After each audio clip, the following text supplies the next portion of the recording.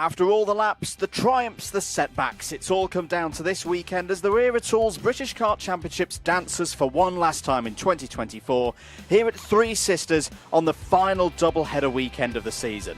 6 British champions will be crowned across the 2 days of racing here in Wigan, with a number of title pictures still very much open for discussion. Alfie Davidson will look to close out the Iami Waterswift Restricted Championship, knowing a continuation of his strong form could see him crowned champion on Saturday. Shennington Round 6 winner Daniel Ferguson is his closest challenger, hoping to perform once again. X30 Junior also looks to be set for a Fusion Motorsport driver. Can Harrison Mackie add the British title to his Iami Euro Series win earlier in the summer, or can Riley Cranham overturn the large points deficit over the course of the meeting? Ralphie Branscombe started the year with O-Plate victory in Honda Cadet. After the summer break, can he hold his nerve to add his name to the illustrious list of Honda British champions? Gus Lawrence knows a third X30 senior title is within his reach as standings leader going into the final weekend. But with Freddie Lloyd snapping at his heels, will it be the young pretender's time to dethrone the king? The closest battle within the Iami classes can be found in Iami Waterswift. Jarlath Sayer is yet to win a round this season, but his consistent scoring means he's only a handful of points behind Will Green. Can Green find form on Saturday to clinch it a day early, or will he need to rely on his Sunday form to hold off those behind? And the tightest battle of them all, KZ2 goes into this weekend with only 2 points standing between Josh Price and Charlie Turner at the head of the standings. They'll both need to bring their A-game to one of the fastest, most arduous circuits in the country. All the action, every lap of every race can be followed across the Motorsport UK and Alpha Live platform of channels. It's time to go racing here in Lancashire for Event 9 of the Wera Tools British Kart Championships. And a very warm welcome back to Three Sisters for the last day of the season for the 2024 Wera Tools British Kart Championships. Bit windy, bit blustery here, but good conditions for the drivers out there for today's racing. My name is Andrew Mather. Alongside me in the commentary box for the final time this season is Henry Baudet. Henry, we've seen some champions elect already crowned, but still a number of the titles, particularly KZ2, particularly Iami Waterswift and X30 Senior, they're going down to the wire. Yes, indeed. It was a fantastic day of racing yesterday. Like you said, we saw some titles decided on this. You're looking at the direct drive version of the circuit we're using here. It's called the Valley Circuit here at Three Sisters, 1,100 metres, a lot of elevation. The KZ2s do a slightly different circuit. We'll get to that later. This track has been here now for over 50 years. The weather's forecast today, it looks like it's going to stay dry. It's not warm, it's not sunny, it's cloudy, but it is dry. But of course, it's not just you and I, Andrew. Speaking of sunshine, our own little ray of sunshine out in the paddock, Nicole Sutherland will be bringing you all the action as well and lots of information. Thank you, Henry. I think that might be the nicest thing you've ever said to me, to be honest. Like they said then, trackside here at a bit of a colder Wigan for today. Of course, final day of the 2024 Wera Tools British Kart Championships, and what a season. As the boys said, we crowned champions yesterday, but the curtain hasn't quite drawn yet. So much more to come today, so many more twists and turns. Of course, this season wouldn't have been possible without our army of championship sponsors, one of which, Wera Tools, are in the paddock today with a Radical SR3 car that they'll be debuting next year in the Radical Cup Championship. If you're here in the paddock, go and say hello to Wera Tools, check out the car. Of course, as well, Demon Tweaks has been with this championship since day dot, and we're going to hear from Demon Tweaks just now before we head off into today's racing. Here at Demon Tweaks, you probably know us for our massive kartwear range. We've got everything from suits, boots, gloves and helmets from all of the biggest brands in the game. We're so much more than that. So if you're looking for kart parts, then we've got you there. Come and have a look. We've got everything from Rotax parts, sprockets and chains, discs and pads, data loggers and dashes, fuel tanks, steering wheels, bead breakers and loads more. Oh, and if you're looking to hone your skills away from the track, then we've got everything that you're going to need to build the ultimate sim rig. So whether it's karting, sim, or motorsport in general, it's safe to say we've got everything that you're going to need.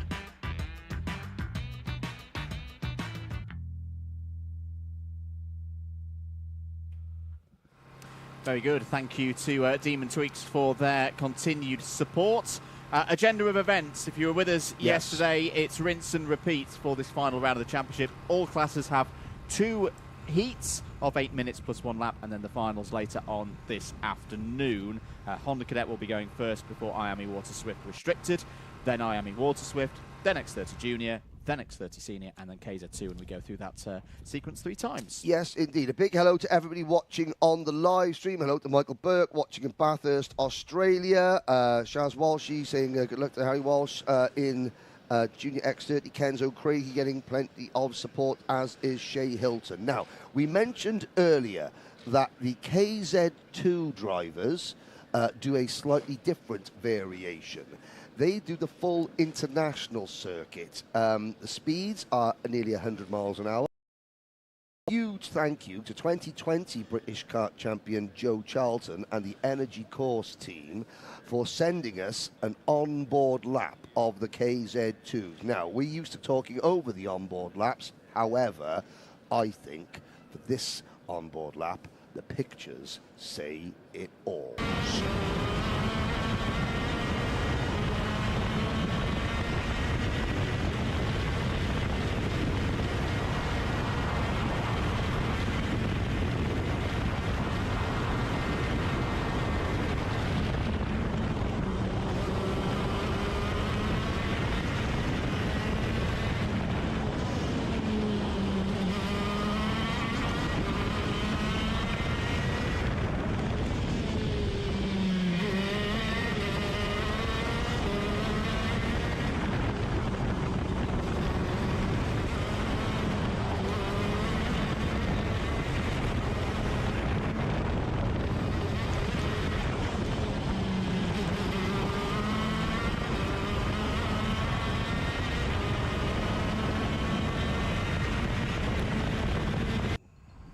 Magnificent. Absolutely outstanding. So as the drivers in KZ2, they go down Conrod Straight through turn 1, up past Pentith Climb, and then towards Cowards Summit. They are doing 98 miles an hour, and the runoff area is about a metre before you hit tyre barriers.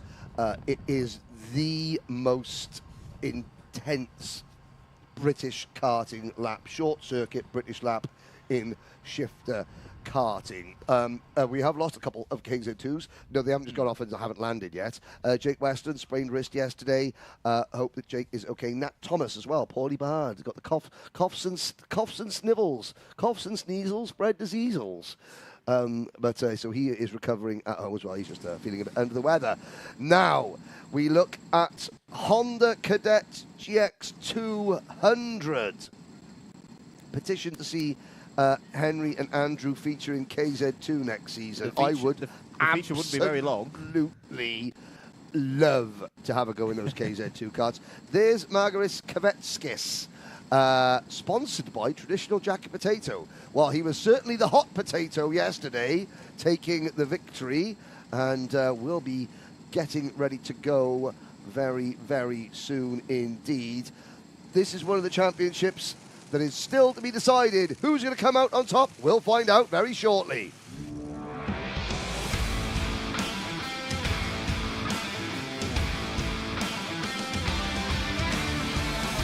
Let's take you through the first grid of the day. Ed Spain has pole position for Ambition Motorsport. Alongside on the front row of the grid, it's Margaret Kvetskis.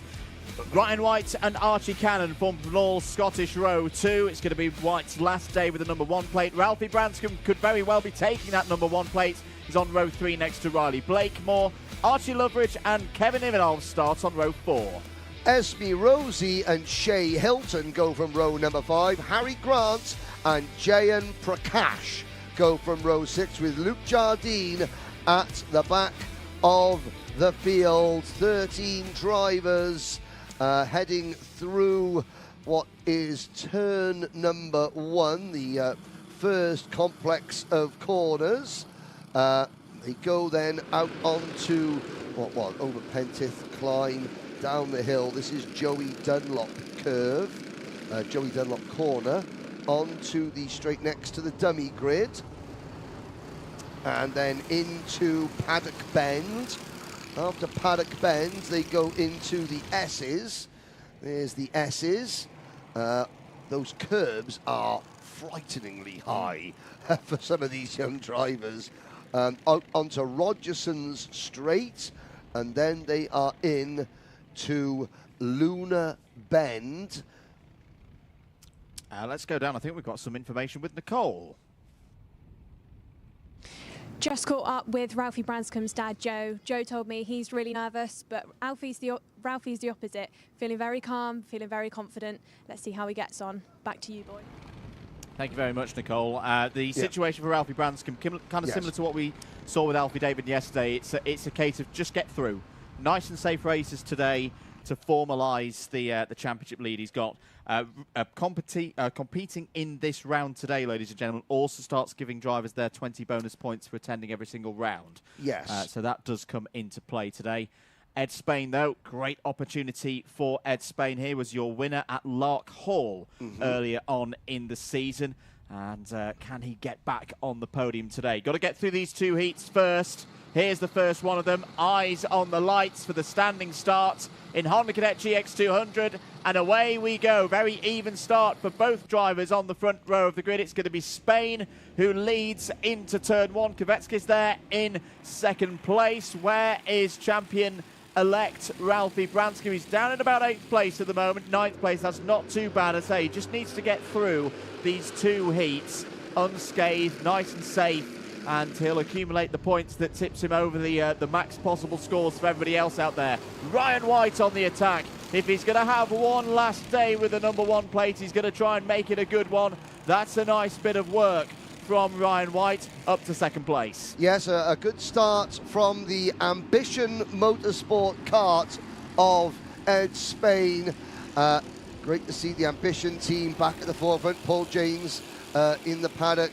Those very distinctive white, blue and turquoise liveried Honda-powered karts. We complete lap number one. Ryan White is second, then Kvetskis in the number 15 kart, the leading privateer runner. Well, no, Ryan White technically down as a privateer. That's because the team didn't get their name in properly, but there is a team helping Ryan White, that Project One kart that the Scotsman uses. Riley Blakemore is third. Now, there is a change, Andrew Mather. Ryan White, he is not going... if he's going to go down, he's going to go down swinging like a proper Scotsman. That's a really good start for Ryan White. He has had a round win so far this year. That was the second day at Wilton Mill, and maybe that's the thing with Ryan White, that he likes the double headers, because at this stage, a few months ago when we had that last appearance of Honda Cadet, he really came into that Sunday set of races with new vigour, and he's done so again here in the early stages at Three Sisters. 6 minutes to go in this one. It's a group of three clear of Riley Blakemore there in fourth. Ralphie Branscombe at the moment in 8th place. That is absolutely fine for his championship bid. Who else has improved in the early stages? Loveridge and Ivanov both up a spot. Jayan Prakash has made a spot up as well, past Harry Grants for 11th place. It looks like Luke Jardine has also followed through to 12th. Yeah, so you can see Margaret Kvetskis is drawn up the rear bumper of Ed Spain as they go into Luna Bend, and of course momentum being key in this. In fourth position, Riley Blakemore trying to close that gap, but Spain at the moment in second, content to push Ryan White, not to pass him. This will help keep the lead pack at a minimum in terms of numbers. As you can see, the field flowing through that wonderful first chicane over Coward Summit and down towards Joey Dunlop curve. Sumner Speed on the live chat. Yes, there is a race school here. Or there was. I'm not sure. The circuit's undergone a couple of ownership changes. I'm sure there is still a driving experience here. They actually did have an old Footwork Arrows Formula One car that you could drive around Three Sisters. Not quite sure how fast you get it up to, but yes, I don't know if it's still here or what happened to it, but at some point they did. Now, Ralphie Branscombe, you said he was, Nicole said that his dad, Joe, is nervous. Ralphie, I was at the restaurant this morning with Ralphie and his mum, and yeah, Ralphie just happy, chatting away, having a laugh, you know, he was racing a pro kart in an endurance race, and he was racing against, well, Archie Cannon, the S plate holder, is running in 5th at the moment. And last weekend, they had some a mixed pro kart race, and Ralphie Branscombe was racing against Archie Cannon's dad. But I believe we have Nicole back down trackside to give us a little bit more information with 4 minutes of this one to go. Just caught up with the 73 of Archie Loveridge's dad. His dad said to me that he's not quite been able to get his head in the game this weekend and has struggled on pace. Let's see if we can watch Archie this weekend, grab a podium and improve on that. Absolutely. Well, Archie Loveridge still has got a very good shot at second in the championship. Overnight was 5 points down on Kvetskis, the winner from yesterday. Has just lost 6th place, though, to Ralphie Branscombe. Ralphie Branscombe has negotiated the first few laps of this race and now is starting to get into his rhythm, keeping the level of risk low. This is a really mature run so far from the champion-elect. A little further up the order, Archie Cannon is improving, has got past Riley Blakemore in the recent moments of this race. That's meaning the S-plate is up to P4. Thank you to Ekbob of Max on the live chat. Yes, he promised me last weekend there would be videos from the F2 Stock Car World Finals. They will be in my messenger box when... Oh, there we go. And congratulations to former British Kart Championship contender, the Flying Mullet, Archie Brown, who won the British Saloon Stock Car Championship last night as well. Fantastic. 2.5 minutes of this one to go. Some of our youngest drivers here this weekend, getting towards the latter stages of their first heat of the day, 3rd heat of the weekend. Into the rhythm, having had some really tricky conditions yesterday, the Hondas.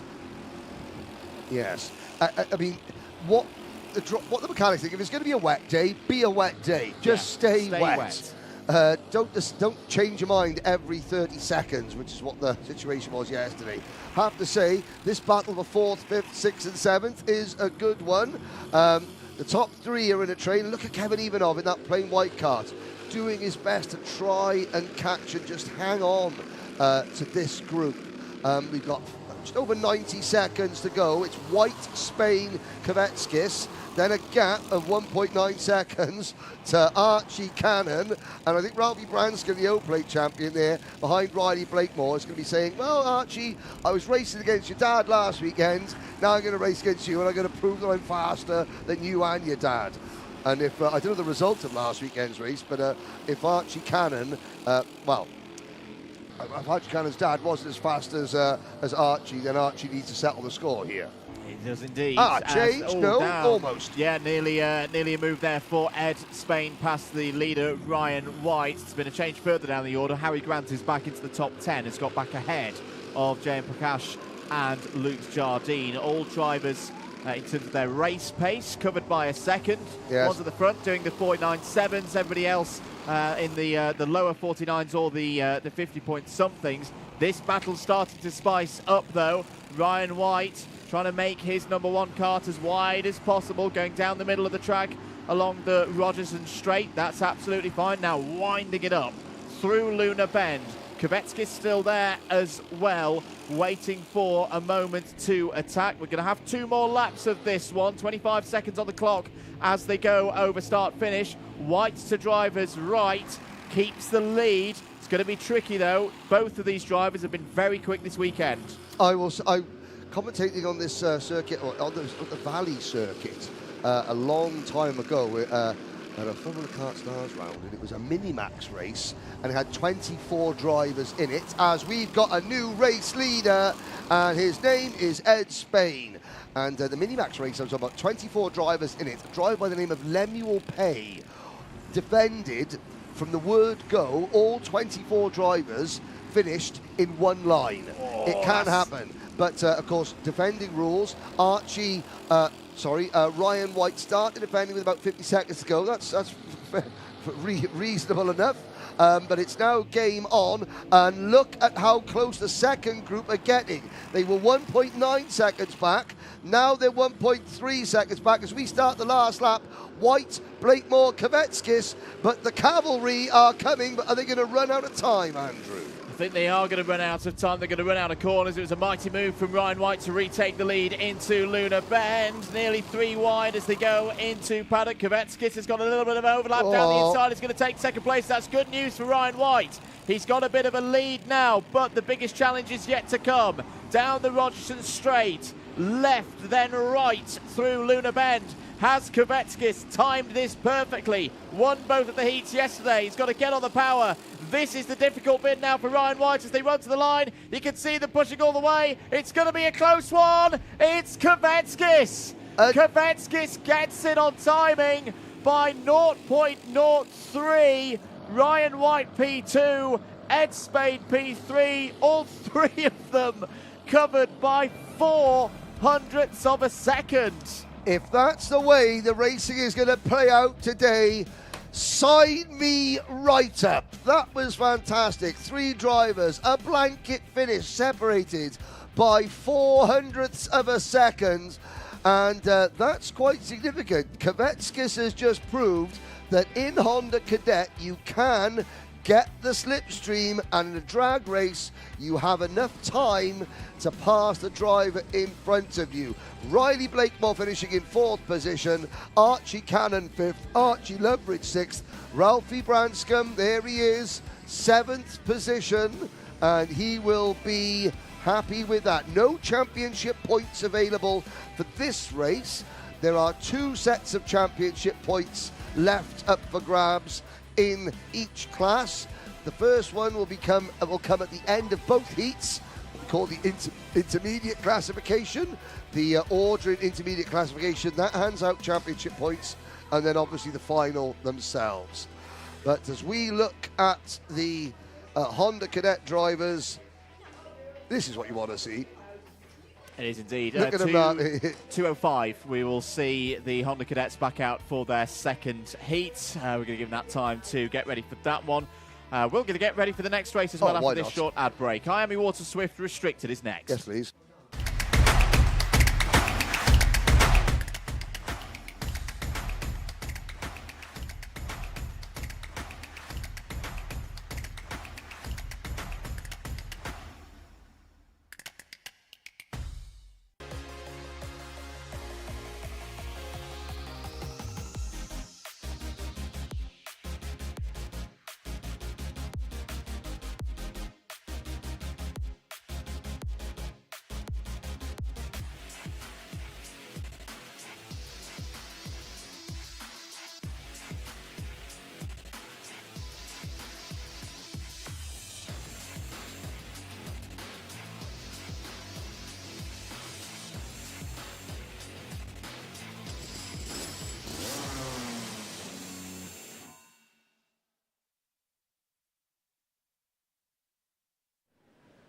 Welcome back to Three Sisters. Sorry, I nearly said where we were last week. I was distracted by the fact that our ugly mugs are on the television. Well, I mean, luckily there's some glass and a wall separating us. That is our commentary position and Alpha Live HQ for the weekend. Now, Iami Water Swift Restricted.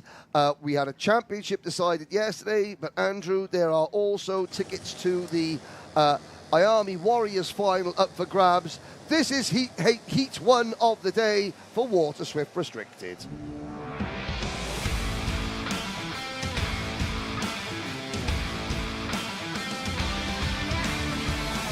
Let's take you through the grid for the first heat in Iami Water Swift Restricted here today. Daniel Ferguson and Alfie Davidson on the front row of the grid. Going to give us one last battle in 2024. Chester Forks, yesterday's round winner, starts on the inside of row number 2 alongside James Roots. On row number 3, it's Oscar Kenny and Henry Algar. Mason Hibbett and Harry Chapman go from row 4. Completing the 10 runners on row 5, it's Ilias Sami and Ethan Robinson. One ticket available for IWF 2024 from the Iami Water Swift Restricted category. That'll be to go and race in the X30 Mini category, in the still within the Water Swift platform family, but with the higher power category. So Alfie Davidson has got that ticket already. Okay, yes. He's got a bit of experience as well from running in Iami Euro Series at that same power grade as well. So he'll be familiar with that step up when we go to Valencia to the international circuit. Lucas Guerrero. I don't know why Lee Manchester's smiling. He's outside in the cold.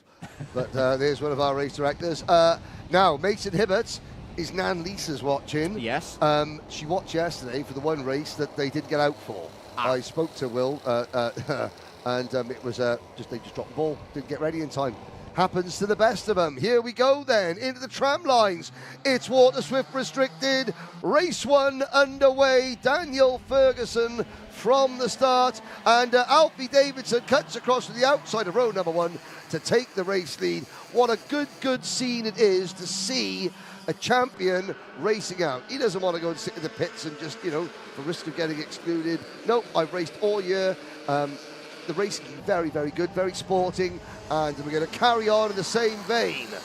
James Roots has had a good start. Roots for Evolve Motorsport is up to 3rd place, ahead of Chester Fawkes. I think Harry Chapman's had a good start as well. Yes. If I'm counting correctly, he's up to 6th or 7th place, having started on the outside of row number 4. Winding it round Luna Bend to complete the first lap. Alfie Davidson is going to be your race leader, side by side between Mason Hibbert there. He getting a bit of an assist from his teammate Ethan Robinson through and into 7th and 8th places. Chester Fawkes having a look down the inside of James Roots, but it's Davidson, Ferguson, Roots, Fawkes, Kenny. That's your top 5. Henry Algar is held in 6th place with that move late on lap 1. Hibbert is back up to 7th place ahead of a fast-starting Robinson. Chapman and Sammy complete the 10 runners. Now, of course, there is a move from the number 33 of Mason Hibbert. Oh, and it just... that's at the 33 or the 23. The 23 of Ethan Robinson as well, another of the Fusion karts. Now, our Might E Bambino British Open champion, Henry Hales, is here in the paddock, looking at graduating into this class next year. So I know him and his dad are here watching, and Henry is proudly wearing his Wera Tools cap, which he won at 3 weeks ago. 3 weeks ago. But yeah, we'll see. I'm sure he is a name that we will see in this class next year as he'll come out of Joey Dunlop corner. And side by side, Daniel Ferguson takes the lead. And of course, they've raced against each other all year. This is the last time they could race against each other for some time. I don't know who's moving into what class, what the ages are, or anything like that. But it's like, okay, well, we've had a good season together. Let's, Alfie, you may have won the title, but I want to win the last race. The last time we fight each other on track, I want to come out on top. That's what they want to do. James Roots in 3rd position. And then just behind Roots is Chester Fawkes in P4. Is indeed. And then, again, this is a race that's so far going very similarly to how we've seen a lot of the heats in Iami Water Swift Restricted go all the way back to PF International at the start of the season. We saw this style of racing, nobody able to break away. It'll all be about timing. Davidson back down the inside, elects to retake the lead. It's quite comfortable as a race leader. Some drivers tighten up a bit when they get into this position and start to defend. It's not the case for Alfie Davidson. He's happy to lead the train out and work with his competitors and then fight it out on the last couple of laps. On to the 5th lap in a short moment's time. Davidson leads, Ferguson P2. James Roots had a tricky season at times, but has had some podiums, was on the podium twice at Wilton Mill earlier on in the season. It's good to see him back up there in 3rd place. Well, I've got to say, I think the Roots is on fire merchandise. The delay in getting that out into the paddock may have had something to do with his drop in form, because the Roots is on fire merch is going to be quite literally straight fire. Side by side once again. That's the last 3 laps going into Paddock Bend. There's been a change of lead. Now, Chester Fawkes in the number 38 kart. Is that the same Danger UK? Because when Chester Fawkes has got Danger UK on the side of his kart, I'm contractually obliged to go danger, high voltage. Anyway, contractually obliged to, ladies and gentlemen. Yes. 3 minutes and 45 seconds to go. Oh, Davidson back down the inside of Ferguson into turn 1. That's a lovely move late on turn in to get that one done. Ferguson's going to have a little nibble back as they come back down the hill and towards Joey Dunlop corner. James Root patiently holding there in third. Davidson defends to the inside. We're not going to see an overtake into Paddock Bend this time around. Oscar Kenny not out of this race as well there in 5th place on the last day for the Oliver Rowland Motorsport team at this level. We had a good chat with the main man himself last night during the Paddock show that you can see during the lunch break. Do stick around for that. 3 minutes to go. Warning for the number 46 of Alfie Davidson from race control. Yes, and we chatted to Oliver Rowland last night, but we're going to chat to somebody else right now. Well, I'm not going to chat to somebody else right now. Nicole Sutherland is. Who have you got now down in the pit lane, Nicole? The tension isn't just on out there on the track for this front of row battle. The tension is on over in the pit lane. I can see Daniel Ferguson's mechanic Ben Curl giving him the head down signal, telling him to push. Up to you, boys. Yes, you can imagine. So Ben Curl and Danny Curl here with the Ram Racing team helping Daniel Ferguson. Again, head down. It's so important that these young drivers, they do look for their mechanics to give them signals, to give them information. There comes Chester Fawkes. Normally it's a case of, how much of a gap they've got behind, or if someone's closing, whether they should sit or whether now's the time to go. But the dark art of kart mechanic signals is legendary in this sport. But as we were saying, Oscar Kenny, it would be really nice to see Oliver Rowland Motorsport on top of the British Kart Championship podium one more time before the team goes its separate ways. And Alfie Davidson, again, this is a great four-car battle. Kenny is just working. Here comes Chester Fawkes. Oh, a crossover there. He thought about it. Now business is picking up. Watch the gaps on the timing pylon, ladies and gentlemen. 1.19 seconds back to Oscar Kenny. 2.59 back to Mason Hibbert. Those will come down in a hurry. Ferguson looking to the outside towards turn 1. No way through there without a slipstream ahead. I think he needs a bit of an assist here from James Roots. If James Roots has got the pace to get right on the rear bumper of the number 15 as they come out of Luna Bend. 60 seconds to go. Oscar Kenny's doing a great job here. This is so hard. This is so hard when you're on your own on a fast circuit like this where the slipstream is very powerful indeed. Oh, yes. Going up against a quartet, not 2 karts, not 3 karts, 4 karts. And Oscar Kenny's holding in there. Down the inside goes Ferguson for the race lead. It's got it. Good Brilliant move from Daniel Ferguson. Has got to keep it controlled now. There's going to be 2 more laps of this one. And that's now, I did wonder whether that might be coming. I think that's going to be for some of the defensive moves. Davidson plus 5-second penalties on the grass. He's out of control. Spins across the front of Oscar Kenny. And Alfie Davidson, the champion-elect, is out of the running in this one. He was defending and things were heating up. And again, Alfie Davidson, he's got his bonus points, but he does just need to stay out of trouble. I wonder if we will see him again for heat number 2 after that there. But it's going to be Daniel Ferguson, James Roots and Chester Fawkes. We're down to 3 at the front as we will come into Luna Bend for the penultimate time. Now, we saw second place out-drag the leader to the line in Honda Cadet. Will we see the same in Water Swift Restricted? Ferguson defending the inside.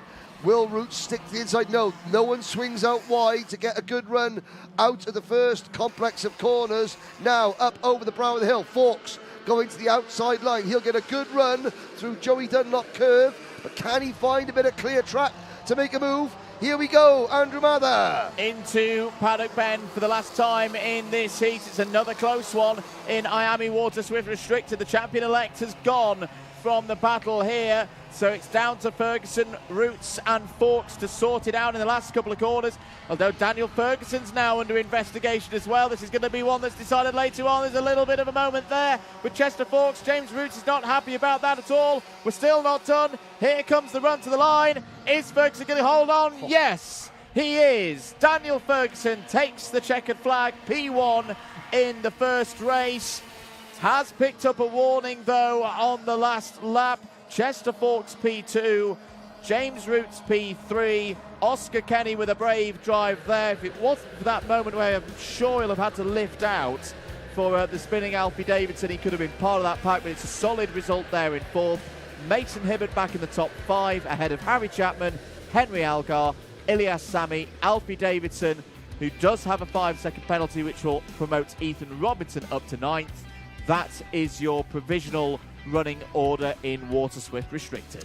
2 races, and the combined margin of victory has been less than 1/10 of a second. 900ths of a second combined margin of victory after 2 races. There is a look at the Water Swift Restricted drivers hopping out of their carts and looking around the scrutineering bay. I did see we have the iPhone of Doom, which is Michelle is in charge of today. I didn't see anybody fall foul of the iPhone of Doom, which, you know, is there's the Nigel Edwards and his clipboard of importance, Michelle and her iPhone of Doom. There is a chat between Ferguson and Chester Fawkes. What's going on? As Roots comes across the weigh scales now. And it's time that before we get started with our next race to have another word from one of our fantastic sponsors.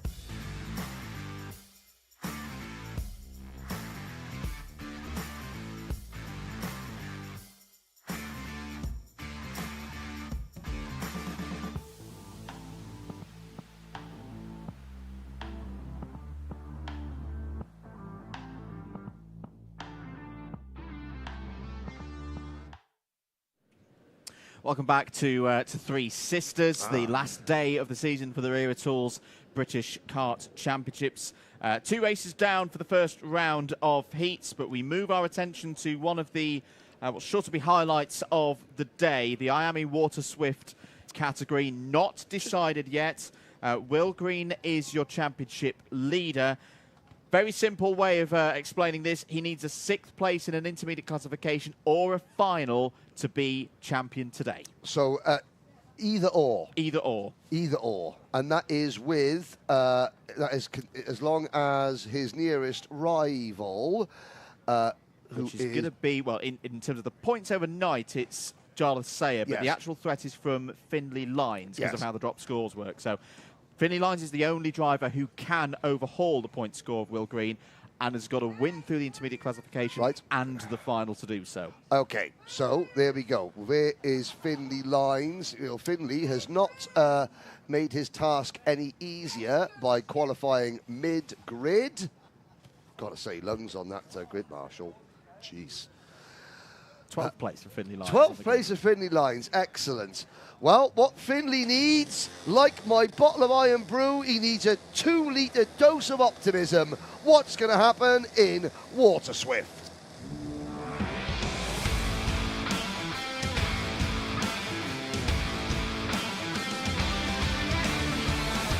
Here we go then for Iami Water Swift. Austin Gibson on pole position alongside championship leader Will Green. Teddy Porter and Austin Newstead go from the 2nd row of the grid. Colby Patterson and Harley Musk start on row 3 ahead of Luca Narroway. Much better qualifying than yesterday, and similar story for Sukhmani Kira. They're both on row 4. Row number 5 is Jarlath Sayer and George Clark, with Christian Colby and the aforementioned Findlay Lines on row number 6. Row 7 is Freddie Wood.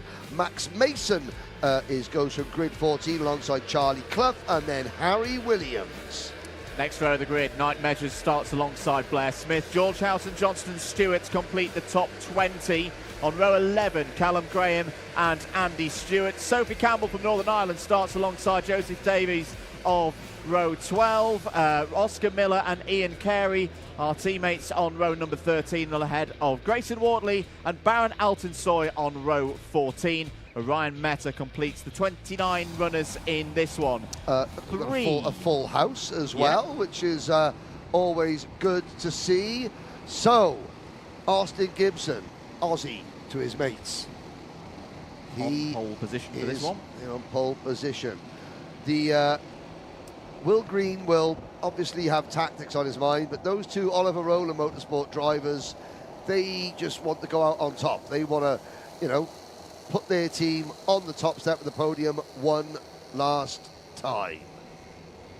To the line then, are we good to go for 8 minutes plus 1 lap? Yes, we are. Lights are green. We're racing in Iami Water Swift for the deciding day in the championship. Good start for Austin Gibson. Will Green's going to take it nice and easy in the early stages. Just make sure he gets through. There's one spinner, two spinners off towards the back. I think Grayson Wortley in the black and green livery was one of the drivers in a spot of bother there, but both of them have got back onto the circuit.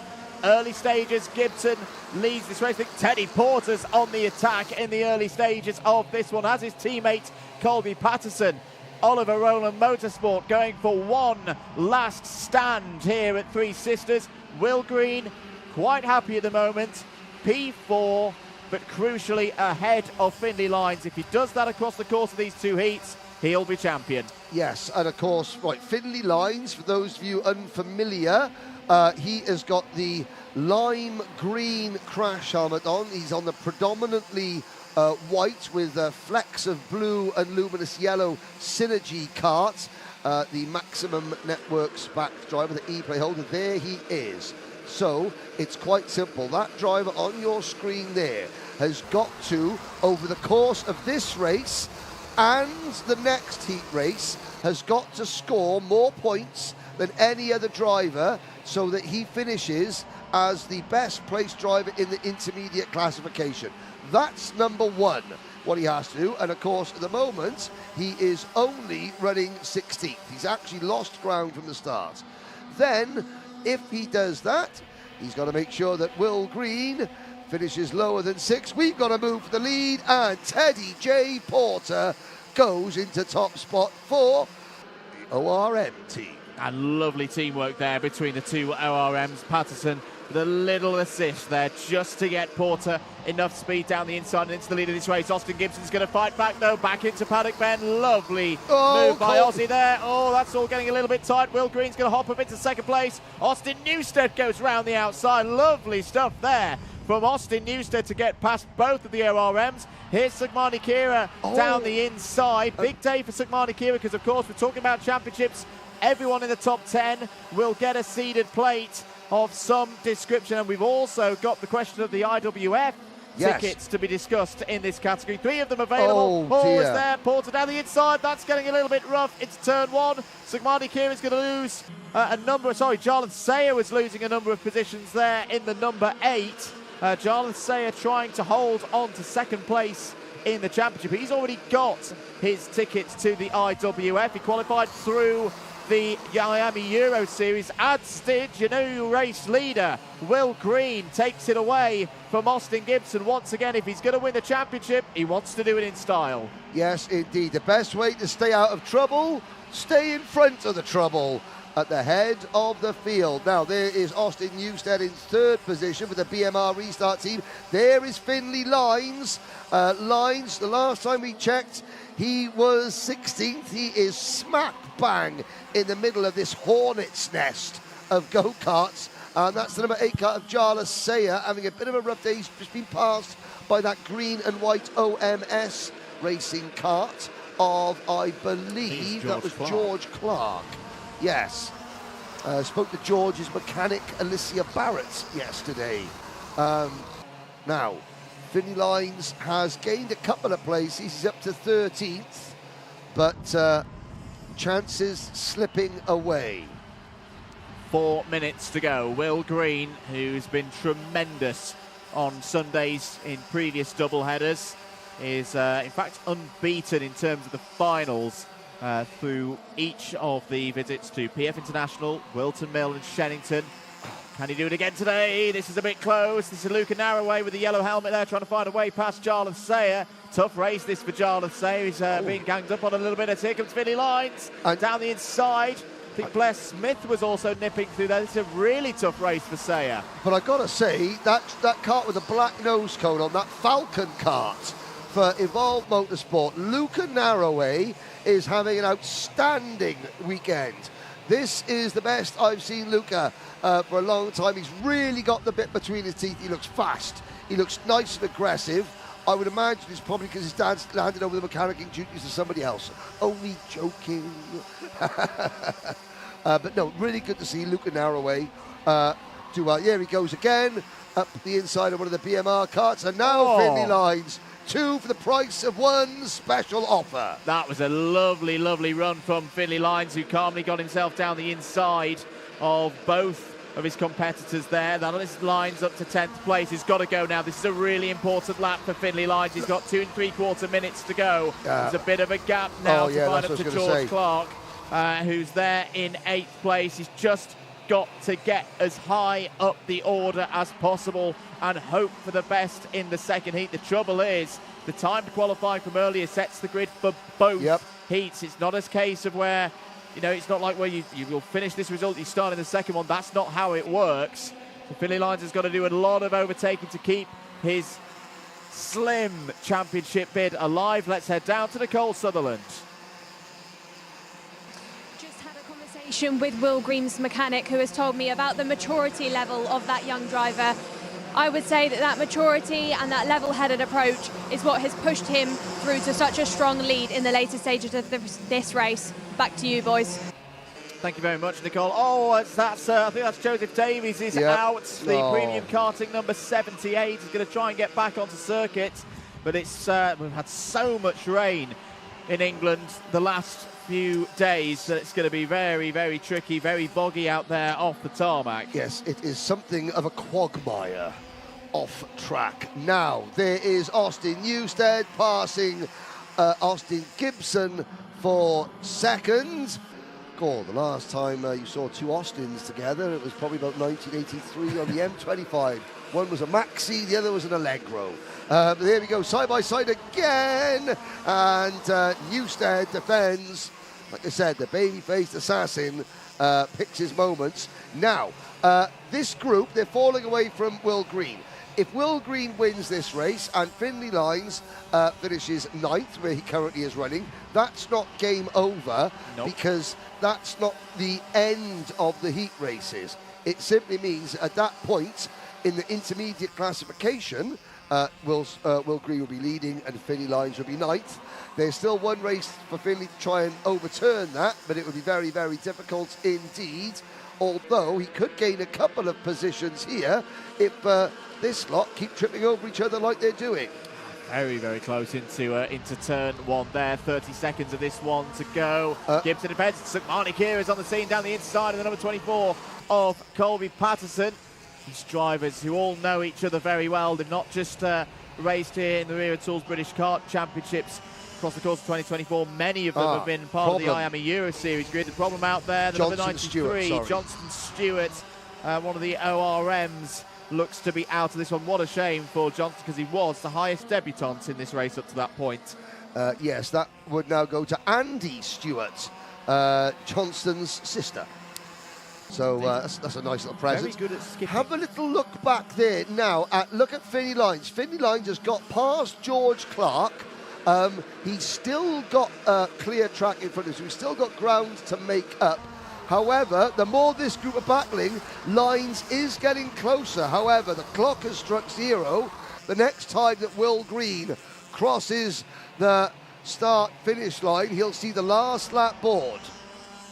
Absolutely, and the gap is 1.8 seconds at the moment for Will Green. This will be a really good feeling for Will Green, that he's negotiated his way through this race. He's tantalisingly close to adding the British title to the Iami Euro Series title that he won in Belgium earlier on this year. Gibson still doing a great job to hold on to second place, and Colby Patterson as well goes round the outside of Austin Newstead up into third.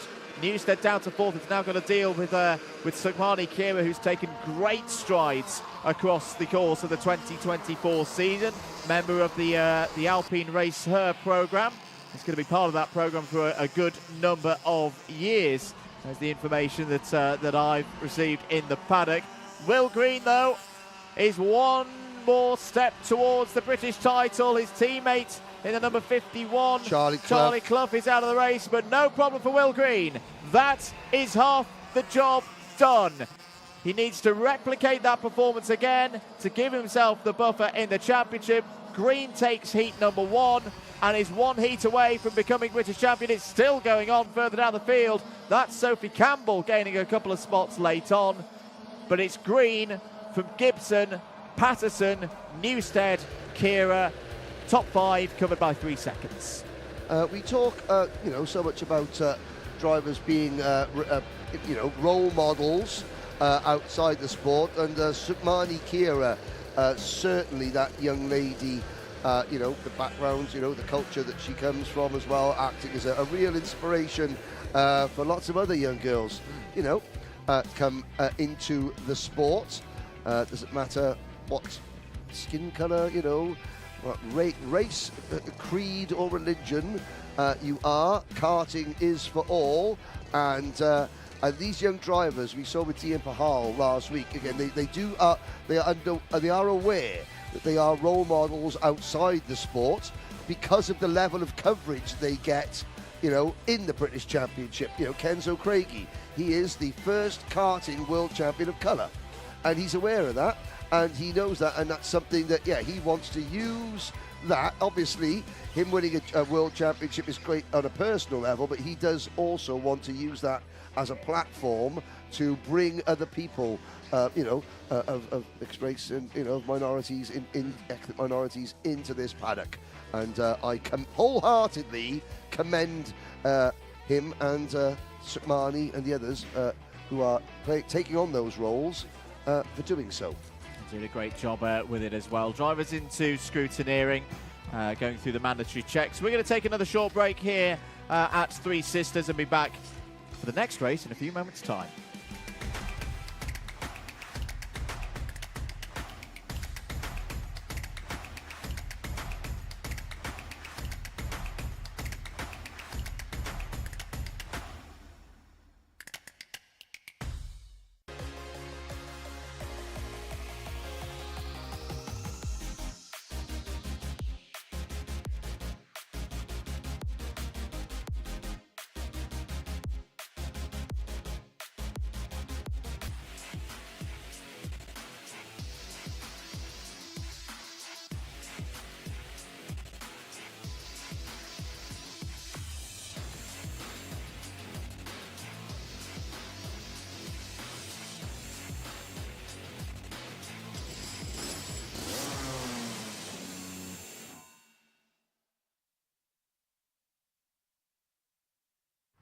Welcome back to Lancashire, welcome back to Three Sisters just outside of Wigan. Getting ready for the next heat. First appearance of the day for the X30 Junior category. This category already decided in terms of where the championship is going.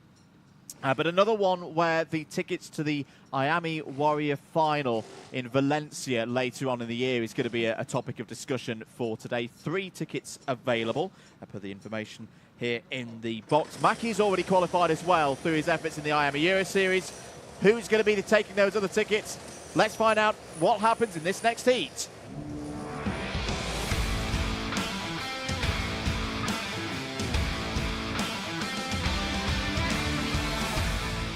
Let's take you through the grid for this one. Then Riley Cranham on pole position is joined by Rocco Leon Shenton on the front row. Joey Brown having a tremendous weekend is on an all-fusion row 2, joined by Aaron Richardson. Row 3, champion-elect Harrison Mackie starts alongside George Edgar.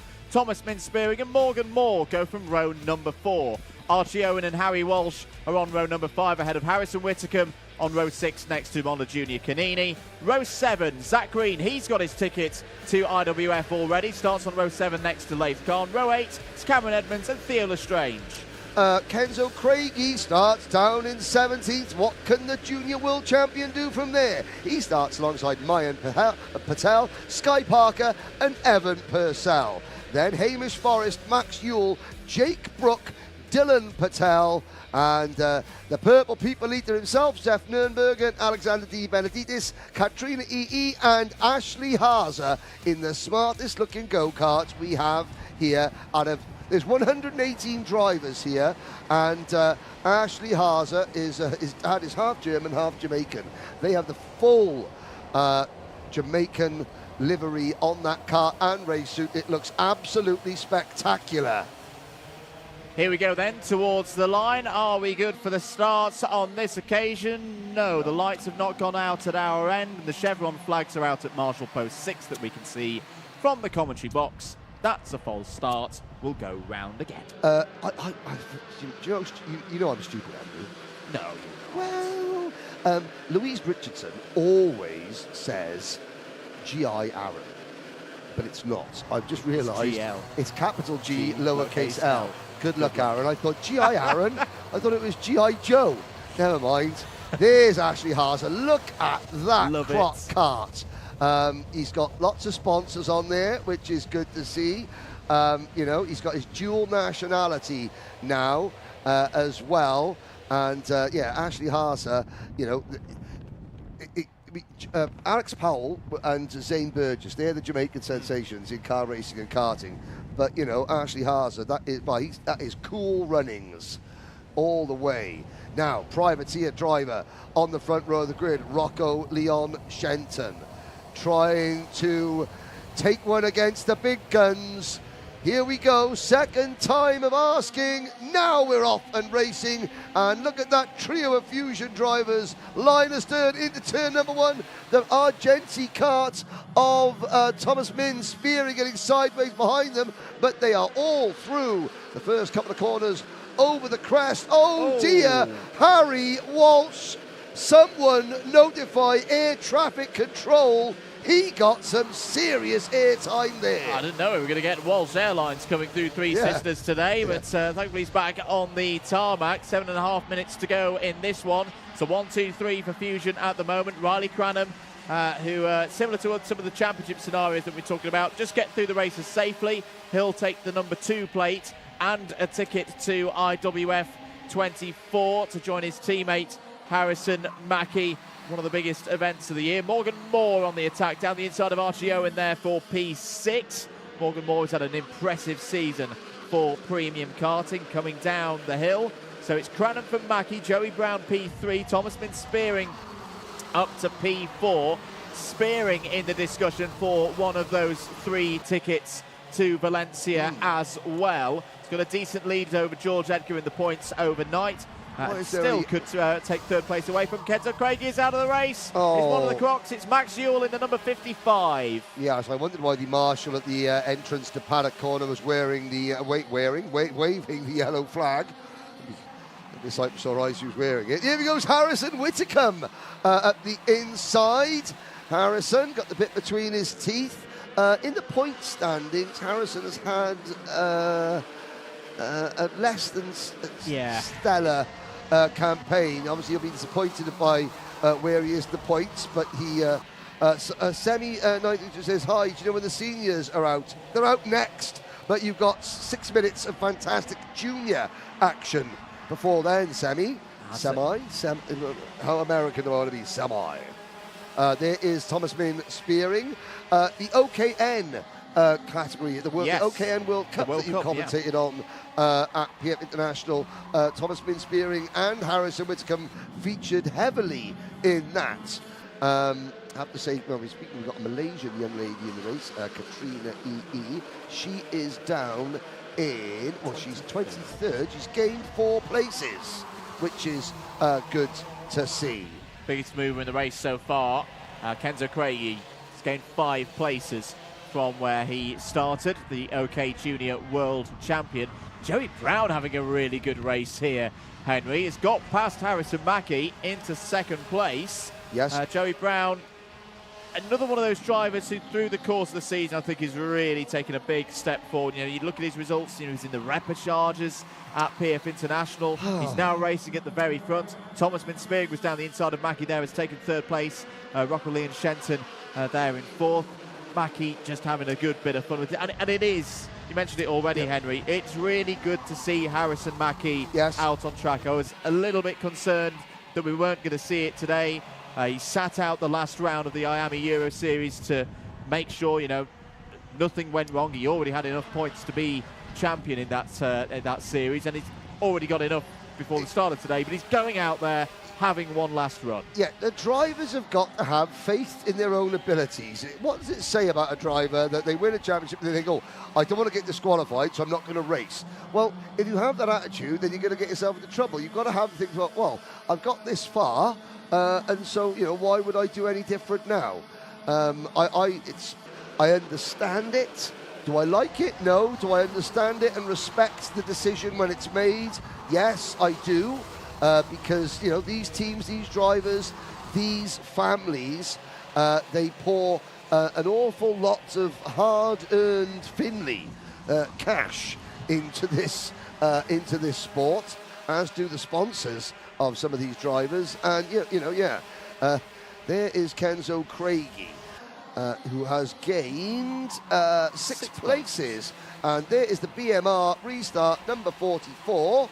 Of no, that was a lie. 14. It was the 14 of Archie Owen, who was a wild card, was the Welshman at the World Junior Championships. And I spoke to his mum earlier, and they arrived with the team BMR. They hadn't done a World Championship before.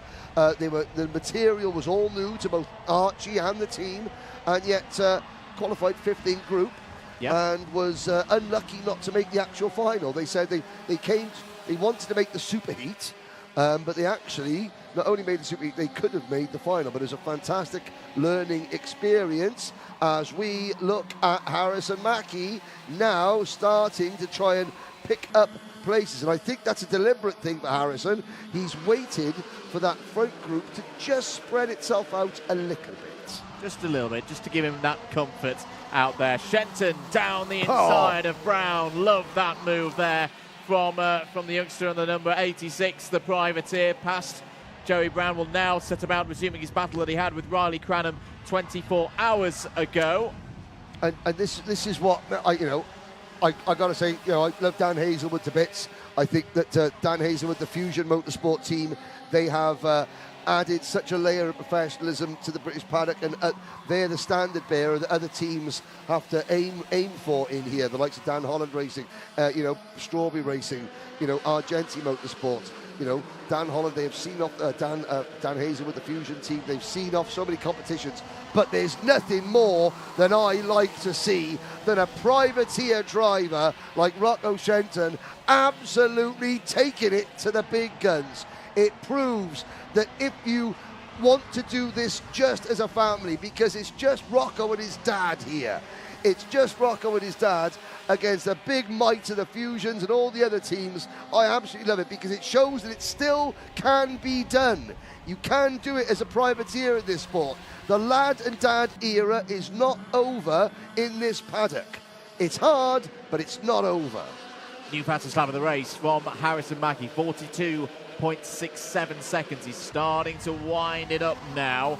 The number 57 of Cameron Edmonds, just to report, has had a report of a transponder not functioning. That might be as a result of we had Walsh Airlines and we had Edmonds Airlines, both having a bit of an off-track excursion. So that might be a factor in all of that. But don't worry, if you've seen the number 57 cascade down the timing order. 50 seconds to go. I think we're going to get 3 more laps in here. Yeah, 48 seconds on the clock. They'll come round and still have 4 or 5 seconds on the timer to complete lap number 11. The question is, can Shenton close in on Cranham? It's the top 3 from yesterday's heats back at the front of the order. Kenzo Craig is back up into the top 10.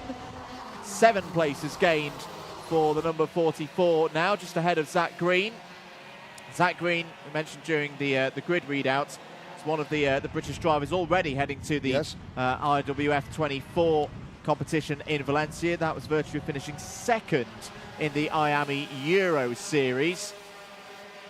And he'll be looking to get himself up the order. He's 8th in the points in the Wera Tools British Kart Championships overnight.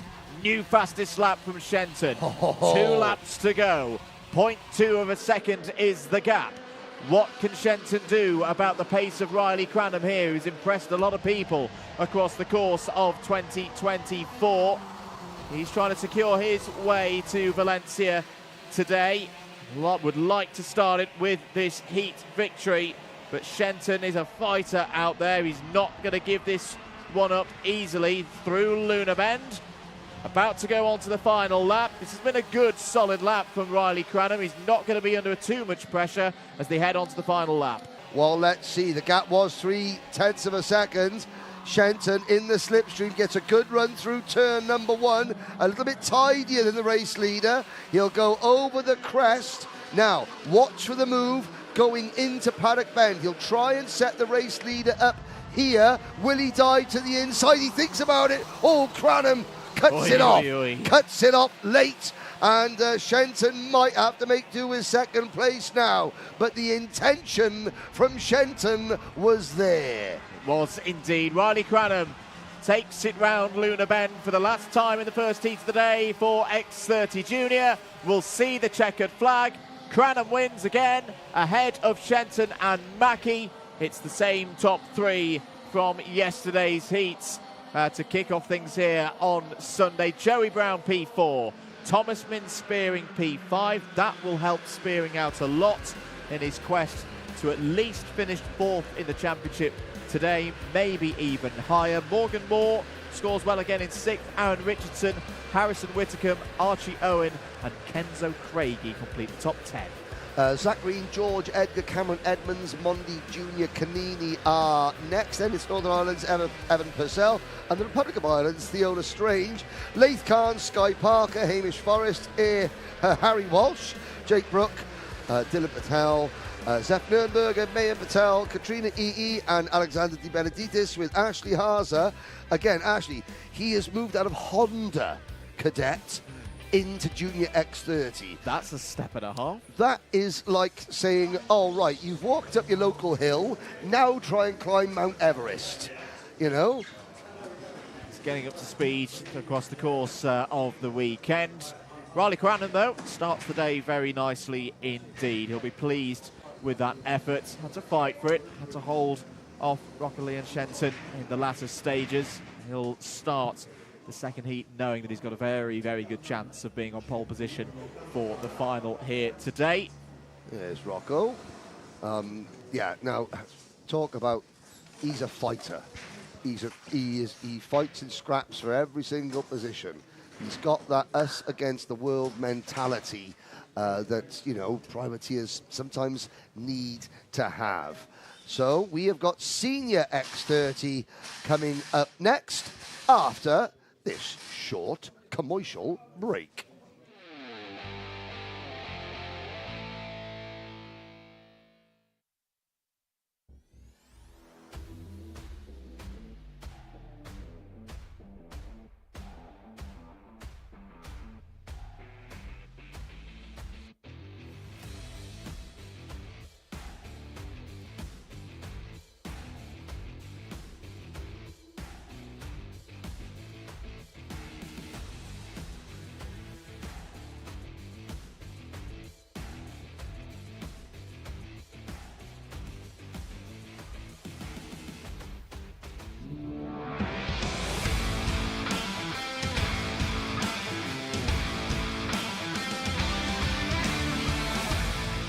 Let's head into the action in X30 Senior. Freddie Lloyd and Gus Lawrence, the two at the head of the standings, are sharing the front row for the start of today's action. Fred Green and Lewis Bird go from row number 2. Henry Gregory and Noah Wolf start on row 3. Ali Cresswell and Aaron Brown are on row 4.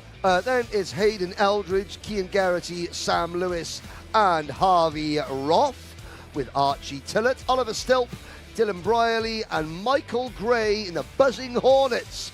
number 73. Then it is David McIntyre, Dayton Coulthard, Oliver Rands, Harry Ewell, your top 20.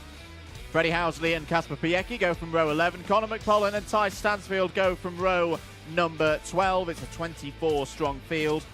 Championship situation overnight. Gus Lawrence has 804 points secured. Freddie Lloyd, 791. Noah Wolf, 780. Cian Geraghty, 771. We're mainly going to be looking at that Lawrence versus Lloyd battle. The difference in terms of what they can achieve with a perfect day is 10 points. The key thing for me, though, Henry, if Lloyd repeats the same form we saw in the final yesterday where he took the win, Gus Lawrence has got to stay up there. He's got to be second. He's got to be third in that region to fend off any last-minute heroics from Lloyd. Very quickly, before we get underway, I want to say a big hello to Andrew Salis, watching in Turkey. He's having his Brazilian butt lift, his turkey teeth, and some breast augmentation done, all at the same time. So hello to Andrew. I hope the anaesthetic isn't too hard. Wait to see, the new figure when you get back to the paddock very soon. We are off and racing. Gus Lawrence, statement of intent early on by Lawrence. He closes the door and forces fast Freddie Lloyd to back out of it going through turn number 1. Now, eagle-eyed viewers and watchers of Alpha Live Karting over the number of years will recall that Gus Lawrence and another driver, Reggie Dewey, Mr. Excitement, had many a discussion and a tussle in Kart Masters over the years, not always seeing eye to eye. Guess who Freddie Lloyd's mechanic is this weekend? Reggie Dewey. Exactly. The plot doth thicken, ladies and gentlemen. The Wolfman, Van Amersfoort, racing back to Noah Wolf, moves into P2, and up into third position is the BMR restart number 24 of Lewis Bird, and Freddie Lloyd down to fourth. Lloyd, the pressure is now on him. He's got to move. He's got to move quick as Freddie Lloyd. He cannot afford to let the likes of Lawrence and Wolf get too far ahead. Noah Wolf, who was your Wera Tools driver of the day at Shennington, the last time that we had one of these Iami double headers. Spoke to him this morning. What's his game plan? Attack, attack, attack. Get out there, win as many races as he can, and see what happens. It's a long shot for the title for Noah Wolf, but you never know. On the last day of a season, as down the inside there, Lewis Bird has a little look. 6.5 minutes remaining in this one. Gus Lawrence's pace, 42.2 last time around. Noah Wolf is closing in, 42.1 last time around. There is Bird in third, with Lloyd, Fred Green there as well in 5th place, who's had a good start. Aaron Brown's had a decent start, up 2 spots, is now 6th. The Vismo International number 46, just ahead of Henry Gregory, who is racing with Croc Promotion this weekend. He wasn't racing, him and his dad were due to race privateers, but they started the season on a Croc. He thought, let's finish it on a Croc as well. Dayton Coulthard on the right cart. There he goes briefly through your shot, up into 14th position. Now Freddie Lloyd is starting to attack. So there's Lawrence, Wolf, Bird and Lloyd, with Green in 5th, then Brown, Geraghty, Gregory, Cresswell and Roth rounding out your top 10. And also good to see for Coulthard, he's got the right flag on today, because he was English yesterday. What's this? Oh dear, Coulthard had English. It's definitely not a Scottish flag yesterday, but we'll move over that one. 5 minutes to go. Big attack here from Lloyd down the inside of Bird. That's lovely. That's 3rd place for Freddie Lloyd. Now he's got to go and attack and try and close down Noah Wolf across the course of the next 5 minutes. Gus Lawrence will be liking this one right now. He's got it into his hands. He's got it under control. Keep an eye on Aaron Brown. Brown's pace in the middle of this race is absolutely fantastic. New fastest lap of the race. The driver who not just pedals, he also tunes the engines himself. Very talented young man in many respects. Is flying there in that number 46. Next target, Fred Green in the 51. Well, it goes to show, looking at the engine builders, You've got Litchfield, PFI, Grice, Iami, Paul Carr, Brown Power, S Sport, Aventus, Jacob Stilp Racing Engines. You've got Simon Wright Engines.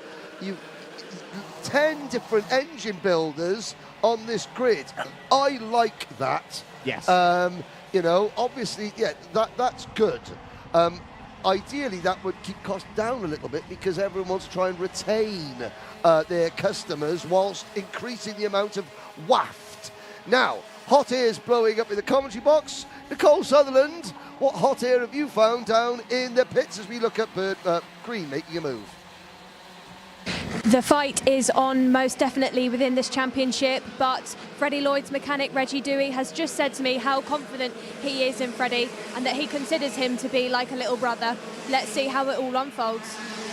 Absolutely, Nicole. We should also mention top 3 will be going through to the IWF. We will confirm it in due course, but in terms of Euro Series qualification, we haven't got anyone in this category who was already qualified through. So it's going to be very, very competitive to see who is going to be joining the British contingent. Here's Freddie. As down the inside goes Lloyd. That's second place. Here we go. Here we go. Right, this is what we've been looking forward to overnight. Lloyd has now got Gus Lawrence in his sight. Gus Lawrence looking to make it 3 X30 senior titles in the Wera Tools British Kart Championships in a row. A feat that nobody in the modern era has achieved. Freddie Lloyd, now he's got to turn it up. Now is the time where he starts to make his effort to see, can he dethrone the king? Let's see. 2 minutes, 20 seconds left on the clock, plus a lap. The fastest lap of the race goes to Gus Lawrence. The gap that Freddie Lloyd has to close is 1.03 seconds.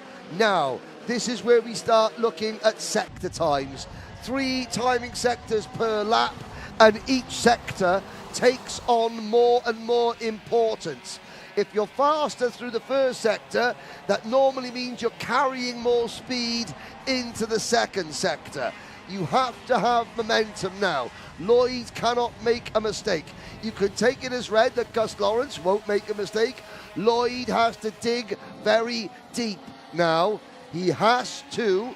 This is not life or death in terms of the championship, but Lloyd has to keep piling the pressure on Gus Lawrence. It's all that Lloyd can do. Down towards Joey Dunlop corner once again. We're on lap number 10 of the first heat of the day for X30 Senior. Gus Lawrence's lead is 1.1 seconds, 19.39 through the first sector for the reigning champion. 19.35 seconds for the driver trying to take that number 1 plate away from the PF International Karting team. Noah Wolf still pushing on in 3rd place. Lewis Bird there in 4th. One of the things that has really impressed me with the seniors this weekend, Henry, we started the weekend with Lawrence, Lloyd, Wolf, Geraghty and Bird in the top 5 in the championship standings. They're all there. No one's having a bad weekend. No, that's right. Everybody has brought their top game to Three Sisters this weekend, and it's creating a pulsating scene at the end of the season. Yeah, because whoever wins this, they won't be winning it by default. They will have earned it because, everyone has brought their A game to the final round. Now, the gap has remained just over 1 second. We have got 15 seconds to go. 2 laps of this heat remaining. And Lawrence has things under control at the moment. Freddie Lloyd has been able to pull away from Noah Wolf, who is now under pressure from Lewis Bird. Aaron Brown, Fred Green and Kian Geraghty are next. Into Paddock we go. Oh, I do like that, I've got to say. In between the multitude of equipment that we have there. But there is a very smart, that's Van Amersfoort Racing, the black and red car of Noah Wolf. Very distinctive car in world karting. I think it's pretty much the only one that's liveried like that. Yeah. It's a bit like the Austrian lad who's got better electrical. Nicholas Schaufler. Nicholas Schaufler. It reminds me of a 1975 March Formula One car driven by Vittorio Brambilla, the Monza Gorilla. Vittorio Brambilla. Anyway, speaking of gorillas, has Gus Lawrence done his hair this morning? I can confirm he has. I saw him. Barnett is on point, as is the driving.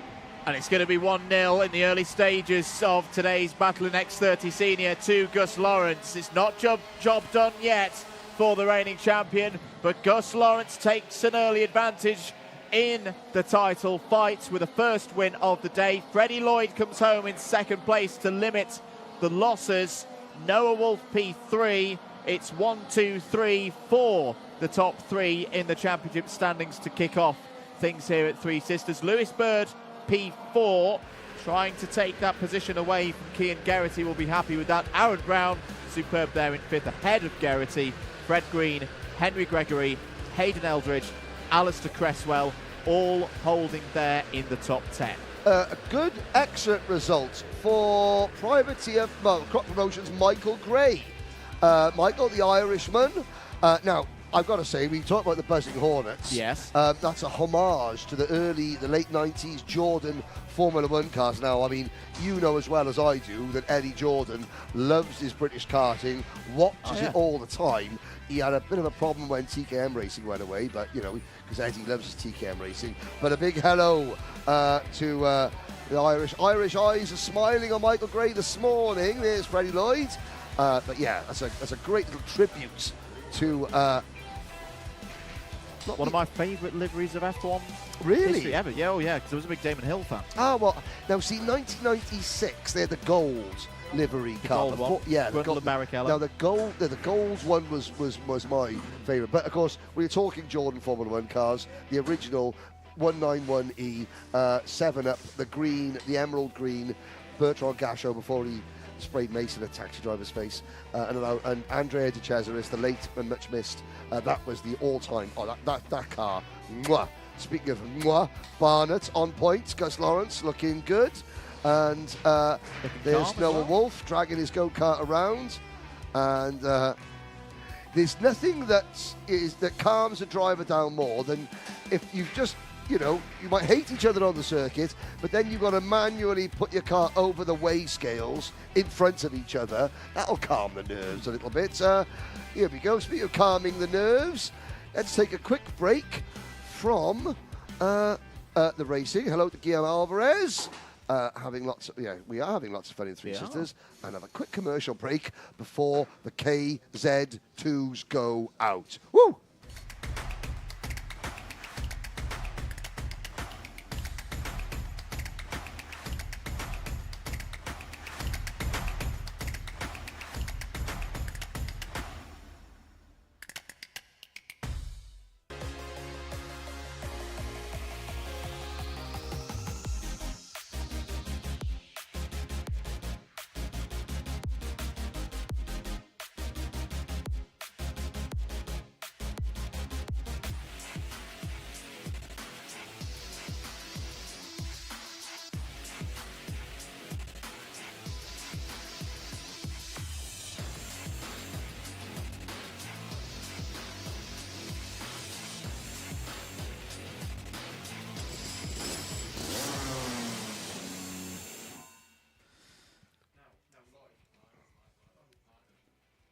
Welcome back to Three Sisters, and two commentators who are like giddy schoolboys in the box, because Henry, KZ2 is next, and it's a championship decider where, you know, we're talking about Gus Lawrence needing to match results and, you know, stay up there in the top three. That is not the situation here, ladies and gentlemen, between Josh Price and Charlie Turner. To win it, they've got to win it. They've got to go out and beat each other. There's no following each other around and taking second place. Nope. This is going to be a war. Love that. Love it. And the back of the field there's Ryan Green. That Daniela Rossi go-kart had a huge seize in warm-up that spat him off at the top of the hill, fastest part of the circuit. He's made it back out there. Here we go then, boys and girls. Strap in for KZ2.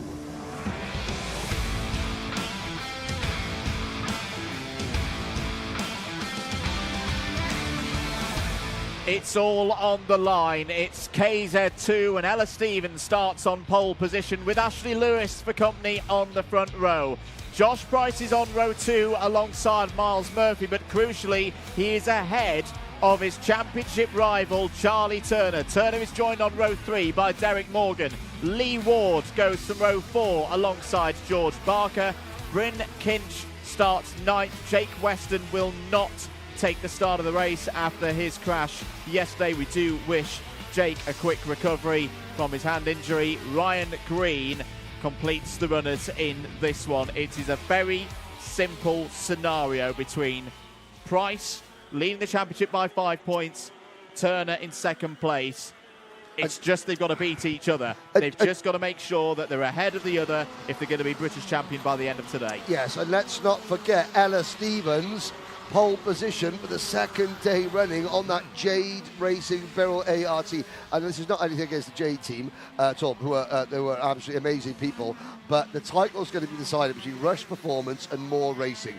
Two of the most, if you talk about teams in this paddock with laughter, smiles, friendly faces, always happy to chat, Rush Performance and More Racing are those two, and it's going to be great to see. I mean, last night, how does Charlie Turner prepare? Well, the team go out for a curry.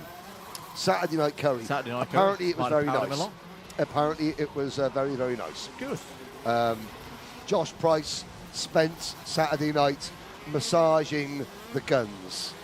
You know, just massaging his guns, because he needs every single one of those muscles to try and stay ahead, to tame these beasts on the fastest, most intimidating short circuit in British karting. Nearly 100 miles an hour over the top of the hill, and they'll get to that in just a few short seconds' time. All under control then. Eyes on those lights. They'll come on one by one. And the final round of this year's British KZ2 Championship will be go. And away we go. Not a good start for Ashley Lewis. An initial good run from Stevens, but it is, well, Ashley, no, that's a great second phase for Ashley Lewis. Has got the lead. Derek Morgan's had a quick start as well. Both of the championship contenders, Price and Turner, are up a position at least. Miles Murphy is in there as well. Ella Stevens' problems at the start seem to have returned. The initial getaway off the line was great, but I wonder if that first shift from first to second just bolts a little bit. Stevens down to around 7th place, and Turner's down the inside of Price. Turner's down the inside of Price. It's not for the race lead, but that is an early big move from Charlie Turner. This is what we're talking about. It doesn't matter if it's a battle for first, second, third, fourth, all the way down to ninth. They have just got to beat one another to take the title. No holds barred. 7 minutes to go. Ashley Lewis leads. Charlie Turner P2. It's a Rush Performance 1-2, but here comes Price. Oh, Price looking over the top there. And look at that. Look at the runoff. There is virtually zero runoff there. It is frightening. Price again to the inside. Ashley Lewis leads by 2 seconds. A stalwart in this championship. Could he be about to break his victory duck? He's been driving very well all season, and this is the perfect kind of day where all the attention is focused on a championship that a driver can think, well, do you know what? You worry about that. I'm going to take today's battle. Here we go. Out of Luna, Murphy in the wheel tracks of Price and Turner. Here comes Josh Price to the inside, uphill, flat out, over the crest, takes the race, or takes second position. That's the second big move we've seen. And now his teammate Miles Murphy getting inside. Oh, and I believe that Murphy may have even helped Turner through the Joey Dunlop curve there. I hope Turner needs to fight back. Here comes Morgan and Stevens in 5th and 6th. But now Charlie Turner has got a problem on his hands because Josh Price is pulling away. Is indeed. Josh Price is going to try and get down the road. Focus over the next couple of laps to see if he can catch Ashley Lewis. This is a very good scenario now for Josh Price, because he's not only beating Charlie Turner, but he's got a teammate in between him and his championship rival. He's just set the fastest lap of the heat so far, 48.38 seconds. He's got 2/10 on Ashley Lewis's pace at this stage. Wow. Through again, over the rise, down into Joey Dunlop corner. This is danger now for Charlie Turner because he's got Derek Morgan, another driver who's not going to be worrying about championship permutations. He just wants to get his best result of the year possible so far. Charlie Turner has got to dig deep now, has got to find a way past Miles Murphy, who as a teammate to Josh Price is not going to be in any mood to just let the O-plate through. Yes, indeed. But Turner, the O-plate champion, has to fight back and fight back soon. Miles Murphy is the perfect buffer zone between Josh Price and Charlie Turner. This is where Turner had his huge accident in testing. He was saying that he was keeping an ice pack on his knees because of all the bruising that he's got. That pain, you have to try and use that pain to his advantage. Grit your teeth. It's now or never in this race. 4 minutes to go. Ashley Lewis continues to lead by 1.5 seconds over Price. And Murphy just keeping Turner behind him. Stevens, Morgan, and then up into 7th place. What a drive from George Barker. Barker is and he's not far behind either, followed by Breen Kinch, Ryan Green and Lee Ward. So the pace for Barker is really good. He's in the 48s, 48.98. A driver who's developed a lot across the course of the season. His first year in KZ2. Can be very proud of the effort. He's trying to saw one of his videos that he does to document his journey. Said, yes, I want one of those seeded plates. I want one of those top 10 Good plates. for him. And at the moment, he is on course to achieve that. 3 minutes and 15 seconds to go. Ella Stevens, we've been talking about the race pace across the course this season. She's been fantastic in the middle phases of these heats and finals. And this is going to be an additional problem now for Charlie Turner. Can Stevens find a way through and take points away from Charlie Turner? There's no loyalties in terms of teams here because Ella Stevens racing for Jade Racing Team. Big slide from Miles Murphy, drifting it at over 90 miles an hour. Here at Three Sisters, Turner's got down the inside. Huge move from Charlie Turner, back up to 3rd. Permission to ask the director, James Fitzhugh, for a nice slow motion replay of Miles Murphy sliding it through that Coward Summit at nearly 100 miles an hour, please, sir. 2.5 minutes to go. Still not the scenario that Turner would have wanted. This was the move from Turner over the crest. Look at this. Fantastic from Miles Murphy. Oh, bit of oppo there. And see how calm Turner was at the wheel through Joey Dunlop and got the run down the inside into Paddock Bend. Alan, Dev and myself are just off to a quiet room to have a moment with ourselves. Yes. Thank you to our Alpha Live crew. Here we go. I know, a little bit of oppo as well, which was great to see. Murphy fighting back at the inside. And of course, Murphy, part of the Moore Racing stable with Josh Price. And I know that Luke Moore is going to be watching and cheering Miles Murphy on. But I've got to say, Luke Moore, close your ears. You don't want to listen to this, my friend. We have 2 developments from race control, plus 5 second penalties for both the number 4, Miles Murphy, and the 2-4-24, Ashley Lewis, the race leader. Jump starts, possibly perhaps. Jump start. That was my first thought as well, Henry. But that's going to change things. That at the moment is going to give Josh Price the heat win. It's going to elevate Charlie Turner to P2. He may not be fully aware of that right now because he's got Miles Murphy and Ella Stevens all over his rear axle. 60 seconds to go. There is your driver in first position on the road. But with that plus 5 second penalty, this could be a cool moment for Ashley Lewis, who's quite possibly going to lose his first heat win of the year. Yes, and we'll talk about Josh Price. I mean, the second to his Moore Racing teammate Morgan Porter in last year's British Championship has really taken this championship by the scruff of the neck this year. Charlie Turner has just not given up. He has dug in and you know, I think this is his 4th season in gearbox karting now. And Ella Stevens, the E-plate holder. That's not just because her name's Ella. She's the English champion. She won that title at the Shannington Super Prix earlier this year. Derek Morgan, again, privateers up at the front. Look at that. Even at this level where, you know, we spoke to Piers Sexton last night on the Paddock show, which I urge you to watch. I say that all the time. This Paddock show, however, actually contains some Wholesome. really good journalistic, you know, wholesome content for your viewing delectation. It's not the usual nonsense with me in it. It's still got me in it, but it's not quite as much nonsense. Andrew Mather provides it, and here comes Ella. Oh! Ella. Across the top there, sorry. Down the inside into 4th place. We're on the final lap of this one. Little check over the shoulder there from Charlie Turner. He knows he's got a bit of a gap now.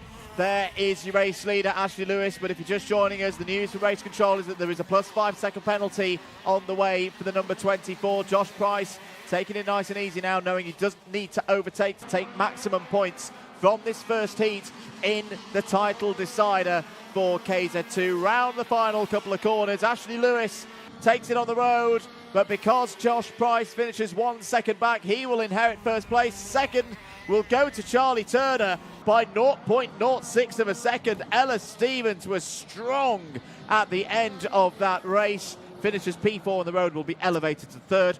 Miles Murphy 5th on the road, but also has a plus 5-second penalty in race. Will drop 1 position to 6th. Derek Morgan will gain 2 spots past both Murphy and Ashley Lewis. George Barker, really good run there for George Barker. Oh no. Good race pace. Problems at the end, it would seem, for Ryan Green. I really hope that's not another engine problem. These KZ2 engines have been worked very, very hard, and I hope that Ryan Green and his dad, the privateers, have not just experienced another costly failure on the last lap. A big shout out to George Barker, not for finishing 7th, but for finishing 7th, just 8 seconds behind Derek Morgan.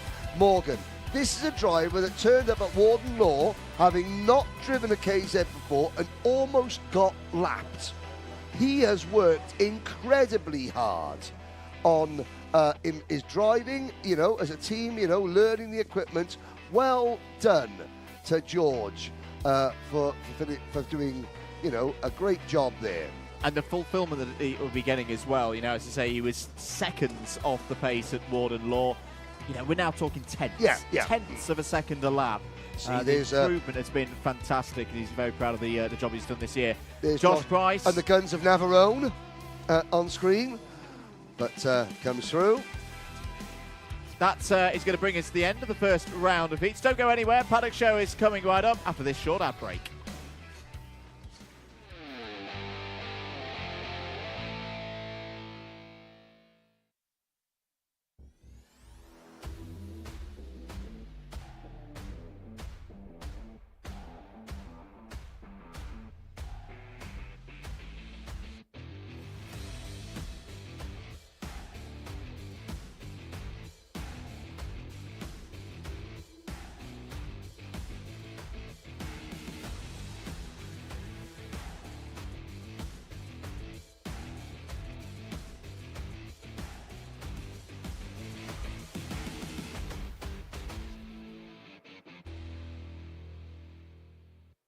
Hello and welcome to the last Paddock Show of the year. It's definitely an end of term feel here at Three Sisters. It's event 9 of the 2024 Wera Tours British Kart Championship, and there are a lot of lasts here this week, including the last time we're going to see that logo in the British paddock. But I tell you what, we've got 27.5 minutes to have a little wander around Three Sisters, and what has been a very exciting day Some championships have been decided, some will go down to the wire.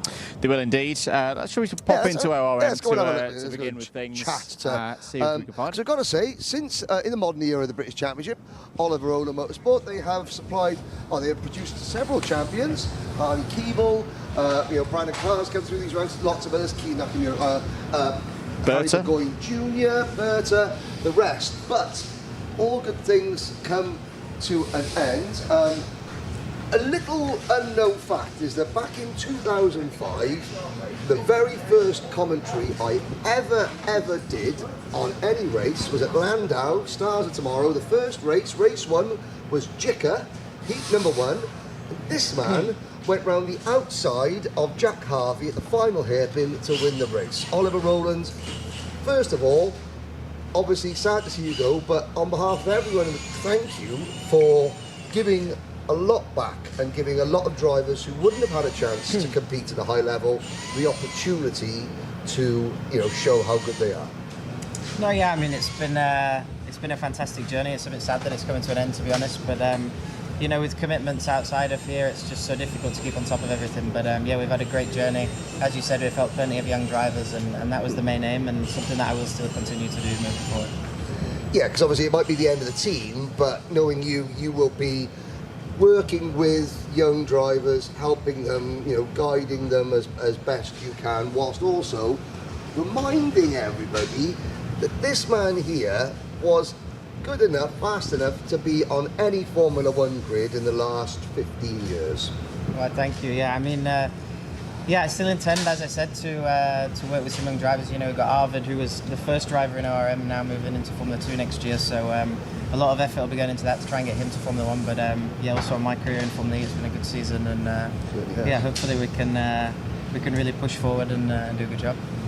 Yeah, Arvid Lindblad, I don't know if you remember, when Lando Norris launched his kart brand at Adria, there was a bunch of young karters that were there. Arvid Lindblad, formerly of this parish, was there, and everyone was like, "Hi Lando," and Arvid Lindblad went, "I'll see you on the grid in 5 years." That was about 3-4 years ago. He wasn't short of confidence, was he? He wasn't, no, but he works extremely hard, and what he's been able to achieve already, 2 years in single-seaters and winning races in Formula 3 this year at 16 years old is incredible. So he's always had a good confidence, but he's always backed it up on track, which is important. But he's keeping his feet on the ground, working hard, and hopefully we can see him on the grid in a couple of years' time. Yeah, excellent. Season's not done as well. There's still another day of it to go, and hopefully some runs in RWF the end of the year off the back of some good Euro Series runs. Yeah, obviously today was challenging. I think we had a lot of speed with some of them, but it's actually incredible at the moment how competitive the interclass is. You look at the lap times in that last heat, I think the second heat, and there was 2:10 or a tenth and a half between the top 12 drivers. It's incredible. I think what Iami have done, the whole championship, all the teams, is amazing. And yeah, hopefully tomorrow we have to be perfect. We've got some stuff to improve overnight, and if they can have a good run, hopefully they can finish on top. What do you think is the best memory from the years of running the team? It's a good question. Own time. Yeah, it's hard, to be honest. I think maybe when we dominated in 2018 with Keeble and then Burgoyne and Carr, I think the unity that we had as a team was amazing, and also seeing what it meant to them when they won the championship, coming from not a lot and we were able to support them to kind of achieve something that was kind of never expected, was probably one of the best moments for me. Fantastic stuff. Brilliant. Well, Oliver, thank you very much. Well done. Thank you. I'll be following anyway. So. Of course, we're not going to step out of the paddock completely. No. I'm sure that you'll be following things keenly. So, tomorrow, finish off an era of the British Championship. We do. On top of the podium, we hope. Fingers crossed. Thank you. Fingers crossed. Oliver Rowland. Again. So yeah, that's a last, but we could see a lot of firsts. A first podium, a first win possibly for the E-play holder. Wasn't far away today as well. Wasn't far away today. He's been knocking on the door. Teddy J. Porter, what a strong run he had. Was caught out by, unfortunately, a bit of an oiling up issue, the plug oiling up. Harry Williams over there in kart number 44. There's still a chance for some firsts on the last day we'll see this awning in the paddock. One of the things that's impressed me across the course of the Iami season, not just here in the British Kart Championships, but Euro Series as well, like Colby Patterson, another name. Yep. I've seen Colby race for a good number of years, but I've never seen a year quite like in terms of the improvements for Colby and others in this awning. It's a full testament to Ollie and his whole team for what they've achieved this year. Exactly. Let's move on, and while we walk, we can just sort of summarise the action today. So 6 classes, Honda, cadet. That went the way of Ralphie Branscombe in terms Branscombe. of championship is looking pretty good. He's Yes. not got the job done yet, Nope. but he didn't lose any major ground today. But great, you say a number of lasts and firsts. A new winner, Marius Kavakis, stepping up into the yes, Marius about a year Kavakis. ago. What a performance. Now, we're going to do something that is going to make us wildly unpopular because she absolutely hates being on camera. She does. But Championship coordinator Danielle Short is also bidding farewell to the championship. Danielle is the oil that grinds the cogs of every part of this championship. So we're going to slowly walk in here. Now, there's the stewards. I believe that Trevor's also leaving us.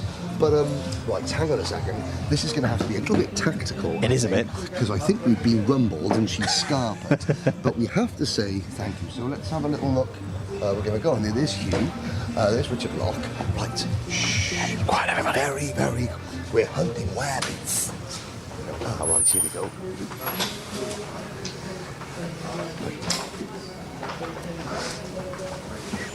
Now, this is what you call the classic pincer movement. Andrew stands there. I stand here. She and can't we get go. away. Hello. We wanted to come and say, turn no. This is Danielle Short, who effectively runs this whole show and keeps all us lot in line. And after so many years, you're leaving us. What are we going to do? What are we going to do? I have absolutely no idea. I'm sure everybody will be absolutely just fine without me. Well, we've said farewell and thank you to Oliver Rowland. Next time we say thank you for everything that you've done, because this job, this is the happy place. It's supposed to be the happy place, but it's hard to be a happy place when the stewards are in there and all the people that normally sit down there have been called the stewards because they've been naughty. But it's your job to kind of maintain a good atmosphere, to deal with people that are very stressed, that are very amped up, that have got, lots of money, lots of, pressure riding on it, and you've got to kind of calm them down, and that takes a unique set of skills that not many in the sport have. Probably, yeah. I would say you're probably quite right. Probably quite right. Why do you do it? Why do you love this particular job? Because you do love it. I do love it. And I just love the sport. I love the sport more than anything. Really probably more than the job. But sort of fell into it by default, really, when I finished racing myself. So just do it, don't you? Well, I'm sure Love the you'll be sport. very busy with Trent Valley Kart Club next year. We'll see you at a later event this year. But so thank you to Danielle Short for leading on, and Thank you. Good luck to whoever replaces, because you have some Very big shoes. even though she's got small feet, you've got very, very, very big shoes to fill. Right, that went well. Let's go. Let's zip out. Let's carry on into the rest of the paddock. Thank you, Danielle, once again for your time. She didn't know that was going to happen. No, She of took it course all she in did. good Well, grace. if you gave her an absolute sniff of the fact that she was going to be on camera, then she would have been gone. Nah, she'd been straight out of the paddock. Straight out of the paddock. Let's move on up.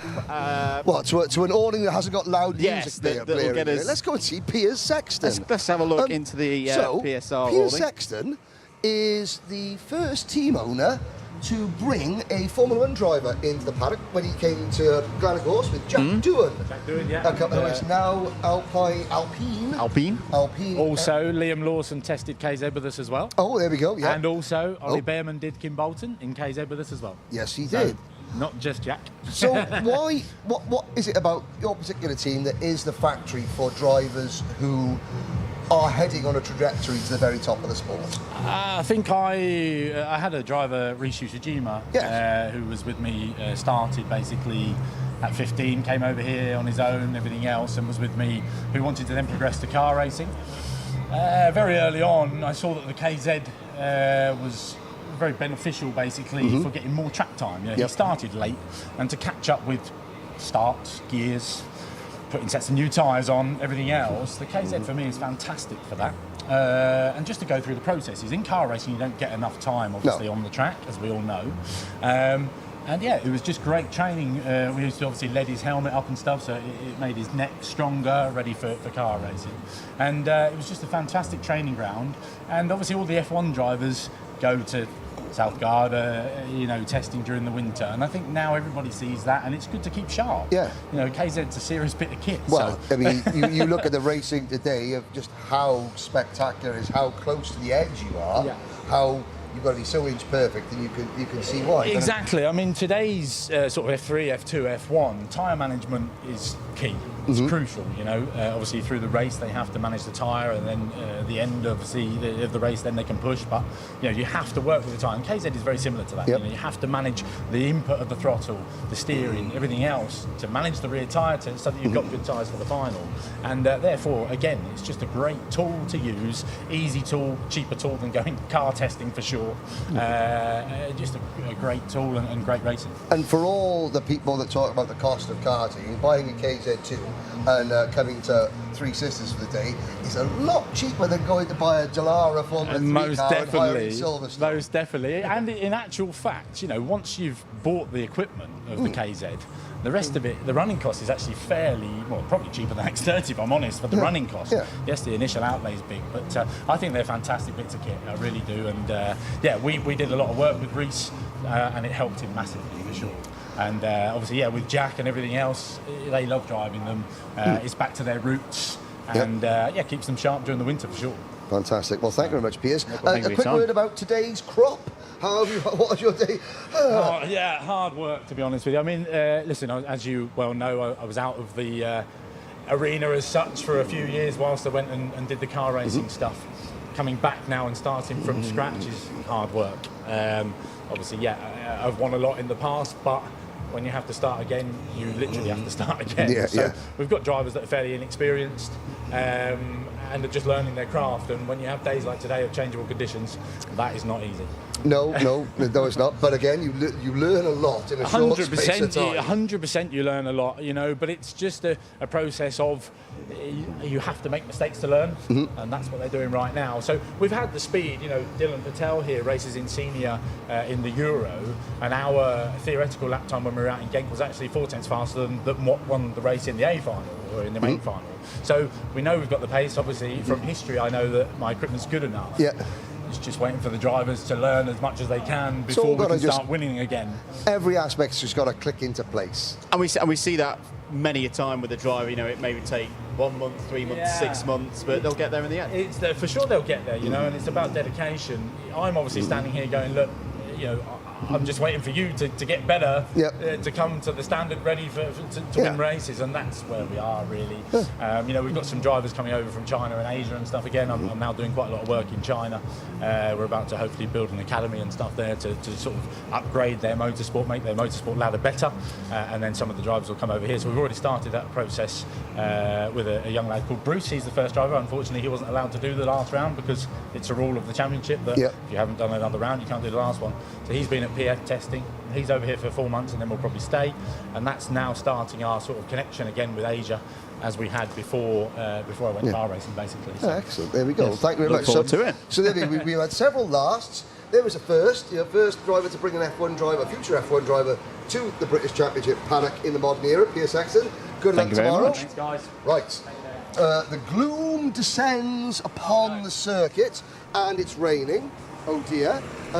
Right then, let's try and find another awning quickly. Yes. Argenti. Let's go to should we try and find a world champion? I think so. Let's see if he's still around. He's had a camera in his face many times this weekend. Pardon? Pardon? What?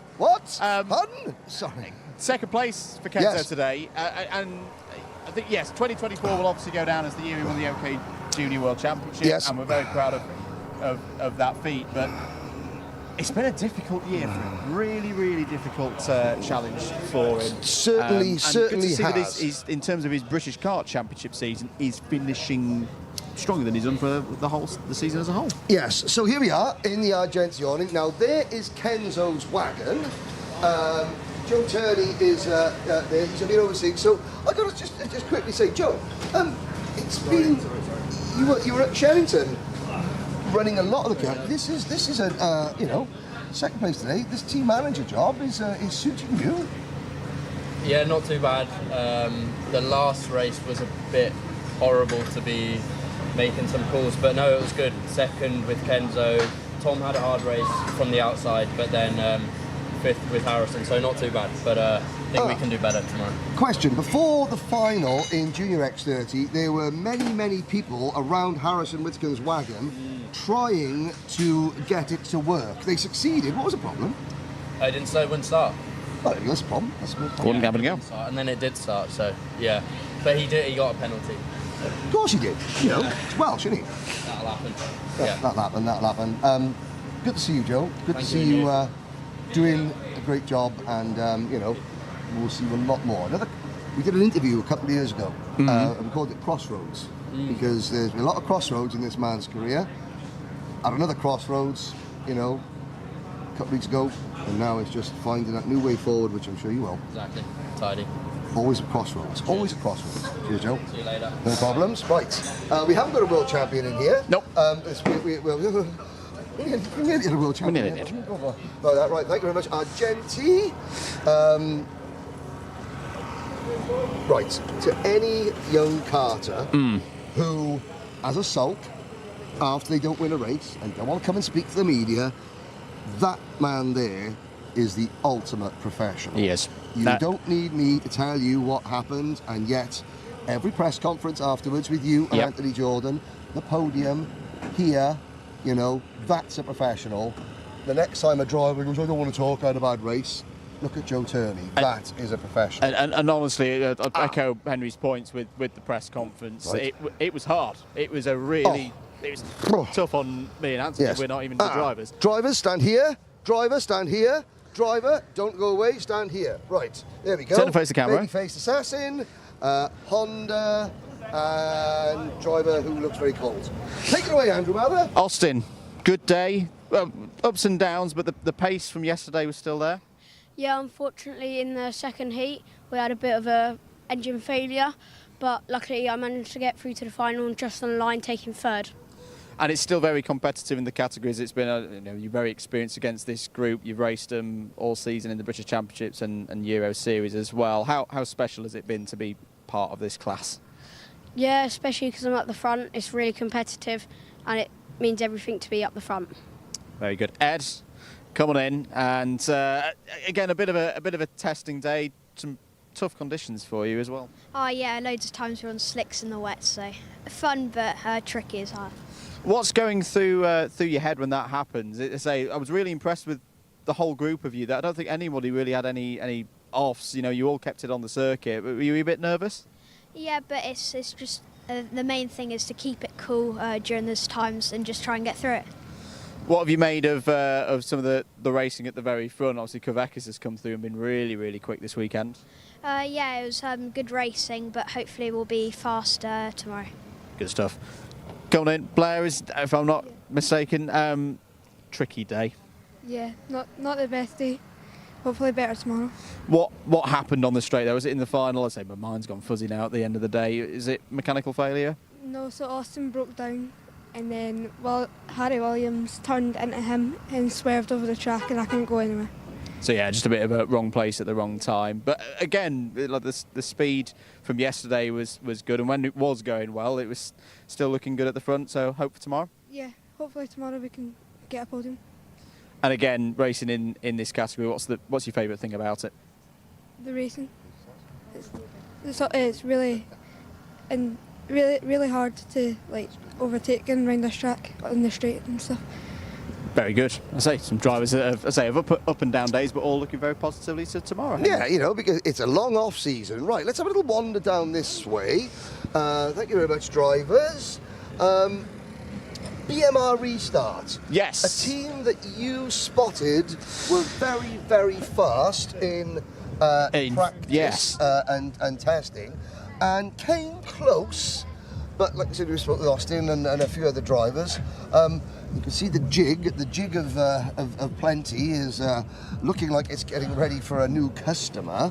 Let's have a look. Look, can we spot any drivers in here? The problem is, though, when it gets cold and dark at the end of the year, everyone wants to huddle in, go home. But I gotta say, there's some smart-looking wagons there. George House, another driver, hasn't quite managed to unlock all the keys to victory, even though he's been fast enough. Looking around, other chassis ahead, you know, we're right in the way here. Here comes the jig, and we shall go there. Now we'll just have a quick look. Just quickly randomly ask this employee here, how many wagons have you had on this bad boy this evening? Probably about 2 or 3, maybe 4. I don't know. I haven't put mine on it, so luckily. Luckily. Now, the cart going on the jig on a Saturday night, is that normally a bad thing, or is it something that you like to do just to, you know, as a matter of course? Sometimes it's a bad thing, but sometimes it is usually bad. Are we going to see a win in this awning tomorrow? Hopefully. If you got to pick one driver that is probably best placed to pick up a win tomorrow, who would it be? Probably Lewis Bird. Lewis Bird, fair enough. New recruit, Lewis Bird. Okay, there we go. Thank you very much. Well, no drivers. There we go. We shall continue on our merry way. There's Ben Platten, Mr. BMR. How are you, Ben? Very well, mate. How are you? I'm doing okay. It's nice and sunny, isn't it? It's beautiful, mate. It's been a horrendous day, to be honest with you. A bit up and down. Yeah. Every time we seem to hit the track, the weather changes. But there you go. It's racing, mate. Meant to try us. One of your boys said that of all the drivers in your awning, Lewis Bird's got the best chance of a win tomorrow. What would you say, Lewis, Austin? Hopefully, mate. Austin, Lewis. Yeah, we're fast enough. We're there. You are indeed. We'll do all right. You are indeed. Excellent. Right, thank you very much, Ben. Have a good evening. Right, we'll carry on going. I think Ben summed it up brilliantly there. Yes. That they really were, as a team, unlucky with the weather today. Oh, yeah. So when it was dry conditions again, you saw the likes of Austin Newstead, Blair Smith coming through. Jamie Green, order. they seem to have all gone home. Yep. Evolve, Motorsport have all gone home. But you know what? Last to leave the party, as always. Let's have a little look. Rush Performance. Now, we talked about Charlie Turner's accident in practice yesterday. How about we can see? There's people. It's okay. They're all adults. They can drink adult beverages. Brian Rush. How you doing, I'm doing all right. How are you? Good. Yeah, not too bad. It's not too bad at all. Excellent. Considering it's a bit cold and wet. Now, do we have the carcass, the remains of Charlie's go-kart from yesterday? Yes, Let's have a look over here. It's been repaired. It's been repaired. It was looking in a sorry state, wasn't it? Yeah. We've had a few crashes this weekend. The circuit doesn't really suit the speed, to be honest. That using the international circuit, they're doing about 96, 98 mile an hour as they turn into the kink. And no fault of the drivers at all. If they have a mechanical, they're in the wall. Yes. We've seen now today four karts written off and one guy with a broken wrist. Jake Weston. So we've gone from a nice 12, 9, 10. It's not great. It's not great. No, but That's I mean, my opinion. Anyway, well, bring Charlie in. Charlie, come and have a chat to my Pookie Bear Andrew. Charlie, about how good your day was today. Brave day today. Big turnaround from 24 hours ago, and the final. You must have been proud of that drive. Yeah, definitely. Considering the weather was a bit changeable, and yesterday wasn't a very good day whatsoever. But the first heat was pretty much my fault. I burned my own clutch. I got no one's blame but myself. But no, I came back through in the final, got to second. Josh obviously had some pace. He's done quite a lot of laps around here. But we'll try again tomorrow. Championship fight's still on, but just go for it and see what happens. And as I say, I think we called it peculiarities with drop scores. Even though Josh got the win today, you closed that gap from the heats to the end of the final in terms of the championship score. So could that be a bit of a turn of momentum on your side? Yeah, definitely. But obviously tomorrow's another day. We just got to see what happens tomorrow. How will you rest tonight, and how much work more on the equipment, or is it just kind of keep it calm for tomorrow? Well, as you can see, I'm just cleaning and prepping. Me and my mechanic Ollie are just cleaning it ready. But tonight we're going to go out for a nice chilled evening. We're going to go for a curry. That's what we always do on Saturday night. A Ruby Murray. And before I have the curry, I'm going to put an ice pack on my knee because it was knackered from the accident yesterday. So then I'll have a shower and reset tomorrow and try again. Hopefully go for the top spot. And after the curry, put an ice pack on something else. No? And toilet roll in the fridge. Without wanting, I mean, we don't want to bring the mood down or anything like that. But I mean, you posted something on social media. It's been a hard year for you, family, away from the track. When all drivers' families go through times, when times are bad outside, how important is it to come into an environment with friends and do something to take your mind off things, to do something you love that you're good at? How important is the people around you and the team itself? Yeah, massively. You know, obviously being with my friends, they're like family to me, especially Brian. Well, I've heard that Brian was a bit of a boy. He might actually be family back in the day. Sorry, Dad. Obviously my dad. Yeah. We're going back to Wales. So no, sadly, I've just lost my lovely dog Amber. She passed away about 2 weeks ago, and obviously as a pet, my it's dog not a pet. Amber, It's not a pet. No, it was heartbreaking for all of us, and I don't think I've been so upset for a while, to be honest. But and we lost a close friend as well that we knew, so it's been a bit of a tough year. Yeah, it's been a tough year, to be honest. But that's what come away from the track, and obviously just bring all the enjoyment back into it. Yeah, good. We make it happen. This tent, we want everyone to enjoy it. End of. We want results. Of course, everyone wants to win. But the most important factor in here is that we all have a laugh, and we all enjoy our racing weekends. Rather, it's some places, some teams it becomes too serious. And we are serious when it comes to it. We want to do the right thing, but for sure, it's got to be enjoyable. Otherwise, there's no point. Yeah. There's no point. Yeah. This is a sport to enjoy. It's much harder to be serious when Chris Adams is in the tent, so not having him around this year. Hiya, Chris. There we go. Or rather, Christine, as he's now known. I heard the operation went really well. Chris, we are witnessing you like a debate. Hi, Chris.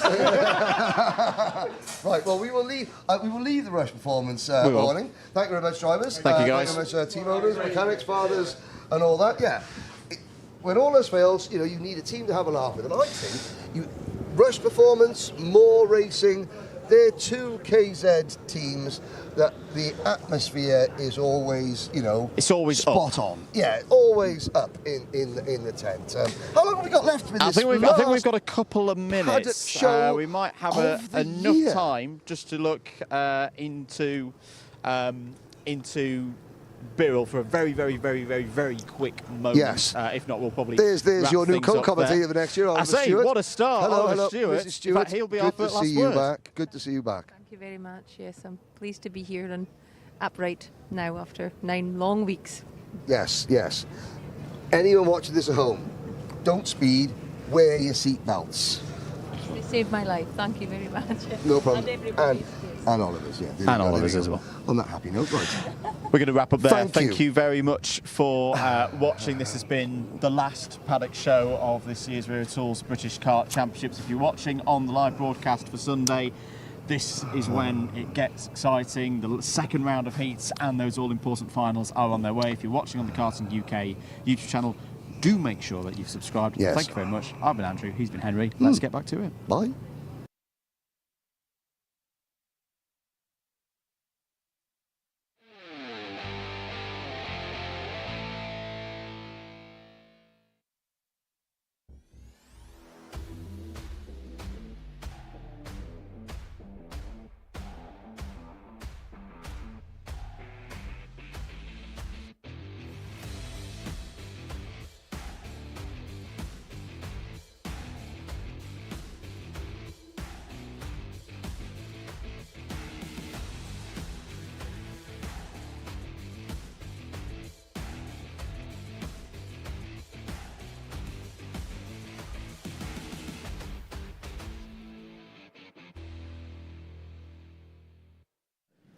Welcome back, ladies and gentlemen, to Three Sisters in Wigan.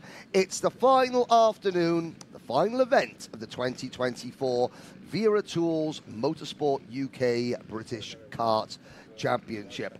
Each one of the 118 drivers present here today have got one heat race and one final left to go before their season finishes Honda Cadet are on the grid. Nicole Sutherland joins me in the commentary box while Andrew Mather takes a short leave of absence to elsewhere. Nicole, this is the class that you started out in, lots of fond memories for you. The key to winning is stay smooth and just maintain as much momentum as possible. Absolutely. The key in this, like you said, is that smooth driving, being nice and gentle on the wheel, on the brakes, through every corner. For me, like you said, it's very nostalgic watching these Hondas go round. It's where I first started. My first chassis was a Zip Lightning, and I love the class. Excellent. Here we go. Honda Cadet on circuit for Heat 2.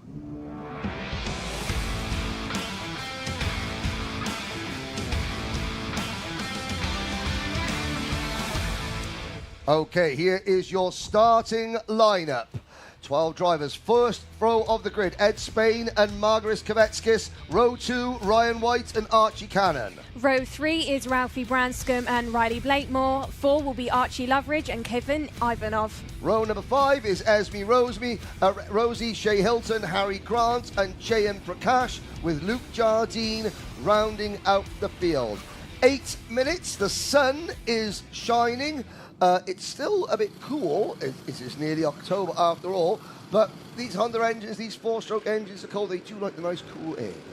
Definitely do. They like to keep nice and cool temperature. If it gets too hot, they're running too hot, you just lose all of that momentum. And like you said earlier on, Henry, this class is all about momentum. This is the class, of course, that not just Nicole Sutherland started in, but Alex Albon started in as well. Lots and lots of very good drivers. Oliver Behrman, I remember driving a bit of Honda Cadet back in the day. First time I ever raced at a big championship round was a race at Shennington, and Oliver Behrman won that weekend. Just beat you to the flag, I'm sure, by... yeah, it was out of me and Ollie. Yeah, exactly. Don't never let facts get away with a good story.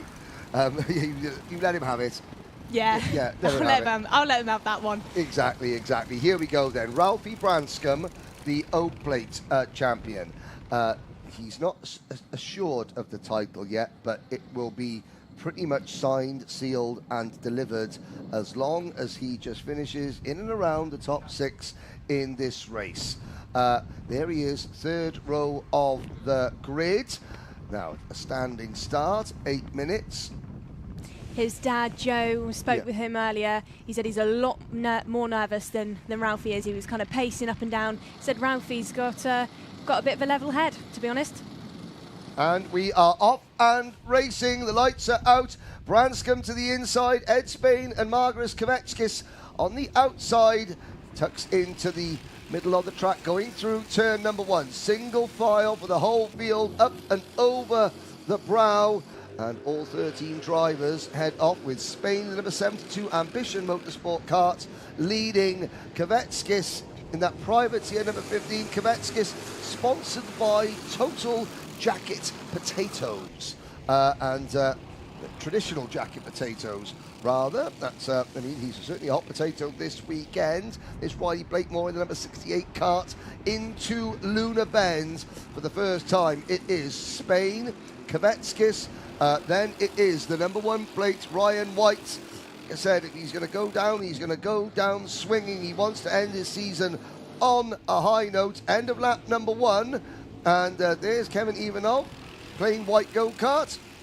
It's perfect to put a couple of sponsor logos on, don't you think? Yeah, he's got those Vera Tools and Demon Tweaks sponsorship logos on there.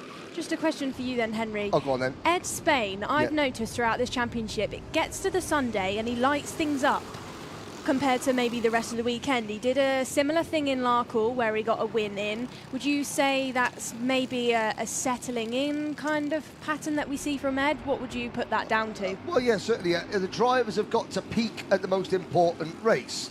The whole point is they don't hand out any prizes for being fastest in qualifying.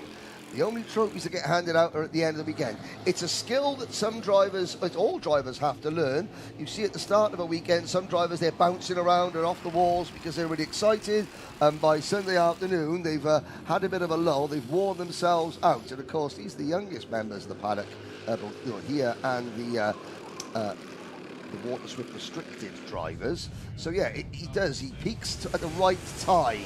That's not just down to the driver, that's down to kart as well. You know, you have to keep working with the kart. The mechanics haven't just said, all right, we were quick this morning, don't touch it. That's not the case in karting, is it?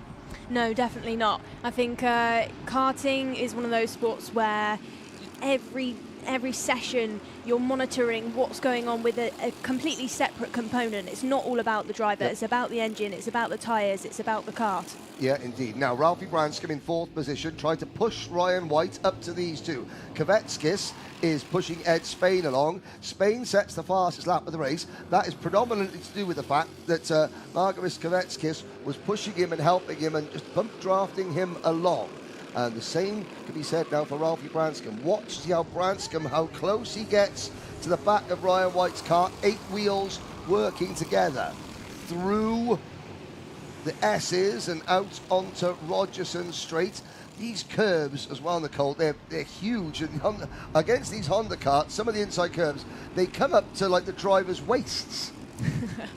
Absolutely brutal, to be honest. It's one of those, you hit too much of it, you're going to be completely unsettled and bouncing around. That's absolutely not what you want. But similarly, so, you know, there is a sweet spot with these curbs. You get them just right, you kiss them perfectly, and you get that nice run through the rest of the corner. Yeah, you can see on some circuits, drivers actually use the curb to help rotate the kart. See that PF International quite a bit, and yeah, even coming through the Joey Dunlop curve there, you've got to just rest the inside wheel of the kart on those curbs to almost to help straight line it as much as possible. And coming out here, this middle part, whoop, whoop, you can see him just using some of the curve. It does come into it though, Henry, a bit of driver's preference with curbs. Yep. I used to find where I was a bit of a smaller driver with a lot of weight on the seat, yep, a lot of curbs I just wouldn't touch because I couldn't handle that weight being thrown around. Yep. And it's not always faster, it depends on how the driver wants to take the corner.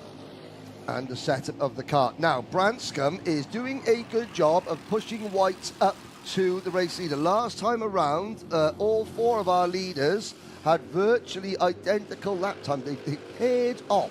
It's a bit like Noah and his Ark. They're 2 by 2 by 2 by 2 because behind White and Branscombe, we can see Archie Cannon and Riley Blakemore in 5th and 6th working together.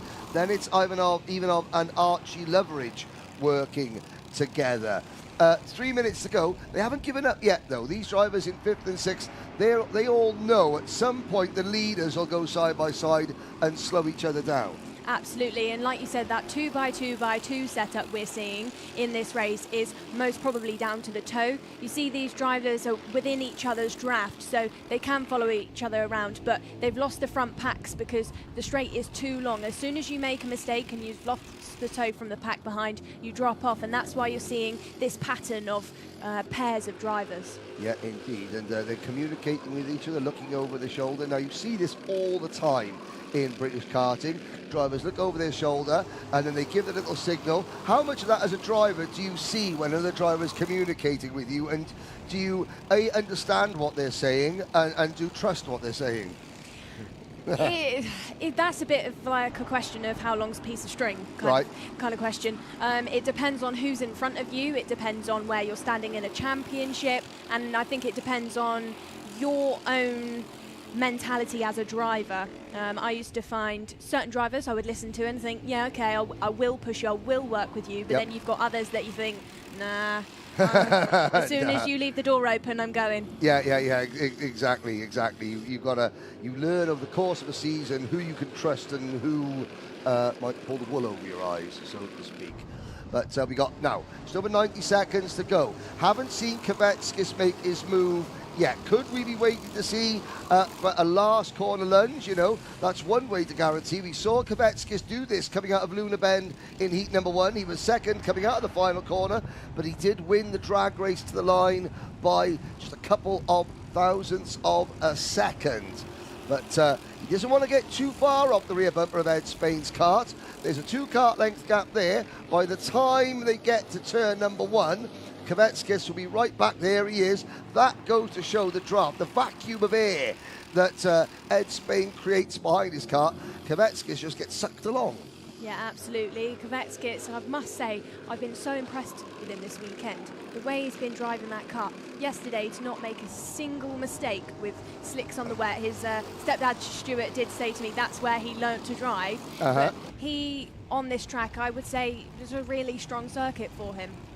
Here we go then. So we have 40 seconds to go, 2 laps remaining. That's the first time we've seen Ed Spain deviate from the racing line. He just sort of jigged to the inside going down Rogerson Straight just to sort of dissuade Margaris Kvetskis from thinking of making a move. And now he is defending the inside line. 20 seconds to go.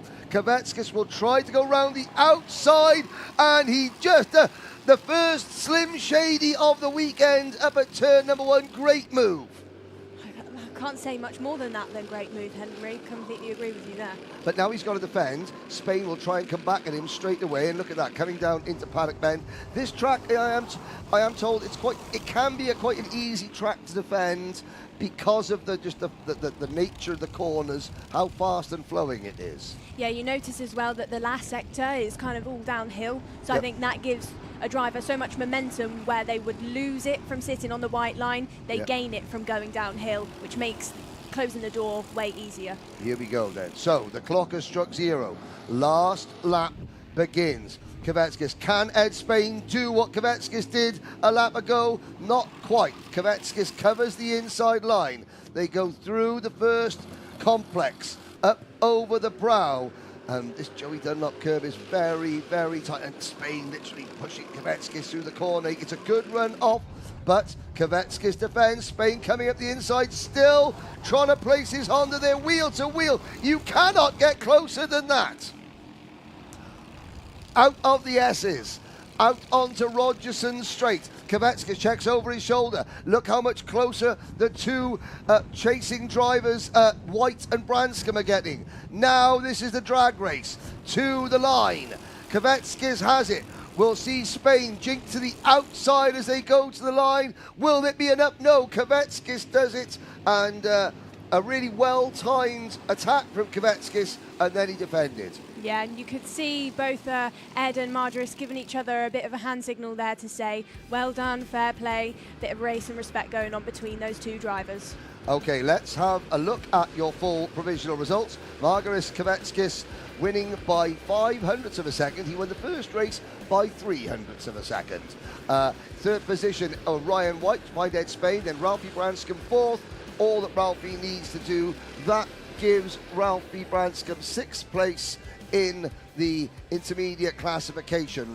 Blakemore, Cannon and Loveridge 5th, 6th and 7th. Ivanov is 8th, Esme Rosie is 9th, Shea Hilton, J.M. Prakash, Harry Grant and Luke Jardine, your finishers. Now, Nicole, I know you're going back out onto the grid to find out as much more information. What is the... Is it got a last day of term feeling, I suppose? In some of the classes where the titles have been decided, it's a bit more relaxing than the classes that have still got titles on the line. Can you sense a difference between the different sets of mechanics? I would say, even though it's a last round, a last day of terms, it is quite relaxed because some of those categories, like you said, they have their winners, it's decided, but then in the classes, you know, where it's very much up for grabs, it's all getting a little bit tense, between the mechanics and some of the teams, but it's good to watch, it's good to observe. Right, brilliant. Thank you very much, Nicole Sutherland. Henry Gregory he's not using Uncle Tyrone anymore. That's a bit of a shame. The Henry Gregory Paddock Show needs a feature. Well, maybe that will never see the light of day. Maybe it will. Who knows? So as Nicole Sutherland heads back down to the box, we will have a short word from our sponsors.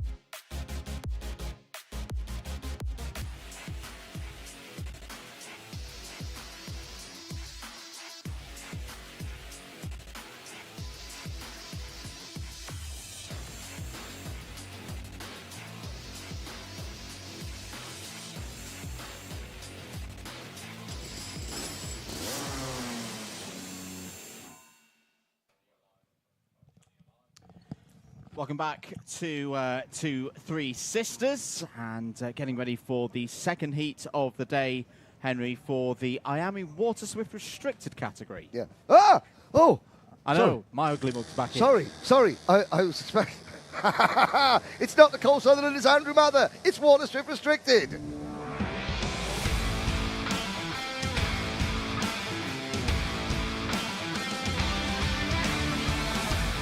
Let's take you through the runners and riders for this one. Iami Water Swift Restricted E2 has Daniel Ferguson on pole position. Alfie Davidson, champion-elect, alongside on the front row, and he does take the start for this one. Chester Fawkes and James Roots form up row number 2 ahead of Oscar Kenny and Henry Algar on row 3. Mason Hibbert and Harry Chapman start on row 4, completing the 10 runners. It's Ilyas Sami and Ethan Robinson. Yes, indeed, as the leaves turn from green to a rustic brown, autumn is here. But these drivers are just in the spring of their careers. And the first race of the day got very, very intense towards the end. The finishing order on track was not the finishing order. No. Please remind us of what the eventual result of heat number 1 was, Andrew. With penalties for Ferguson, Fawkes and Davidson. James Roots was your heat 1 winner ahead of Oscar Kenny. Mason Hibbert, Harry Chapman and Henry Algar, that was your 1 through 5.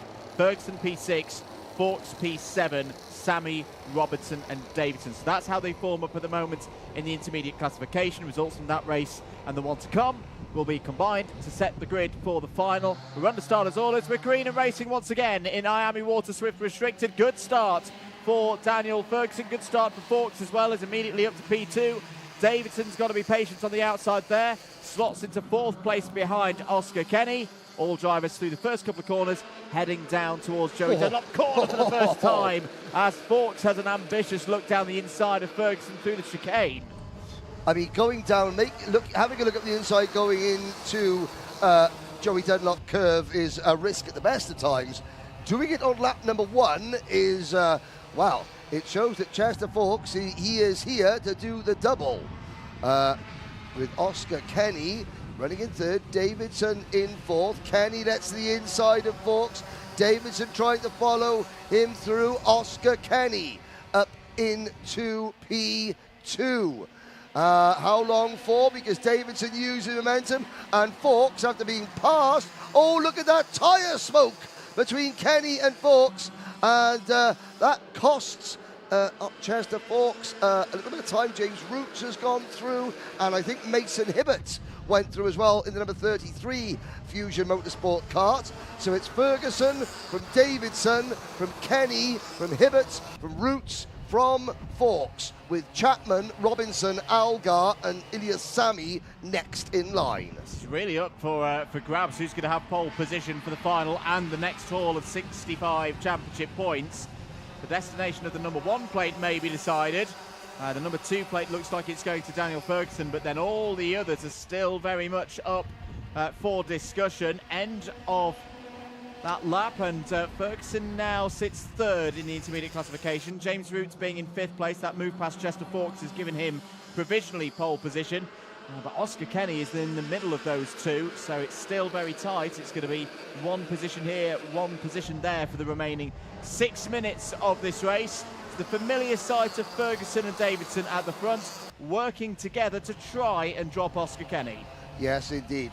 Davidson will try and work with Ferguson. They worked well for most of heat number 1, but then when it came crunch time, Ferguson sort of squeezing Davidson onto the grass, and kept squeezing until there was only grass in front of Davidson. Through turn number 1, fastest lap, Alfie Davidson, 49.43 seconds. They're starting to pull away from Kenny in 3rd and Roots in 4th. Then Hibbert, Chapman, Robinson, Algar and Sami are next. 5 minutes to go. Fastest lap at the moment is with Alfie Davidson, that 49.43, and this is good work from the champion-elect once again. Oscar Kenny's got to dig deep here. Is holding onto a spot that would be on the front row for the final. Second in the IC right now, that's led by the driver immediately behind him, James Roots. Ferguson, as mentioned, would be up to third. Mason Hibbert there in the number 33 would also be on the second row of the grid if things stand as they are. But right now, Hibbert's having to deal with Harry Chapman. On to another lap, end of lap number 4. And it's 2 by 2 at the front of the field. Ferguson from Davidson, Kenny from Roots. Yes, and Davidson couldn't get closer if he tried. The only way that Alfie Davidson could get closer to Daniel Ferguson through the Joey Dunlop curve was if he sat in his lap. That was precision driving, and look at that. You know, Davidson is just sitting, waiting, working with his rival, finding the opportune moment to pounce and take the lead at a point of the track where Ferguson cannot fight straight back. But the time to do that is not yet, because we are now only just over halfway through this race. Change for third position. James Roots in the Evolve Motorsport 21 passes the E-plate holder of Oscar Kenny, with Fawkes, Hibbert and Chapman line astern, 5th, 6th and 7th. Then a bit of a gap back to Algar and Robinson, and then Sammy all on his own at the back. But Ilyas Sammy in kart number 26, you know, the Jamie Green racing driver, he is working hard and improving all the while.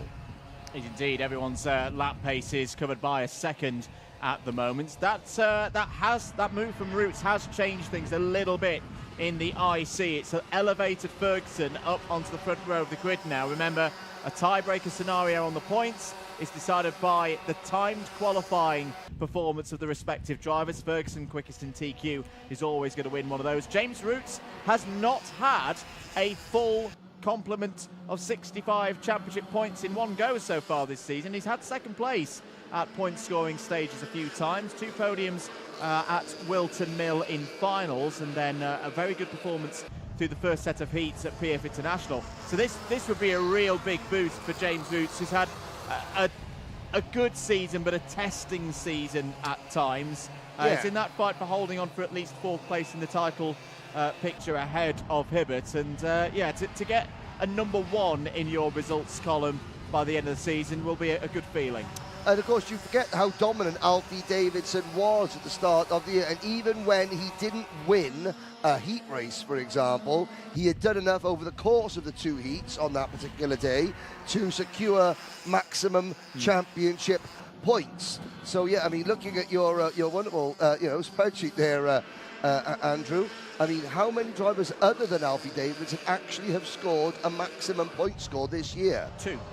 Fawkes yesterday in the final, and Ferguson a few times at Shannington and Wilson Mill. Yeah, you know, everything else, Davidson has scored maximum points, and that has come to the likes of Kenny and Roots. I'm sure that James Roots has got lots of 3rd and 4th place points hauls, but hasn't quite cracked top spot. Could this be the moment? It's looking good, I have to say, with 90 seconds plus a lap to go.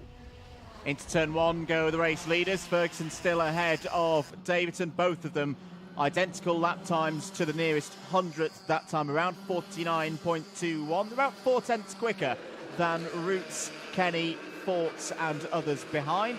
No other changes in the race order. We'll keep an eye on Mason Hibbert, because Mason Hibbert is not too far off the rear bumper of Chester Fawkes, has gained a place from where he started. This has been a good return from Mason Hibbert after a difficult day yesterday. Into Luna Bend, 40 seconds remaining on the clock. We're going to have 2 more laps after the completion of lap number 9.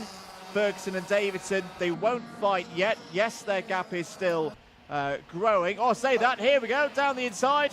Davidson goes, no, not listening to you, Andrew. I'm going to go through now and take the lead as we start the penultimate lap. Yeah, it was about at this point in race number 1 that things started to break loose, as it were.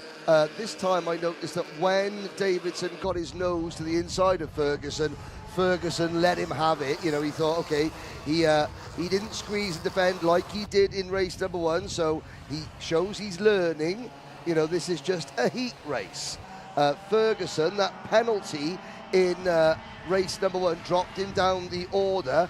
He has climbed back to P2 in the provisional, in the intermediate classification.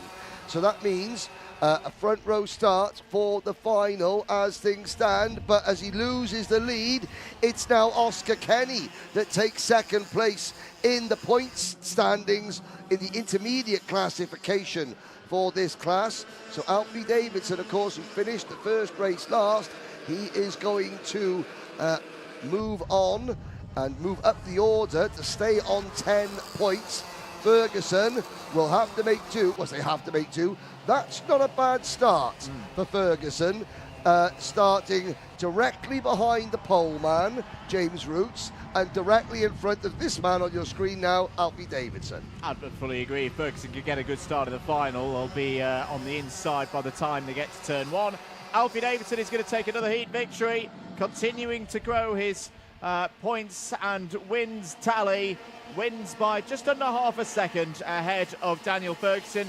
James Roots third, has a P1 in his championship scores for the first time this season.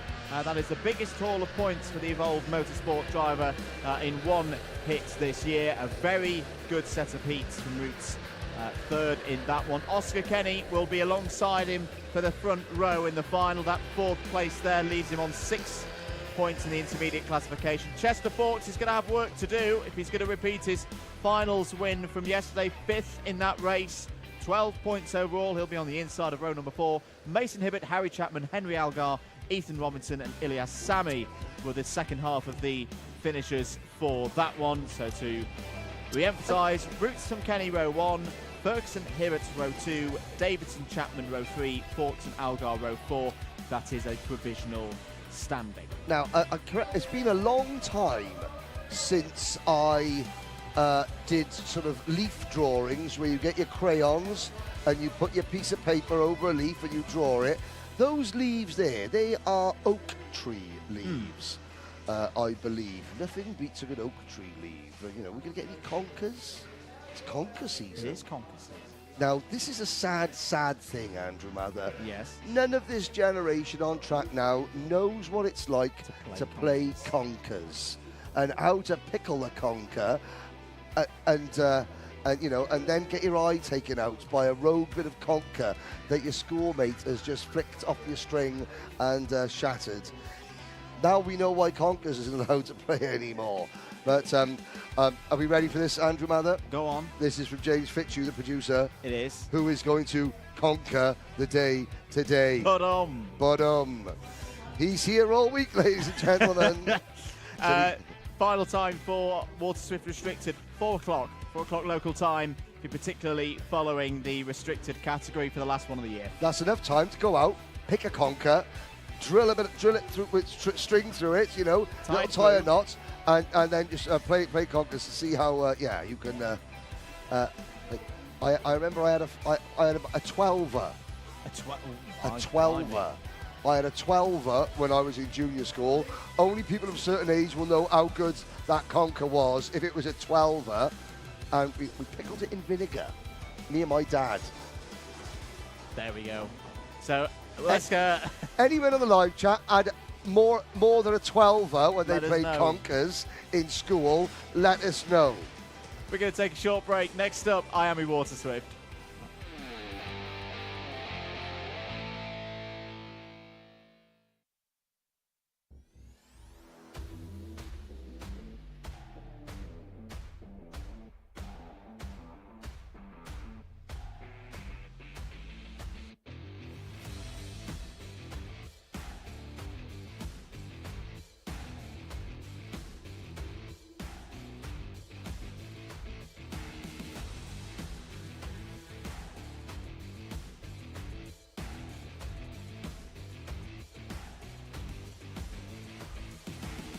Best points tally in the intermediate classification. He's 8th at the moment, and Will Green has to finish lower than 6th in the intermediate classification. Let's see what happens in Water Swift.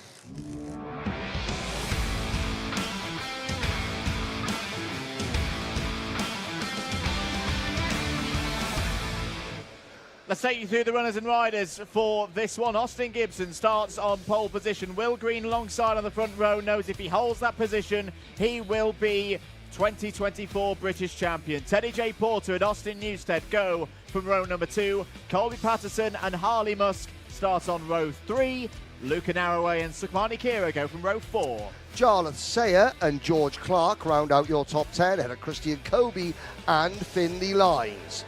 Then it's Freddie Wood and Max Mason, Charlie Clough and Harry Williams. Next up, Night Measures goes alongside Blair Smith on row 9. George Houghton, Johnston Stewart completes the top 20. Callum Graham and Andy Stewart go from row 11 ahead of Sophie Campbell and Joseph Davies on row 12. Oscar Miller and Ian Carey fall up and all. Norris Carey Motorsport row 13. Grayson Wortley and Baron Altensoy start on row 14. Orion Meta makes it a 29-strong field. Not enough people these days are called Norris. Yeah, Norris McWhirter, Norris off Corrie. Yeah. and Norris Carey. Here we go then. This could be, well, the defining moment of the Water Swift season. The GP plate of Will Green on the front row. The bright lime green crash helmet and white race suit of Synergy's Finley Lines starts 6 rows behind his title rival. Green won from Gibson in the first race. Patterson and Newstead are well positioned in the intermediate classification as well. Can Sukhmani Kira move from 5th place in the first race? Let's go racing again in Iami Water Swift. 8 minutes plus 1 lap underway. Crucial point of the race here for Will Green. He attacks it, holds 2nd place behind Gibson. That's a good start. A couple of the drivers up on the curb, including Luke Narroway and one of the Ollie Rowland Motorsport runners. Austin Newstead fights hard to hold on to 3rd place. This is a very, very good start, though, Henry, for Will Green. There's a Kart off in the background. Green's down the inside of the race lead. As is that Max Mason in the 71. Yes, it is. Good moment for one of the JGRs into the lead of this race. Not so good for Max Mason, but what a brave start from Will Green. There's going to be pressure on him in this race, but he's raising himself to the task. Leads at the end of lap 1. And it was a poor start again for the driver you just saw on your screen, Finley Lines. From 12th, he drops to 15th. He has left himself a mountain to climb as his title rival leads consummately at the front. Lines, though, past another 8 or 9 drivers from lap 1 to the end of heat number 1. He's going to have to do a lot more than that and hope that there's a problem for the GP plate. There's the number 42 Kart of George Clark for the OMS racing team. Heading out, he's having a good run. Spoke to Alicia Barrett yesterday and she was saying that she was, they were looking for a top 5. There's Teddy J. Porter in that number 66 car. Teddy just gets a wheel on the curb, but that nose cone looked a bit wibbly-wobbly to me. Oh, yeah, it's definitely having some degrees of freedom. Oh, Luca Narroway. Wow, Luca Narroway holding it all together onto the grass. There is Sukhmani Kira in the number 9. That's going to do her hopes of being high up the grid for the final. No good at all. 6 minutes remaining in this race. Remember, the key for Will Green, he doesn't need to win this race. He just needs to finish 6th or higher in the intermediate classification to secure the title. Right now, he has around an 11 or 12 place buffer on that position at the moment in the intermediate classification within this race. Few things to note. Austin Newstead, 2nd place on the road, plus 5-second penalty for the BMR race team leader down the inside. Newstead's now got other problems because Colby Patterson's on the move, like his mum did it 2 weeks ago at the World Championships. Patterson is singing through the field. Excellent work there, Andrew Mather. I'm enjoying that. Yes, Austin Newstead. At this stage of the race, I would imagine that possibly could be start line infringement, although I don't know what else we might have missed going into the first corner. Now, we don't have a camera, I think, positioned down on the side of the grid of the paddock where the mechanics are. It would be interesting to see what Will Green's mechanic is telling to his driver. This is the championship crowning moment. Nicole's been down there with the mechanics, but the mechanics play such an important role. You know, Will Green, he's just driving. He'll know what he's doing. So his mechanic I'll be saying to him, look, it's okay. You know, you're doing fine. Finley Lyons is nowhere, or he's not in a contention. You can see one mechanic signalling there, and as you look across the line, it's what does a mechanic do when a driver is about to win a title? How does the mechanic communicate that to his or her driver? I'd imagine that they're just trying to keep Will Green calm Yes. at the moment. And out of the race is Johnston Stewart in the number 93. That looks to be, I think, through sector number 1. Yeah, Johnston Stewart has not come through sector number 1 on the 5th lap of this race. You know, there's been so many things to say about Will Green's season, and we've called him Mr. Sunday many times. Another really impressive thing for me, the scary thing about it in a way, is I actually think he's got even stronger as the season's gone on. Well, He's another driver who's taken a step forward. His consistency that wasn't quite there last year, which was part of the result of him just missing out on the British title in 2023. He's worked on that. He's executed things over the last couple of months, whether it be here in the Wera Tools British Kart Championships or on the continent for the Iami Euro Series, where he's already got the title in that competition. He has been ruthless in a way in a category where it's always going to be competitive. You look at this, of course, the Waterswift Classic was Iami Cadet. Macaulay Bishop won it as a privateer in 2019. In 2019 or 2020? 2020 rather. Then it has been, Fusion dominated. Apart from Macaulay Bishop, the last time, Oliver Rowland Motorsport won a few British titles, but you've got to go a long, long way back in the history books to find out, apart from Bishop, when a non-Fusion or ORM driver was British. It could have been Dexter Patterson back in about 2015. That won that for the AIM Motorsports team back as it was then. So what Jamie Green Racing has done this year has been phenomenal as well, to come in and take on the establishment as a new team, a newish team, and just to rise to the ranks, to work hard, and to then take a British title. As we look at Finley Lyons there trying his best. Finley is still mired back in 10th place behind Luca Narroway. Is indeed. We've got to also sing the praises of Colby Patterson in this race. Colby Patterson's best result so far this year, best point scoring stage result, is 5th.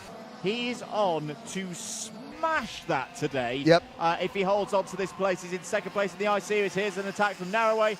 Finley Lyons does it again. 2 for the price of 1. Bit of a moment there between Luca Narroway and Christian Coby, but they both keep it on the road. Narroway's going to defend down the hill to hold on to that position. Finley Lyons trying to secure one of those tickets to Valencia for the Iami Warrior Finals. He's looking on course to do so. He's making his way through the field. Another notification from race control, +5 second penalty, this time for the number 21 of Harley Musk, who is currently 7th on the road. A big hello to Kathy Watson, who is watching this race. Saying hello to John and Shay Watson. Love Kathy on her new iPhone. I think we should play a game. I'm going to guess her new iPhone is Midnight Blue. Any contenders on that, Andrew Mather? I don't know my Apple products well enough to know what they... All right, I'm guessing Midnight Blue. Kathy, let us know. What colour is your new iPhone? 23 seconds to go. Will Green's lead is 1.32 seconds. And if he didn't believe before, and I'm sure he did, he could start to believe now that he's going to secure a very, very historic title. It's going to give him the double. We've already seen it done in the X30 junior category. Harrison Mackie achieved it yesterday. But to do it here in the Waterswift categories of both British and European titles within this formula is going to be very special indeed. Still the battle raging on for second place. Colby Patterson ahead of Austin Newstead and Austin Gibson. If you're just joining us, Newstead does have a +5 second penalty from earlier on in the race. Biggest mover out there, Blair Smith, showing again in the dry conditions. BMR have got some proper pace this weekend, up 8 spots to 10th. And not far behind is George House's teammates, who's had 7 spots to 12. Oh, it was ultramarine blue. Ultramarine blue. We're joined by royalty as well. Mila and Alicia Wellborn, Royal Princess Motorsports from the United States. I hope that your karting career is keeping going and you're learning lots and they are enjoying the coverage. Mila and Alessia, Wellborn in the USA. Hello to you both. Watching a class that I'm sure, well, you know, Mini Swift or Micro Swift in the USA. I'm sure that we may see Royal Princess in one of those classes. Who knows, maybe coming over here to race one day. You never know. But here's the moment, Andrew Mather, the moment that you've all been waiting for. Will Green comes out of Luna Bend. The job is done. Will Green becomes the 2024 Wera Tools British Kart Champion in Iami Water Swift. He does the double of national and continental title. He already has secured his place at the Iami Warrior Finals. All that's to do now is go for the treble. He takes it in style. His second heats win of the day. Another maximum score of 65 championship points. And he goes later on today for his 4th finals victory on a Sunday out of 4. What a performance. Yeah, well done to Will. This is, of course, provisional. But of course, yeah, a well done to Will, to the entire team. Last year, Will won the Mark Hines Awards for the most promising cadet age driver in the country. He certainly lived up to that moment. Now I can see the black and green jackets of the Jamie Green Racing teams behind there. I think we're going to, let's follow Will over, and there is the moment. You've done it, my son. Well, that's not his son, but you've done it, my old chestnut. You have done it. And a congratulations from one of his teammates there. And yeah, I have to say, just look how cool, calm and collected he looks. That driver on your screen has just won a British title. To add to his European title, he's won a British Grand Prix, and he could go and win, we could be a leading Iami Warrior. Because we're not allowed to say world, because the FIA get funny about it. Global. Good, global. Well, he's very, very good anyway. He's very good indeed. Yes. The result then, Green from Gibson, Newstead, Patterson, Porter, Lyons, Sayer and Kobe. Still the final to come. That will be at 4:25 for the 12-minute plus 1 lap final. Let's take a short break. X30 Junior is next.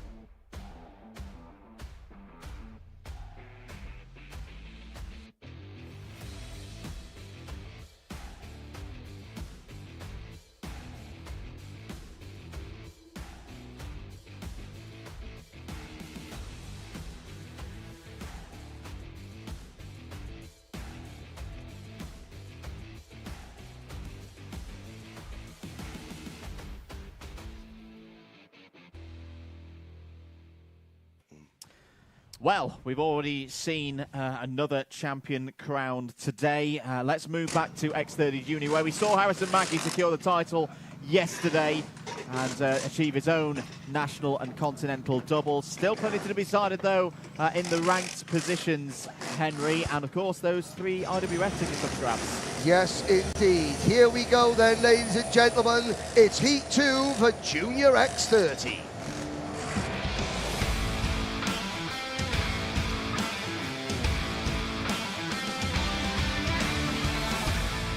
second heat of the day for X30 Junior, and it's Riley Cranham on pole position alongside the driver who finished just behind him in the first heat, Rocker Lane Shenton on the front row. Joey Brown and Aaron Richardson on an all-Fusion Motorsport row 2. Champion-elect Harrison Mackie goes from the inside of row 3 next to George Edgar.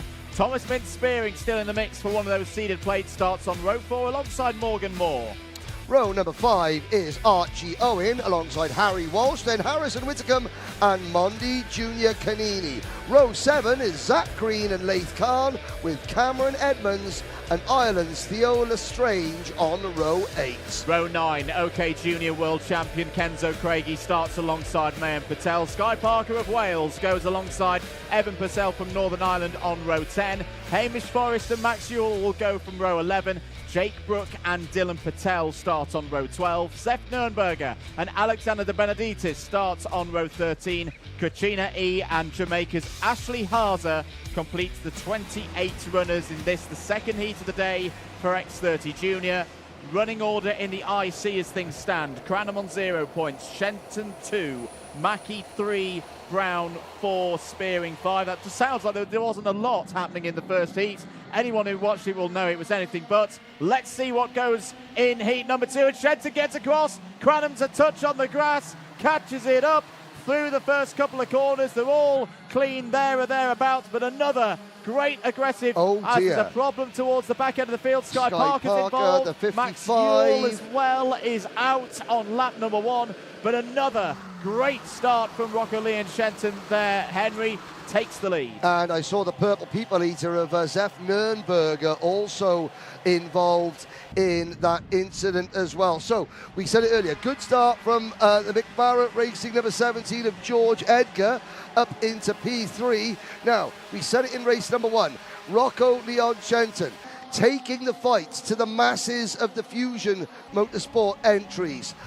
He fell back at the start and got back into P2, did Shenton, but I think he's realised the best way to beat them is just to get out front of them, stay in front of them, don't allow them to work together as a unit. There goes the privateer, number 86, Aaron Richardson.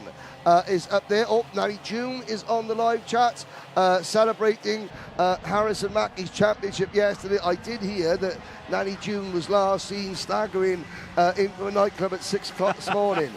But, you know, the grandparents celebrating keenly as well. Sharon Walsh on the live chat. Harry Walsh, number 73, running in 14th position, says that she hopes that Harry can keep all 4 wheels on the ground this time. Yeah, every time the cart takes off, the parents are watching back home with the family members. They're the ones that have...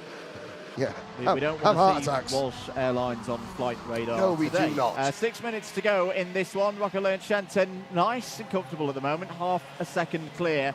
This engaging battle for second place involving a driver who, a few weeks' time, is off to Valencia, not for the IWF, but for the FIA Motorsport Games. George Edgar representing Great Britain in that one. At the moment, though, he's losing third place to Riley Cranham. Riley Cranham, new fastest lap of the race. George Edgar feeling the need to defend. As wow, look at the waft for Cranham, straight down the inside. In the mix of one straight, he's gone from 4th to 2nd. Now, I just decided, I know what's happened with George Edgar, why he's driving so well in this race. During the lunch break, George's team bosses, Dan Barrett and Mick Barrett, they were presented, you did the interview, with their Wera Excellence Awards. They've put their Wera tools to good use, and that car, that number 17 car of George Edgar, is flying as a result. Absolutely. It's trying to find a way past Aaron Richardson there for 3rd place. I should say George Edgar is very much in the mix for another one of those that you could have 2 trips to Valencia in the space of a couple of weeks, especially if he does that down the inside of Aaron Richardson to take 3rd place away from the driver in the number 62. That was an awesome move. He's got a bit of a deficit to find up to Thomas Mintz-Spearing, who currently holds 4th place. Remember, Harrison Mackie's ticket effectively will drop down the order. He's already secured his spot in the team for Valencia. As Kenzo Craigie's having a bit of a rough moment there in the middle of the pack. That looks a little bit distasteful, I have to say. Viewers from all over the world. We've got people watching from Australia. We've got people watching from Brisbane, from Bathurst, Australia. People watching from the United States of America. We've got Cross-Eyed Lion, Dirk from Germany. Watching, I can't think. Oh dear, George Edgar getting that was on the marbles. That was on the marbles. Joey Brown assisting George Edgar onto the marbles, and here is some formation flying for the two Fusion drivers, number 62 Aaron Richardson and Harrison Mackie, our champion. And look at Mackie is trying now to help get as many of his teammates as high up the championship order as possible. So he was working with Aaron Richardson. He goes for the move. He's got Thomas Min Spearing right behind him in the Argentine Motorsport number 75. Then it's Joey Brown, Morgan Moore, Mondi Junior Canini is 8th. Oh, Kenzo Craigie out of the race. The junior world champion will not finish this one. And that's not going to help in Kenzo Craigie's hopes of finishing 3rd in the championship. That is going to open the door, I think, for his teammate Thomas Min Spearing, who's having another decent run here. He's in 5th place on the road. More importantly, he's 5th place in the intermediate classification. This is the stage of the season where drivers will be looking to get rid of some of their not so good results from earlier on in the year. Thomas Min Spearing had a very rough start to this championship campaign, 21st and 17th across the first round at PF International. The 21st has already gone. Here we go. Results yesterday. It very much could be the 17th going in this one as well. Cranham all over the back of Rocco Leon-Shenton. He doesn't need this move to be on pole position for the final. Right now, these two are tied on points, but remember, TQ tiebreaker. Cranham was quicker, but for the psychological side of it, Henry, Cranham is going to want to find a way through here. Yes, and when have you ever known Rocco Leon-Shenton to not fight for a position? One word, never. Never, exactly. Now, speaking of the N-words, Nicole is down in pit lane. What have you got for us, Nicole?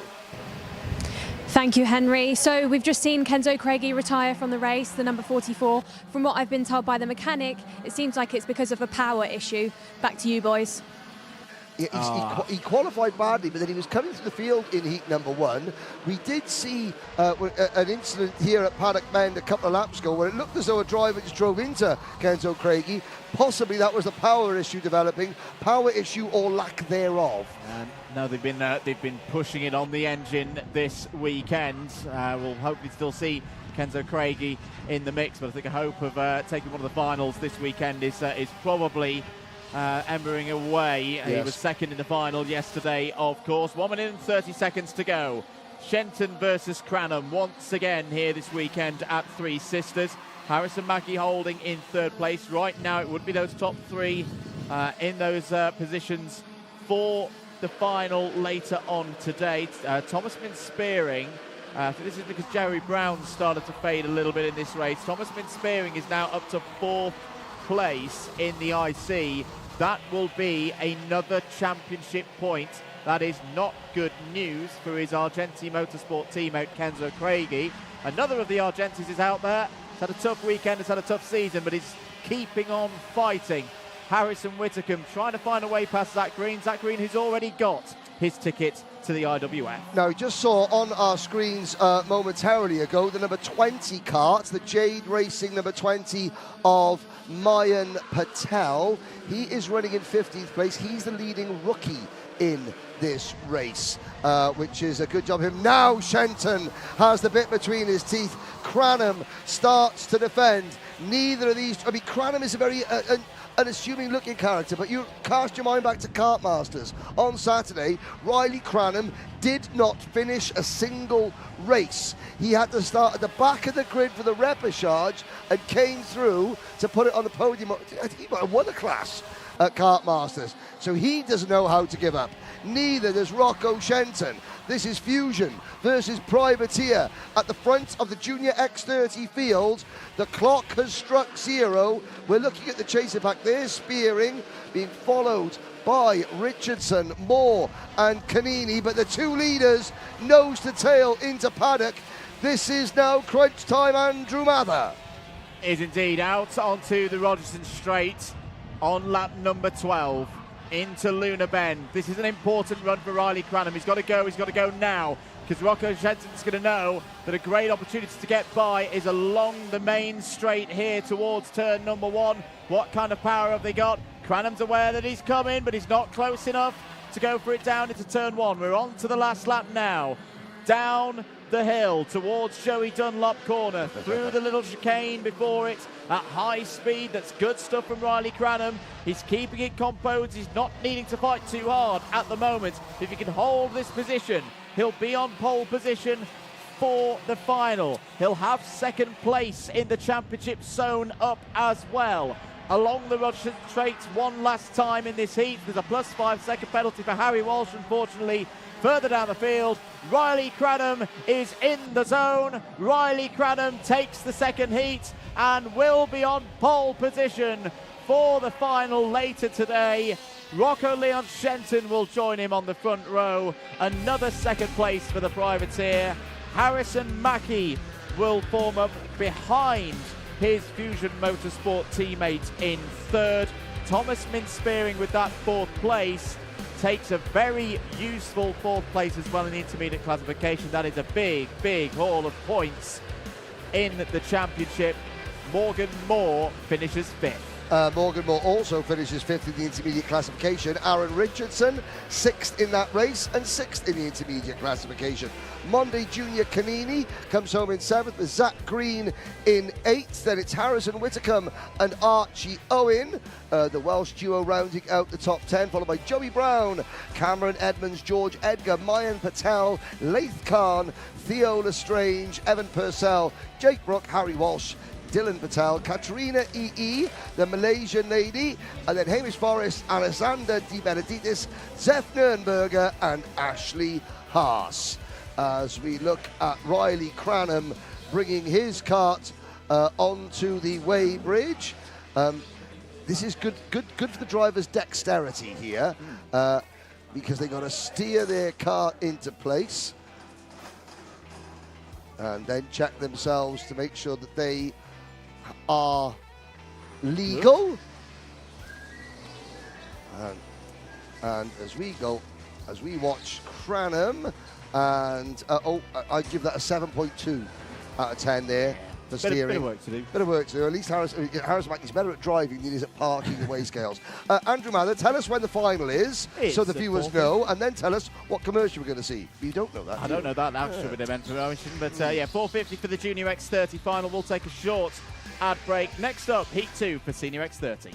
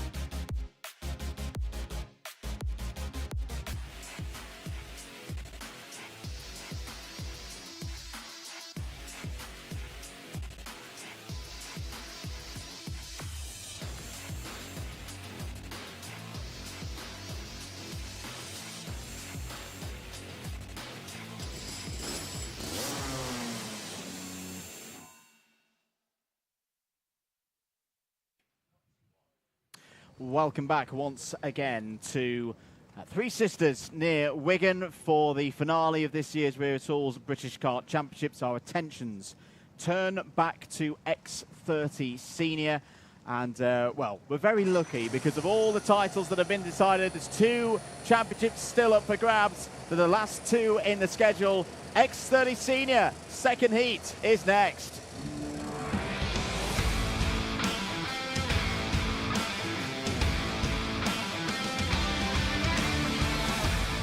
The next episode of the tale of Lawrence versus Lloyd is about to begin. Freddie Lloyd has pole position for this one. Gus Lawrence, championship leader, alongside on the front row, Heat 1. Fred Green and Lewis Bird are on the second row of the grid. Henry Gregory and Noah Wolf go from row 3. Alistair Cresswell and Aaron Brown go from row number 4. They're ahead of Hayden Eldridge and Cian Geraghty on the 5th row of the grid. Sam Lewis and Harvey Roth go from row 6. On row 7, Archie Tillett. Great first race for Tillett. Starts this one alongside Ollie Stilp. Dylan Briley and Michael Gray starts on row number 8. It's an all-Scottish row 9. David McIntyre alongside Dayton Coulthard. Oliver Rance and Harry Ewell complete the top 20. On row 11, it's Freddie Housley and Casper Piecki. Conor McPollan and Ty Stansfield go from row number 12. It's a 24-strong field for this, the second heat of the day for X30 Senior. The result from earlier, Lawrence took the win, Lloyd P2, still very much in the balance between both of them for the British title. Noah Wolf was third, Lewis Bird Noah Wolf was third, Lewis Bird was fourth. I think we're going to be going round again for this one. Indeed, there is the flashing yellow light, so an extra formation lap for the drivers. Gives us enough time to run through some of the other positions. Aaron Brown 5th in that first heat, ahead of Cian Geraghty, Fred Green and Henry Gregory. In terms of IWF tickets from Euro Series, none of these drivers featured in the Euro Series, so it's all up for grabs. But we should mention that we have already got alumni of the British Championships qualified for Valencia. A lot, in other words. Marcus Luzio, Finn McLaughlin's already there as well. They took 2 of the 3 tickets from the final standings of the Iami Euro Series in that very close battle with Danny Caronini of Italy. And, well, it's going to be great to see who from this grid is going to join them for a few weeks' time. Yes, now, I've come up with it before we get to the start. Henry Gregory's Paddock Walk, the title of it. Greg's on legs. Greg's on legs indeed. Let's see what he can do. It's going to be an extra formation lap again. They were we are going to have so earlier this morning, ladies and gentlemen, Alpha Live gave a camera and a microphone to Casper Piecki and Henry Gregory well, apparently they may have borrowed it without asking. But anyway, they figured out how to turn it on, and they did record their own unofficial paddock show.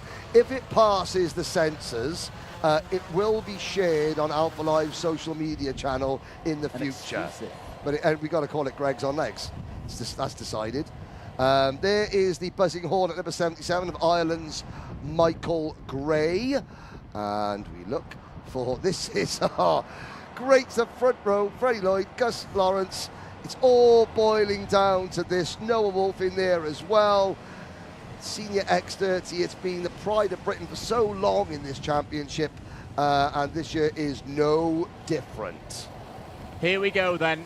The next round of this enticing battle between Gus Lawrence and Freddie Lloyd is under starters' orders. Towards the lights they go. Green, we're racing once again in the senior category. The start is going to be key, and Lloyd's got the advantage this time. He didn't get it right in heat number 1, but he's got the lead this time around. Lewis Bird has had a good start as well. Gus Lawrence is down to 3rd place. He's got to defend now from Noah Wolf to make sure he doesn't go down through the order, but that is exactly the start that Freddie Lloyd had needed, wanted. He's got it, Henry. This could be a big moment. He learnt his lesson from heat 1 well. If you noticed, as he crossed the line, he moved across to pin Gus Lawrence on the outside of the circuit. This morning, he didn't do that, and Gus Lawrence came right across to pin Freddie Lloyd to the inside of the track, and that was the move that gave Gus Lawrence the victory at the end of the day. So Lloyd learning fast, and he's got Lewis Bird in between himself and Gus Lawrence. this would, if things stay as they are, this would give Lloyd top spot in intermediate classification. But if Lawrence holds his position, it would be second place. It would be a few more points in his championship. Remember, the drivers are basically racing themselves, their efforts from earlier on in the season. Gus Lawrence is 22nd from the first part of round 2. That got written off last night. His next result he's trying to get rid of is the 8th place in the final at PF in round 2. If he gets second place in the IC provisionally, and we do stress that word, he takes his tally beyond what Freddie Lloyd can achieve. 831 would be the tally for Lawrence going into the final. 830 would be the max possible for Freddie Lloyd if he wins this stage and the final. But there's lots of ifs and buts in this one. If Lawrence starts to fall down the order, Lewis Bird there in the number 24 is ready to pick up the pieces and throw this championship wide open once again. And Gus Lawrence would need to lose quite a few places, because at the moment Lloyd has 2 points, Lawrence has 3, Bird, who is ahead of Lawrence, has 6, and then Wolf would be on 8, Fred Green on 11, Aaron Brown on 11, Gerrity on 13, and Gregory on 16. So Gus Lawrence, yeah, he would need to drop a couple of positions on track to lose a couple of positions in the intermediate classification. Sarah Tomlin saying, come on Aaron, you can do it. And that is Aaron Brown, who is up in 6th position for the Vismo team. And the other quandary for Freddie Lloyd, I know that there's some very knowledgeable viewers who will maybe be thinking, well, what if Lloyd starts to do a bit of professional sportsmanship back the field? That is not what he wants to do, because Lawrence won for the first heat. Lloyd at the moment only has a 1-point advantage in the intermediate classification. Yeah. It's very simple. Lloyd has got to go out and win this race and hope that the racing gods come into play a little bit. That's not completely out of the question, because Gus Lawrence at the moment, I say he doesn't look quicker than Lewis Bird, but again, the experience of Lawrence, he's been in this position before, of course, winner of this championship the last 2 years. He knows how to deliver through to the end of the season. He'll be keeping it calm. He knows right now this is okay. This is fine. He doesn't need to force the issue on Lewis Bird right now, or he's all over the back of the BMR number 24 now. In and down towards Joey Dunlop corner once again. Is this where Gus Lawrence starts to get a little bit more aggressive? He cannot afford a single mistake though. Green, Wolf, Gerrity, Brown, Gregory and Eldridge, they are all right there. It's still tantalisingly close. And I wonder where Gus Lawrence's mechanic, Stephen Lamian, is standing. I can see Nicole Sutherland is down with some of the mechanics watching from pit wall, but where would Stephen Lamian be? Because this is a situation where the mechanic comes into his own, because Lawrence won't know all the machinations from where he's sitting, but he will be told by his mechanic where Stephen Lamian is. And I'll have to say, though, by just sitting behind Lewis Bird, the BMR number 24, is closing in on Freddie Lloyd for the race lead. Is indeed. That's another way that Gus Lawrence can, of course, win this title, is charging through. But right, oh, now this is danger. Down the inside goes Fred Green.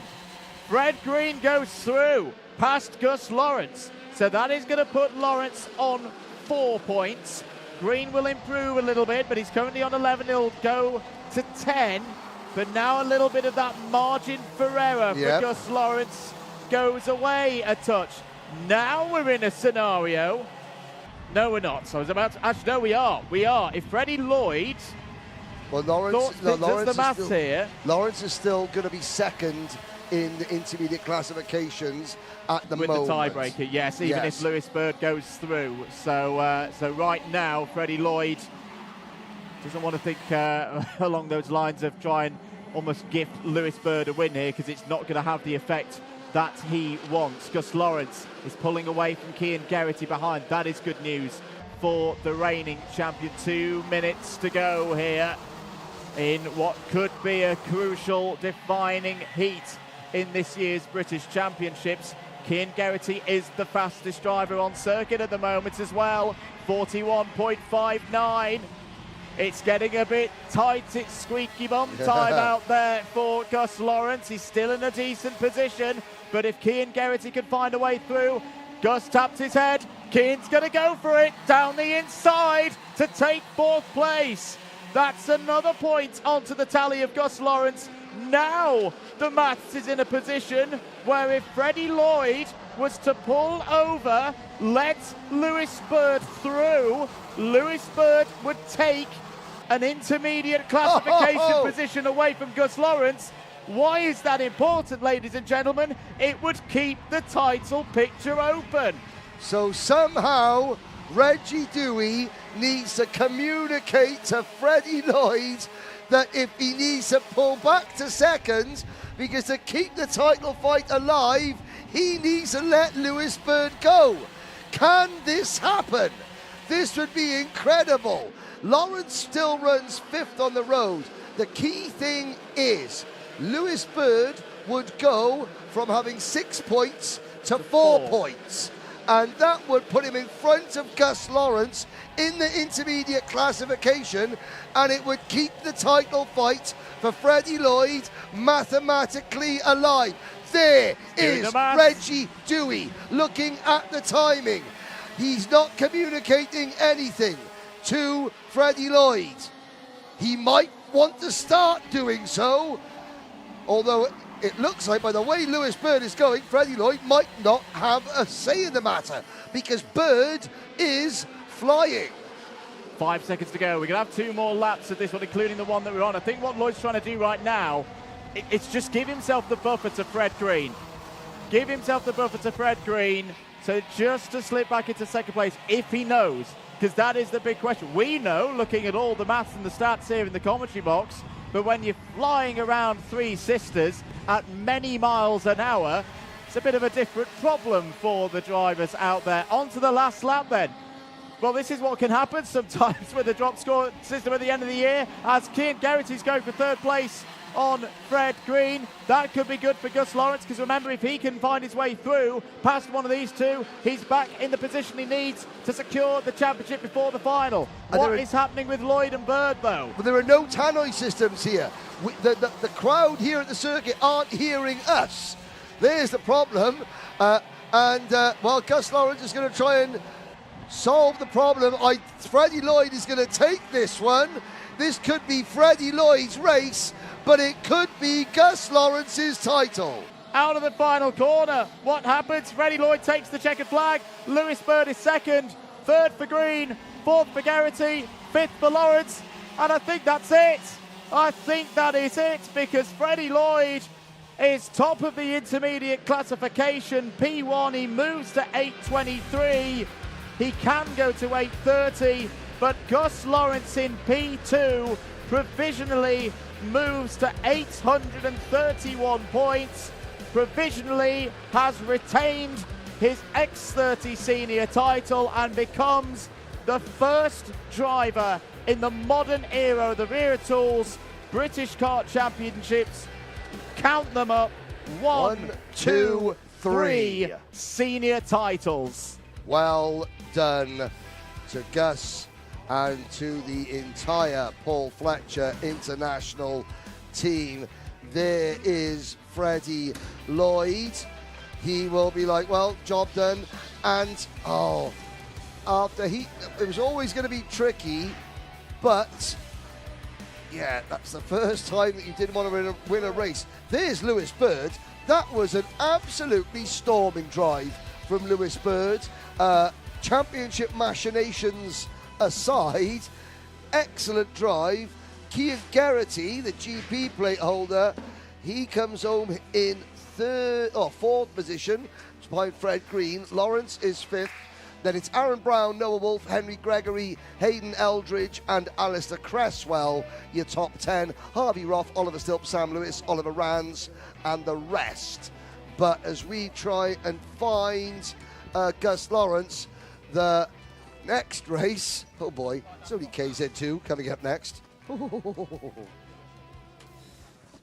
There is the number 1 of Gus Lawrence. He might not know it yet, but by our calculations in the box, he has retained that plate. You can take a short ad break. Next up, KZ2.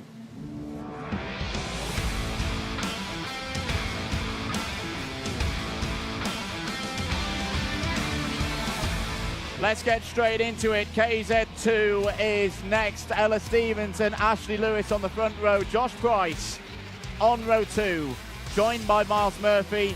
Again, he needs to beat Charlie Turner. There is Turner on row 3, next to Derek Morgan. Lee Ward and George Barker from row number 4. We'll have Bryn Kinch next up on the 9th position of the grid. Jake Weston does not take the start of this race. He is withdrawn from the race.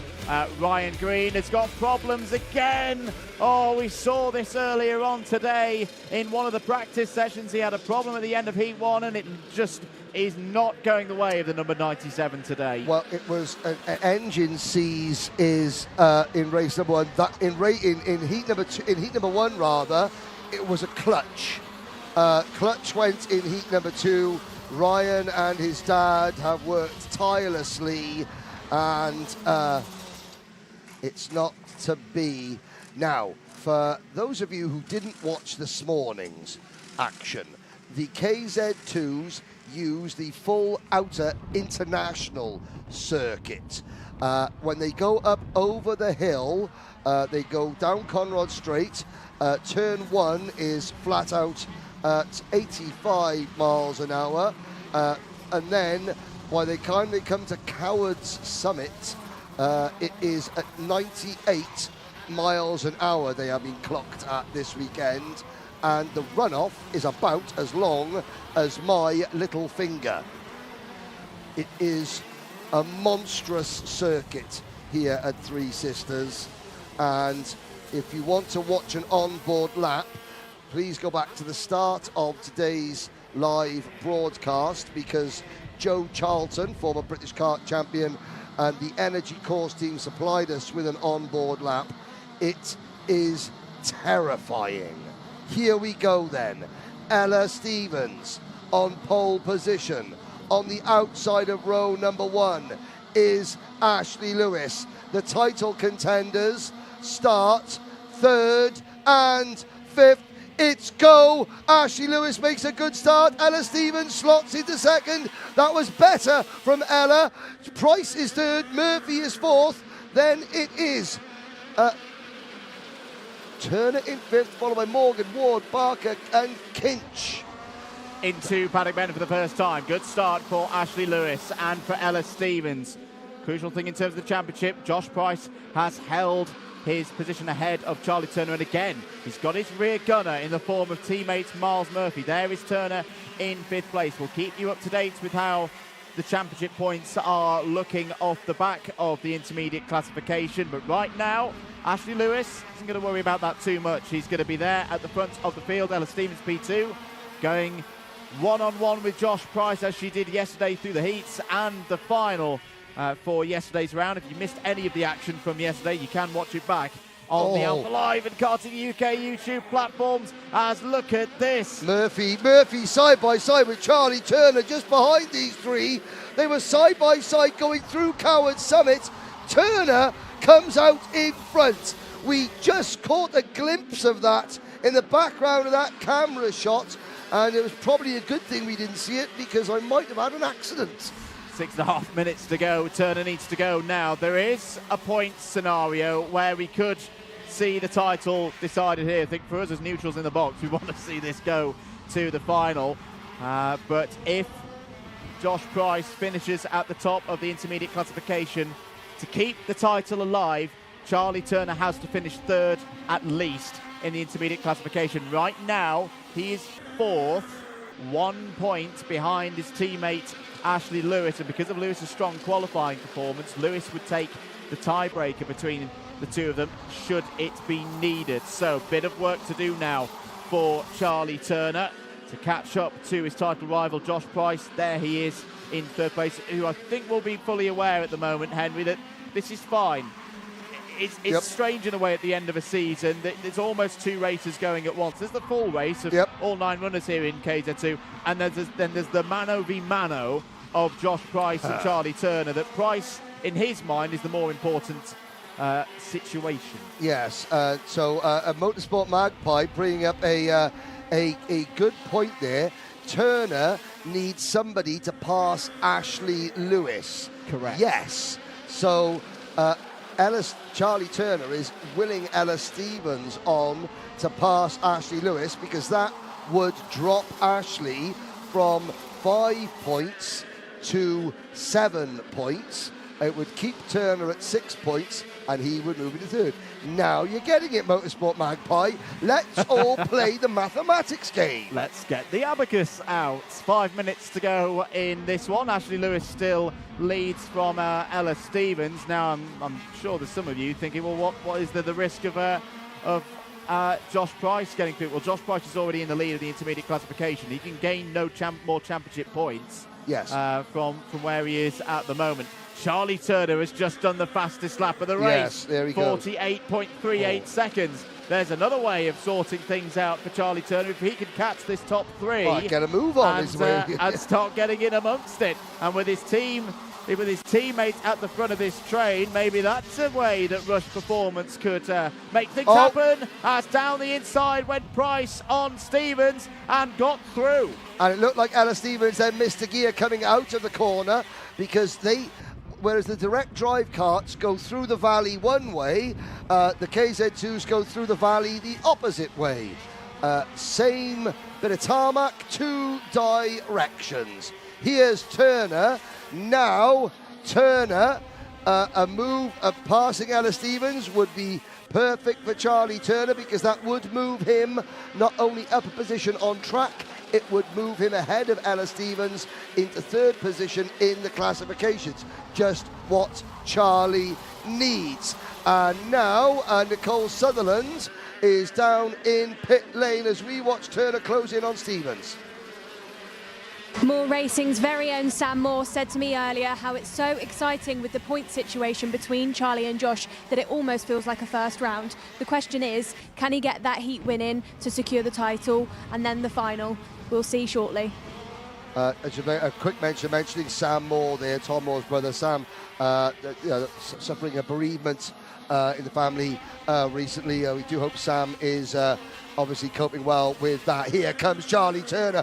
Oh, he catches Ella Stevens, leaps and bounds, dab of Oppo as they go across the top of the mountain here at Three Sisters. Turner closing in, Price closing in on Lewis for the race lead. Now, Ashley Lewis. Going for it down the inside. Charlie Turner loses the place. I was just about to say that Josh Price, if he caught and passed Ashley Lewis for the race lead, that would actually hinder his championship chances and give Charlie Turner another boost, and then Turner goes and fluffs his lines whilst he's trying to pass Ella Stevens. Oh, it's all getting a little bit desperate out there for Charlie Turner now. So Price on 2 points, Lewis on 5, Stevens 6, Turner on 7, and that extra point for Charlie Turner. I was just going to run the maths again. 4th place might, on a tiebreaker scenario, keep it alive, but really, I think for Charlie Turner, he needs to get himself up to 3rd place in the IC. He's got 2 minutes to try and do it. What does Josh Price do here? Does he know the situation that, strangely, he does not want to overtake Ashley Lewis here? Josh Price thinks about how much more exciting it would be for you and I to commentate on a last race title decider in KZ2, and he sticks one at the inside of Lewis going into turn number 1 at nearly 100 miles an hour about now. 1 minute and 23 to go. Josh Price is go. He has a little look on the run up to the top of the hill there, up 3 stories and down again just as quickly as we say that. Just winning the provisional. This is why we always say provisional, folks. Yeah, at the moment, Josh Price winning the intermediate classification would move to 709. 4th place for Turner would leave his max possible on 709. Turner could still win a tiebreaker scenario in the last race of the season. So at the moment, I think he is just keeping things alive. But again, it's just so tight out there. Every single point matters. 43 seconds to go. The other problem Price now... is going to make his move. He's looking like he's going to make his move, Andrew. Yep. The body language of that kart, he's not quite close enough. But I think Josh Price will go for the lead if he gets a chance. Here we go. Across Coward's Summit. Both sideways. They're giving that the Kont tyres such a workout. They are indeed. This is the battle a little bit further behind. Stevens and Murphy for 3rd and 4th. Miles Murphy at the moment is holding 5th in the intermediate classification, but is 3 points behind Charlie Turner. So even a move past Ella Stevens isn't really going to help on that one. And again, tiebreaker scenario. Stevens would win in that one versus Turner. Time is up. On to the final lap in a few moments' time. Is this the moment for Josh Price? Out of the final corner, winding it up now, up to 90 miles an hour, 95 miles an hour, nearly 100 miles an hour. Up once again. Still, Ashley Lewis has the lead of this race, has moved into 2nd place in the IC. Stevens still there in 3rd, has just set the fastest lap of the race. And Lewis defending. This is where Price is really good. Price is really, really good on this sector of the track, but he's running out of time. Half a lap to go, less than half a lap to go. 1 sector to go for Josh Price. Lewis sideways. Can Josh Price get a run? He doesn't realise that by getting a run, he's keeping the title fight alive in Charlie Turner's favour. They come to the line. Lewis celebrates. Well-deserved and much-needed, a timely victory.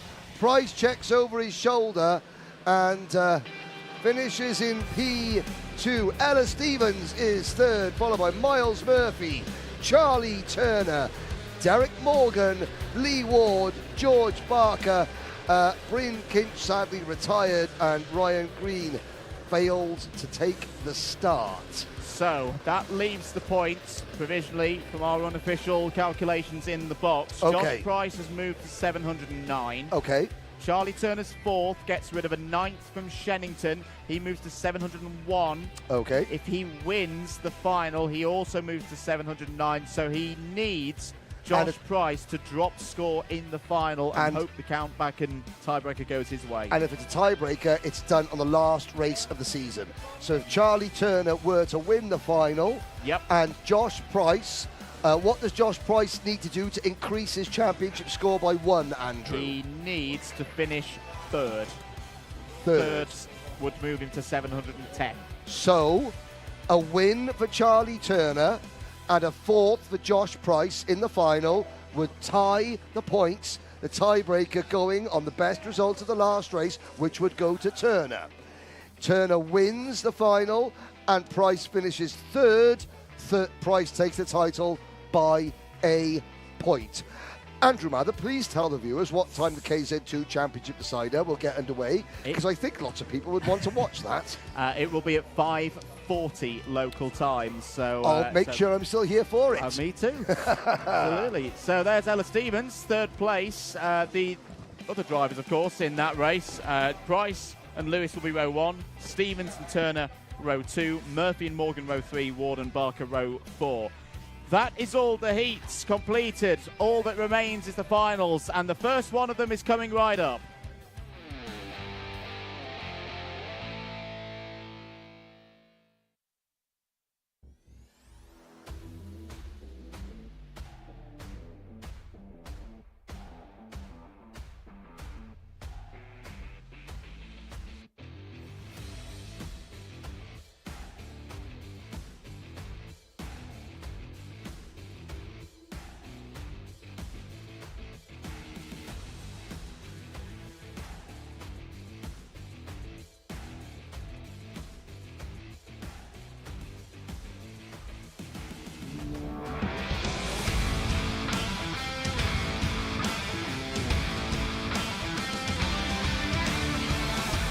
It's finals time here at Three Sisters, and we kick things off with Honda Cadet GX200 for their 6th and final of the year.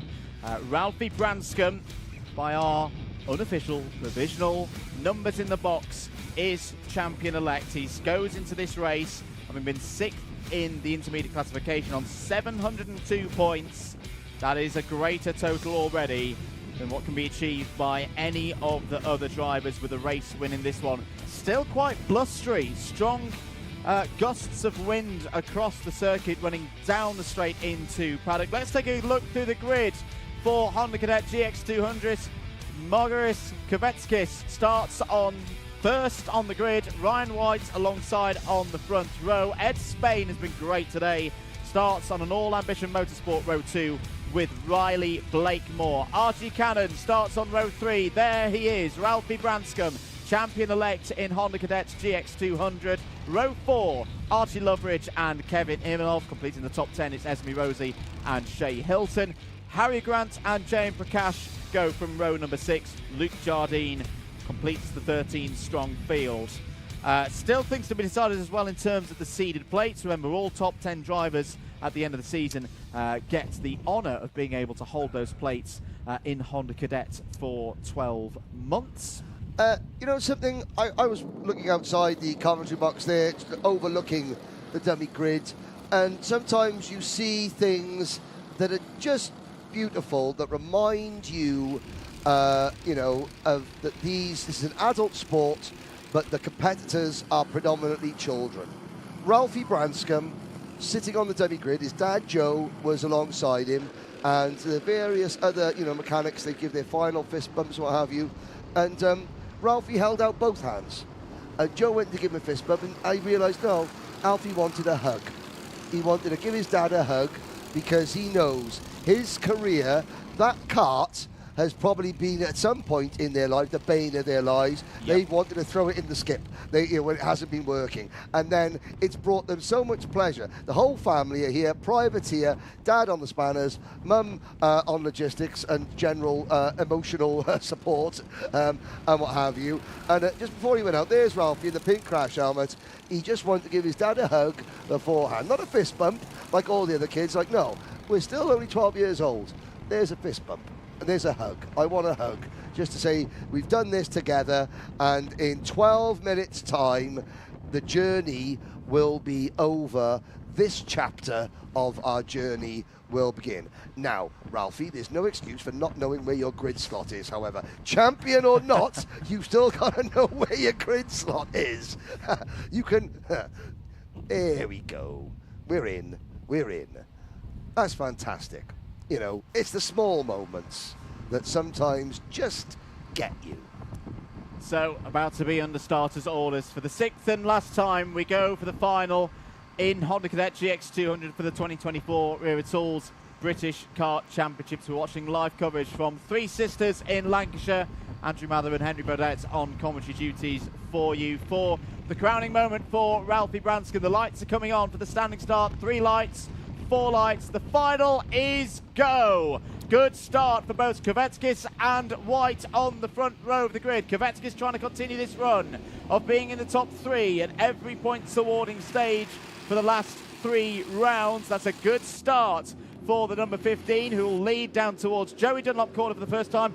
Great start for Branscombe, already up to 5th place, tucking in behind the S-plate of Archie Cannon. Clean start for the Honda Cadets. Ed Spain down the inside of Ryan White to go for 2nd place. Christine Jones, so Riley Blakemore's grandparents watching as well. I think that we are simply Alpha Live are helping the older generation get used to how to use YouTube and the live chat feature. How many parents and drivers, let's be honest, who race in this championship have had to sit a grandparent down or a great uncle and say, right, this is how you comment in, and the commentators can see you. You open this button here and then type it in. And that, I wonder how many families in this championship have gone through that process to allow the grandparents to watch and comment in on their grandkids racing. But it's good stuff on the track. Here goes Archie Cannon, the Scottish Super Series champion, passing Ryan White, the outgoing British champion. Good move there from Archie Cannon up to second place. Ralphie Branscombe tucks in behind the number 1 plate. Ralphie, you can start to believe it, lad. You are going to take that number 1 plate in about 10.5 minutes time down in Parc Ferme. Across the line to complete lap number 2. Kvetskis, how good has Margaris Kvetskis been this weekend? Well, it's the consumption of many traditional jacket potatoes, his sponsor, that has obviously, I mean, it's no Spud, man, but can't all be sensations. He has got pink hair. Probably didn't charge £12 for a Spud. There we go. Anyway, back to the go-karting, ladies and gentlemen. There's a move at the back of the pack. That was one of the Zip drivers. That was Esme Rosie, I think, having a go at who was in front of Archie Shea Hilton. 9.5 minutes remaining. Kvetskis leads. Won the final yesterday. At the moment, is on for a clean sweep. A perfect weekend. Having been top of the intermediate classification through the heats earlier on today. That would be a big job to beat anything for that in terms of the driver of the day in the Excellence Award nominations, proudly supported by title sponsor Wera Tools. 9 minutes remaining here in this one. There is Ralphie Branscombe, just holding in 4th place at the moment, doing a really professional job as well across the course of today. This has been a sign of the maturity that Ralphie has got at the moment as a driver, with the experience of winning the O-Plate earlier on in the year. He's not tried to rush things. I spoke to him this morning, and he's just, again, as cool as a cucumber here today, and enjoying his racing at the same time. Nicole is down in pit lane as we watch the train of Hondas start another lap. Who have you got for us now, Nicole? With the stepdad of our previous race leader and yesterday's winner, Margaris. Stuart, can you tell me about Margaris's progress since a flip at Warden Law a couple of months ago? Basically, he's just grown so much in confidence. He always just lacked a little bit of overtaking, but since he did the flip, sorry, it's a bit noisy there, he just now is quite happy to take the move, knowing it's not going to hurt so bad. I think he's a bit crazy on that one, but he's happy with it, and it's certainly improved his driving. I think he's gone 7 out of 9 wins in a row now. Thank you, Stuart. Great insight. Back to you, Henry. Thank you, Noel. I love that. Yeah, now he's flipped his kart, he's not scared anymore because he knows it didn't hurt that much. Yeah, the inside psyche of a racing driver, ladies and gentlemen. Nicole did say the previous leader of this race, because as we were talking to Stuart out there on the track, Archie Cannon for the Zip team shot through into the race lead, still a lead group of 5, and courtesy of our timekeepers, motorsport-timing.co.uk, and Ian Rogers, I can now ask the disembodied voice in my head to put the live championship positions up on our screens now. There we go. Kvetskis see 10 points back, but Kvetskis can only gain a couple of points if he made a move for the race lead. So Branscombe just sitting and, you know, watching, and they'll take, I know Ralphie's got one more race in Honda. He's got the London Cup at Rye House to go, but these are the times where, yeah, you're stepping out of a class of kart for the final time, and you're just sitting there thinking, do you know what, you know, this kart has been kind to me. What have I learned? Look at the kids I'm racing with. Where will I next race against them? I know Ralphie Branscombe is going to step straight up into Junior X30 or Junior Rotax next year. You know, these drivers, their careers will go and funnel off in different directions. They will take different branches of the motorsport tree. And you never know when you will cross swords again. I'll tell you what, if he goes and wins that London Cup, he'll be joining us some very, very strong names on that trophy, because it's still there at Rye House. Yes. Salmon's name is on it, if I'm not mistaken. So Yes. There's a name to follow in the footsteps within the history of Honda Cadet racing. 5.5 minutes of this one to go. Archie Cannon looking to beat his best results of the year so far, which was on home soil back in Scotland when we visited Lark Hall for the second round of this championship. He was second through the intermediate classification. This will be a big step forward for Cannon in terms of finals results. Hasn't been on the podium so far this year. Got very close at Wilton Mill on the previous Sunday of a double header.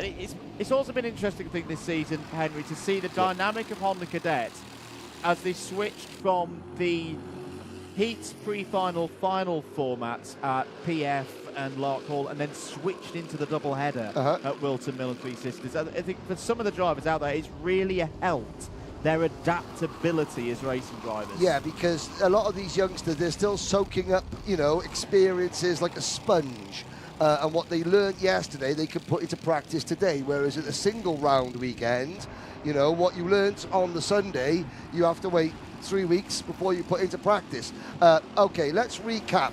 4.5 minutes ago, Zip Factory Zip Honda, Zip Factory Zip Kart leads from Privateer Project 1 from Ambition Motorsport Zip Kart. There was a change in Honda Cadet chassis dimensions, which has not helped the British kart manufacturers, I don't believe. I mean, we've got no BRKs on the grid. We've got a couple of Project Ones, a couple of Zip Karts, and, you know, does it help the British kart? Yes. What am I talking about, Henry? I just think that, yeah, it's made it harder. It's made it harder, and this should be a type of a division where British chassis manufacturers should be able to excel. Motorsport Magpie saying Wera Tools didn't give us tools in the commentary box. No, there are 2 other tools in the commentary box. Other brands are available. 3.5 minutes remaining in this race. Ralphie Branscombe is the fastest driver out on circuit. Has just popped in a 49.66 second laps. And whilst he's, you know, taking it nice and easy, making sure that he does the professional job to bring this home, he's just reminding us there that he has got some really good speed this weekend. He's just tucked under the rear bumper of Ryan White at the moment there in 4th place. Jayan Prakash is on for a first top 10 result of the season.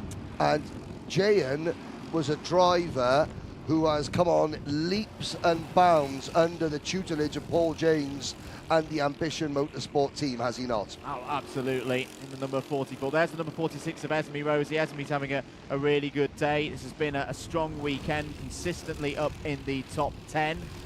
Esme's best result is a P8 from Lark Hall, so that could still be beaten in the remaining 2.5 minutes. That shot there of Ralphie Branscombe passing the number 1 plate kart of Ryan White, that was a metaphor for the season as a whole. As we look further up there is Prakash battling with Shea Hilton, Harry Grant, and the number 11 kart of Luke Jardine. There's Jayan Prakash going for a move, which is great to see. He's dropped down to 14th place now as Jayan, but he's still in with a chance. Little note on Harry Grant as well. Yes. Did something a little bit different in terms of the recorded features that you can see on the Karting UK channel. A 2-part interview. Right. This weekend. Yes. And at PF International at the very start of the season. Really? Okay. With pretty much the exact same questions. So keep an eye on that one coming in due course, ladies and gentlemen. That's a quite cool thing to see how a driver thought they were going to do at the start of the season, and then how they actually did at the end of the season, what they've learned along the way. Excellent. Any spoilers? No. Okay. You're going to have to go and watch it. Oh, that's fair enough. That's fair enough. There's the Project 1 number 1 kart of Ryan White. The first time that we saw a lot of these drivers was at the O-Plate at Wilton Mill in March. And the dates for 2025 are out. Please go to the British Kart Championships website and the British Kart Championship Instagram page to see the dates for 2025. It's going to be a packed season once again, and we'll also bring you, in addition to all the Wera Tools British Championship rounds, there will be O-Plates as well. As we look at now 3 to go. The last 30 seconds of Honda Cadet racing for the 2024 season. The number 68 of Riley Blakemore battling with Ralphie Branscombe. In fact, Riley's got ahead of Ralphie Branscombe now for 5th position. They're not too far behind the leaders. There go the leaders. Fortunately for Blakemore, though, has got a +5 second penalty. That's just popped up on our screens. No. 2 laps to go then. Archie Cannon, can he take a first win this season in the Wera Tools British Kart Championships and end his season on a high? Kvetskis took his first win of the season 24 hours ago. He's trying to close out a perfect weekend in terms of championship scores. Looks to the inside, the outside, back to the centre. No opportunity there through Paddock corner. Ed Spain, he's had victories so far this season as well. Think back to Lark Hall and that stunning victory up in Scotland. 1 lap to go.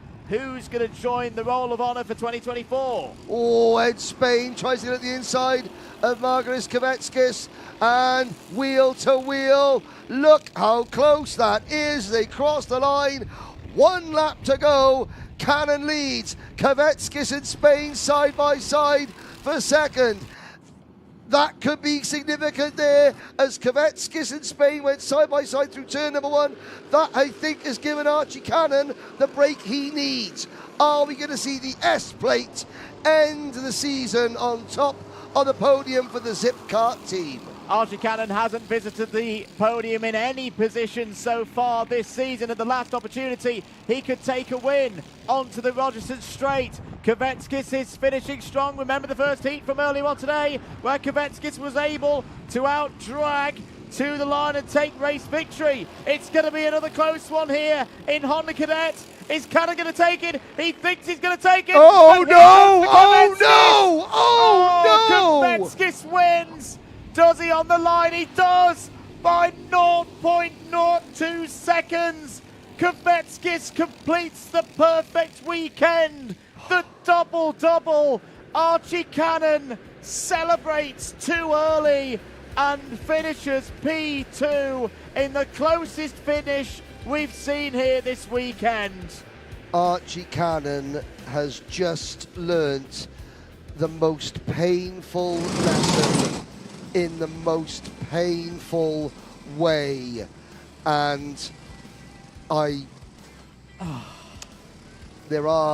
there's no words to say how you feel for Archie Cannon.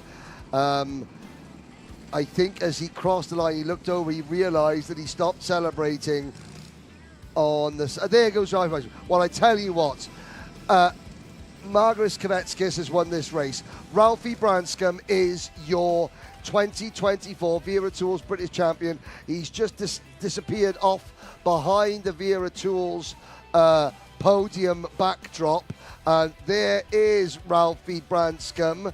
I would say Dad's probably crying more than son at this point.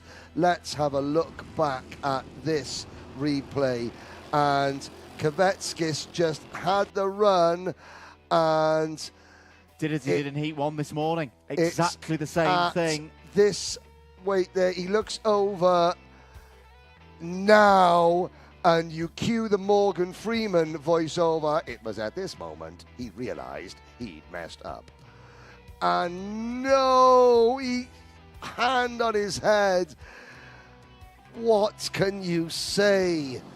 Inches apart, but there is a smiling face.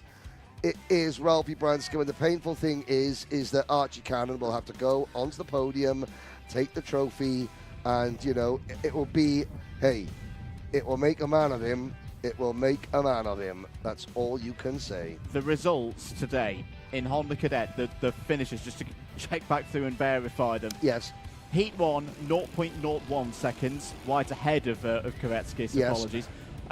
Race 2, 0.05. With the stepdad of our previous race leader combined. and yesterday's winner. 0.02 provisionally is the measure between Kvetskis and Cannon in the final. The cumulative gap between first and second today is less than 0.1 seconds. Yes, less than a tenth of a second combined. 3 races, margin of victory. There is a look at some of the highlights. It boiled down to a 3-kart scrap between Cannon, Kvetskis and Spain. At one point, and there is Spain earlier on in the race, look how close they came. Now, the start of the last lap, Andrew, and was when Kvetskis, I thought, had lost it, but he crosses. Oh, it's painful to look at.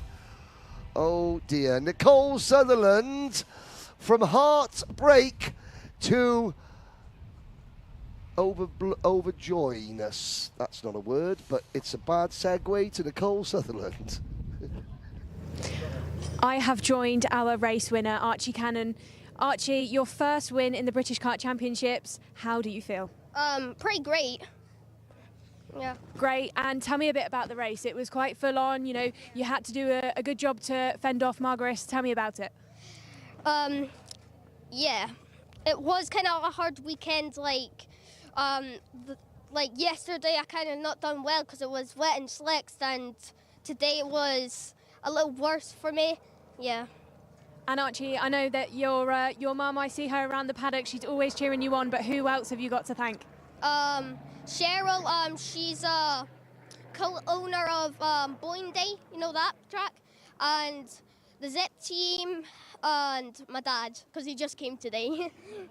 Congratulations, Archie. I'm also going to get our championship winner, Ralphie Branscombe, to come over. He's celebrating over there with his dad. I think he's in a little bit of shock. Ralphie.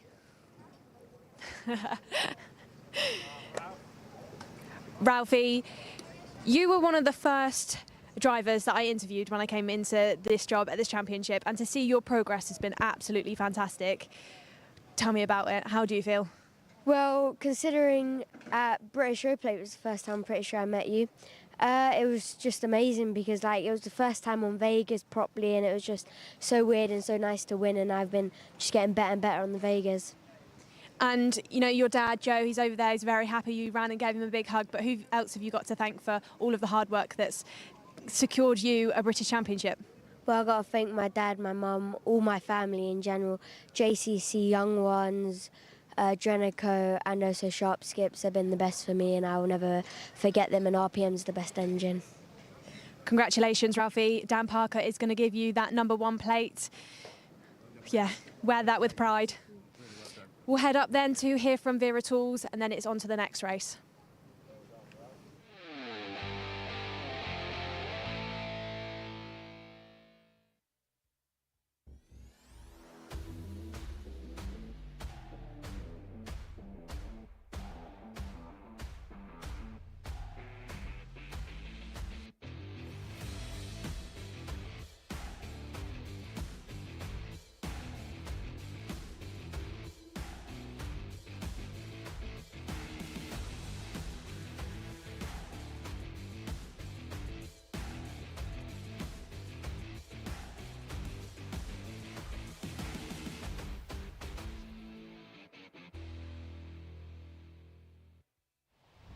Welcome back to Three Sisters. Henry. Yes.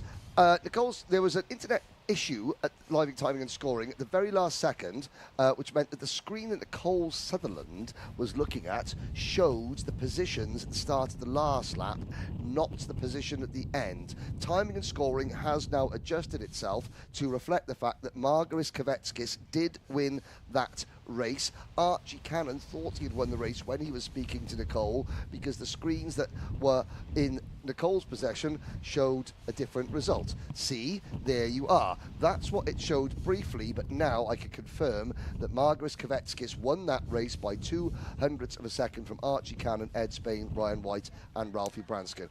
There, on your screens, are the correct result. We apologise for the internet confusion that meant that that interview was a little bit sort of displaced. And this is why there's a very high-speed camera on the start line. Let's get on to the next race. Let's head down to Nicole.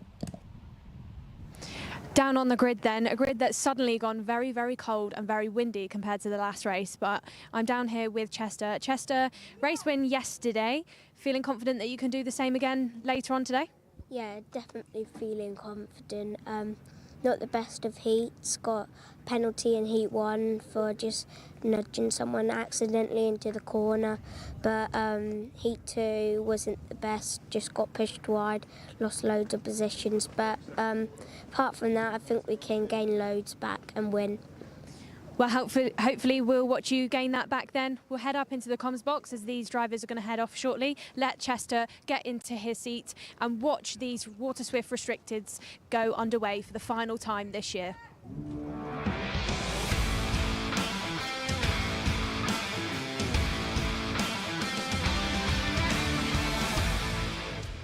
Thank you very much, Nicole. Getting ready then for the 8th and last Water Swift Restricted Final of 2024. James Roots on pole position for the first time in a final this year. Oscar Kenny alongside on the front row. Daniel Ferguson, P2 secured in the championship, starts alongside Mason Hibbert on the second row of the grid. Row 3 will not see Alfie Davidson start. He sits this one out, so Harry Chapman will be on his own there in P6. Chester Fawkes and Henry Algar go from the fourth row of the grid. Ilyas Sami and Ethan Robinson completes the runners in this one. Little bit of cloud. I say a little bit of cloud. Quite a few clouds have come over the circuit here at Three Sisters. We are receiving some reports that there may be some rain on the way. The conditions have been a far greater amount of stability than yesterday, where it was changing every couple of minutes. But there could be some drama later on. Wouldn't think for these drivers, though. And we'll look to get through this 12-minute plus 1 lap final without any precipitation. So, Alfie Davidson has won the championship. We know that on 854 points. Daniel Ferguson's 821 means, by our early calculations, that he is far enough ahead of what Chester Fawkes can achieve in this race to be in second place. You can hear on the microphones out on circuit, the wind really has got quite strong. This does very much feel like there may be a little bit of weather on the way. But no matter, for James Roots, great opportunity here to get a best result of the season so far. Heading towards the start line now. It's Roots on pole position.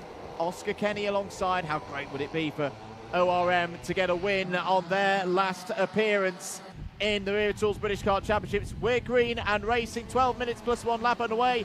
Very good start for James Roots. Oh, bit of a moment there for Oscar Kenny, who unfortunately falls down to penultimate position. James Roots leads this race in the early stages, and this is going to be a very special moment because we sometimes get drivers up in the box when they're not racing and they're having a little bit of a chill moment. We've not just got a driver, we've got a new British champion. Alfie Davidson joins me on the commentary. How are you feeling, young man? I'm feeling very good. I've won the British, so I thought we would not go out and see what's happening in my racing. What's it been like to race against this group of drivers this year in the British Championships? It's been very hard. We've had a few consistents in the British. We've had some ups and downs through the whole entire year, so it's good to be British champ. End of the first lap, James Roots leads by Daniel Ferguson by just over a third of a second. Harry Chapman's had a good start. He's up 3 places from where he started and is now there in third. Henry Algar's also gained 3 off the start. Ethan Robinson up 4. Those are your drivers progressing in the early stages. It's not just the British Championship that you've won this weekend, Alfie. Oh, there's a problem there for the number 12 of Henry Algar, who drops down from 5th place. You're off to Valencia, mate. You are going to be representing your nation at the Iami Warrior Finals. Now, I know, of course, you've been racing in Iami Euro Series this year, so you've got a little bit of experience already stepping up to the full waft of a Water Swift. But how are you feeling ahead of that? It's going to be very, very hard. I've been around there for the last, this year, but at the start of the year. Yeah, Winter Cup. It was our first time in Inter, like racing in a big class.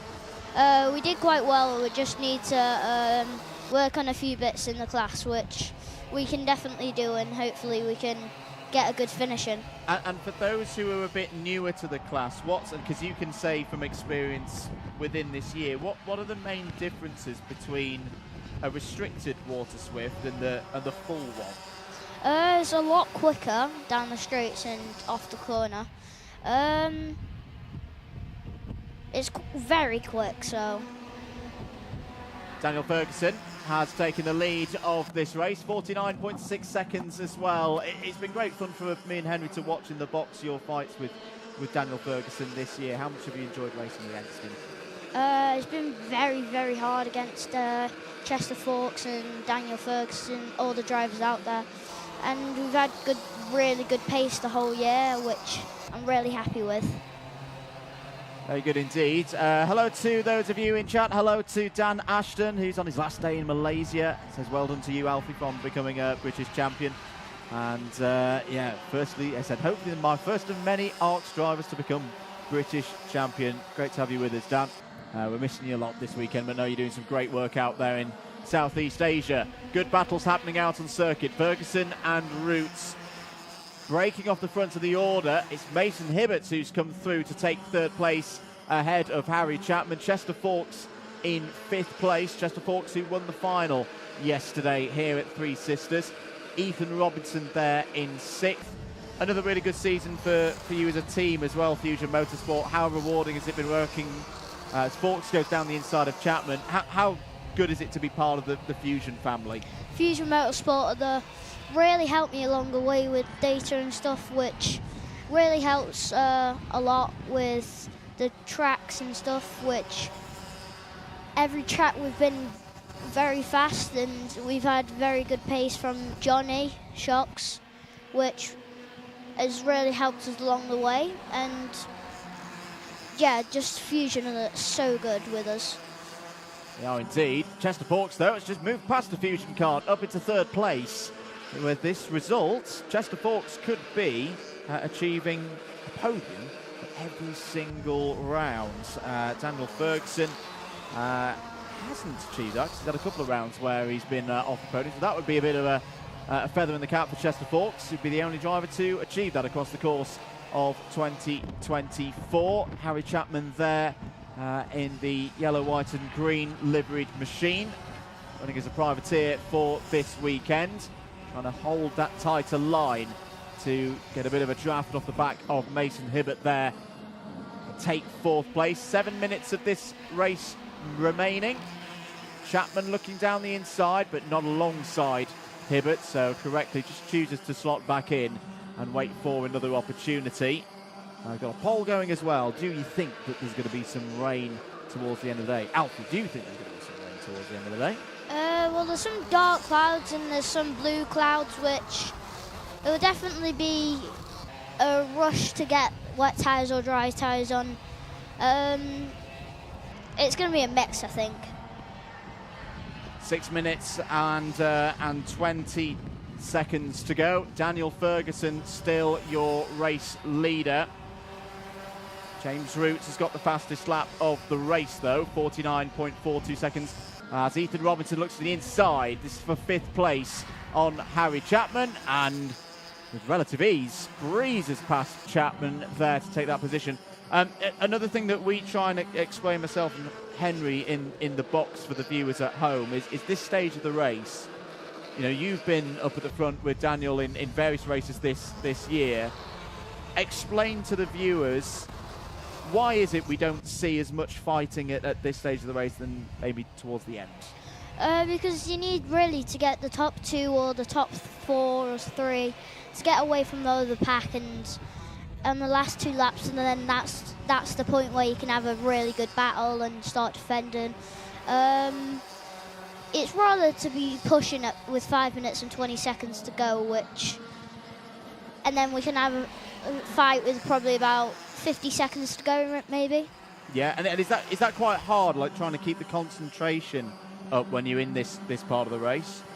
Well, you just need to really push with each other and get away as much as you can, so you'll be definitely trying hard to stay with the guy in front, which is very hard, but you can just get them back in the toe if they pull away a little bit. So less than 5 minutes to go of this race. Daniel Ferguson leads, took his first win of the season on Sunday, last time out at Shennington. James Roots has not been to the podium since Wilton Mill, very first half of the season. Took a double second place on that double header weekend. It's looking good to return to the rostrum. Chester Falk still there in third, looking to finalise this full set of podium finishes across all 8 rounds of this year's Wera Tools British Kart Championships for Iami Water Swift Restricted. I'll keep throwing these questions at you, Alfie. For anyone who's, say, a year or two younger than yourself, who are maybe looking at this category as the one to do, why should they do Iami Water Swift Restricted, in your opinion, over other categories? It gets you loan for the inter, and it's really, really hard with the drivers what you need to compete with, which gets them like ready for inter, but it just inter's a little bit faster, but they can hopefully they can all cope with that and see how they get on. Absolutely. 3.5 minutes to go. James Roots not made the move yet. That's understandable. Just continuing to work with Daniel Ferguson. Right now, 49.4s for Ferguson and Roots. 49.6s for Fawkes and Hibbert. Ethan Robinson is the biggest mover in this race, up 5 places to 5th. Harry Chapman holding in 6th place. Oscar Kenny still out there in 7th place. Had that unfortunate loss of positions at the start of the race.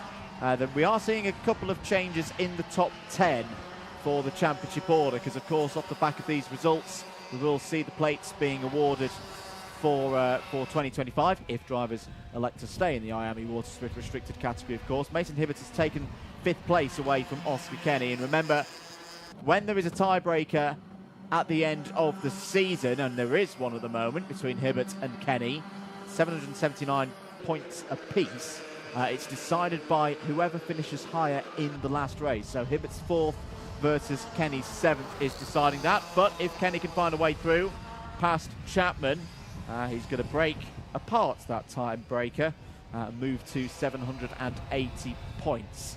2.25 minutes to go. What do you think of this circuit as well, Alfie? It's quite a fast one. Yeah, it's very fast and flowing. There's a long straight which really you can push with and probably get away from the other drivers a little bit. It's a really good track. I like the tight bits and I like the long bits, which really is a really good track. I like how it's like, it's a good, really good track. And do you like as well how there's a bit of elevation changes there? It's not, some circuits we go to are very flat. This one's the very opposite, isn't it? Yeah, some hills and some downs, which is very fun to race around, and there's very good corners. 1 minute and 30 seconds to go then.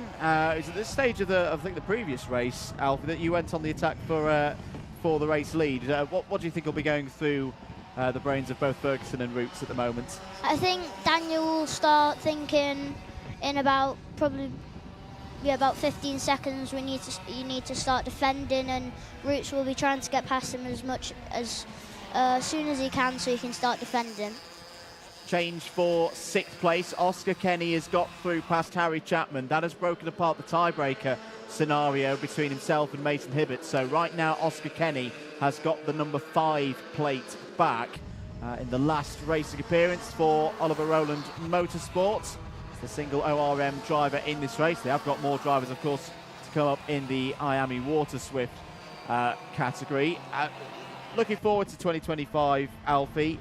I know there's going to be some drivers, probably your likes of your Will Greens and others, moving up to their next level. But who are you looking forward to racing against in Iami Water Swift? Or have you not thought about it too much yet? I like to race against like Giles Sayer and Austin Newstead, who's been in there for the whole year, which is going to be very hard to beat, but we'll have a go at it next year. And in terms of karting as a sport, who else do you look at in terms of heroes and role models out there?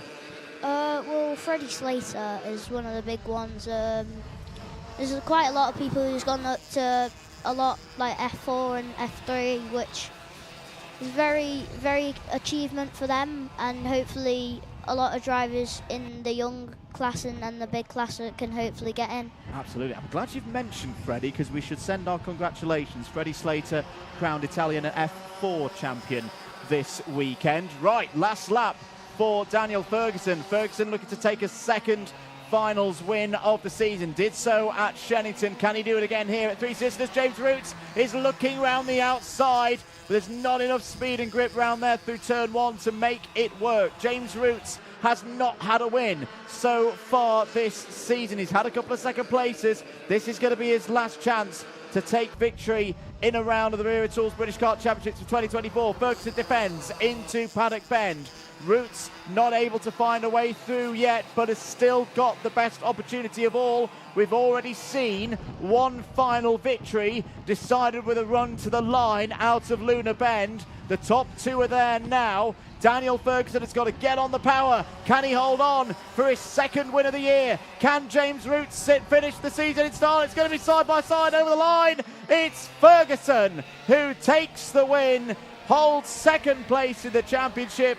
James Roots is back on the podium for the first time since Wilton Mill in round 4 with second place, and Chester Forks completes a run of being on the podium in every single round. What did you, quick words before we let you go down to Nicole Alfie, what did you think of that? Very good race through the top 2 and top 4 and 5 and 6. Very good race, and hopefully we can have a good year next year with Daniel and Chester and Mason and Oscar and everyone with the grids. Fantastic. I'm going to let you go because you've got to get down to have a chat with Nicole and also have a very important meeting with Dan Parker. I'll let you go. Fantastic stuff from our British champion. But what a finish. 0.21 the gap between Daniel Ferguson and James Roots. Chester Forks, another podium for him. Mason Hibbert finishes P4. A strong weekend for Mason Hibbert. Oscar Kenning's P5 means he's in the top 5 in the championship standings. Robinson, Chapman, Sammy and Algar, the rest of the finishers. Wow, that was something new, Henry. We don't often get to talk to a champion. Yeah, a champion commentating on their own race. Just had a press release issued. James Fitzhugh at Alpha Live announcing the new commentary team for. Let me just read. Right, Wera Tools British Kart Championship announce commentary team for Iami 2025. Andrew Mather, Oliver Stewart, and Alfie Davidson. That's a bit awkward. Hard luck, mate. Great. Again, we're going to see Alfie there. This is the good thing. From a very young age, I could see Cross-Eyed Lion. I spoke to Dirk at Cross-Eyed Lion at Kartmasters, and he just put the Alfie over Henry. Thanks, Dirk. Appreciate that. A look back at this race, James Roots and Daniel Ferguson. Oscar Kenny's chances of getting on that podium went at the first corner, really. He was never able to get back into the lead group, and that didn't help the number 12 of Henry Algar either. It came down to a head-to-head battle between Daniel Ferguson and James Roots. We were talking about Alfie Davidson, you know, as we watch here now. Roots went for the outside move going into the final lap, but yeah, Ferguson, a pretty good clean defence. I think Roots went for one more move coming out there, but Ferguson, yeah, he watched the Honda race. He wasn't going to do that. But I mean, Alfie Davidson, he wins the British title, does his racing this morning. As the karts are on the rolling lap, he's grabbed out of the Fusion awning by me to come up here and commentate. Helps commentate and give some incredible insight into the race. Now he heads back down to another media interview and to be presented with his official British number 1 plate title. It shows how well this paddock prepares the young drivers for their media commitments and how comfortable and confident they are to promoting themselves on the microphone. And now another microphone is going to be at work. It's going to be the microphone held by Nicole Sutherland. Thank you, Henry. With Daniel Ferguson then. Daniel, happy with that one?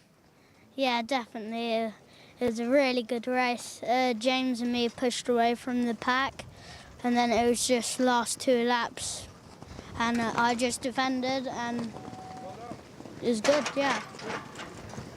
Yeah, and can you tell me a little bit about that last lap? A minute ago you said it was a long one. Tell me about that.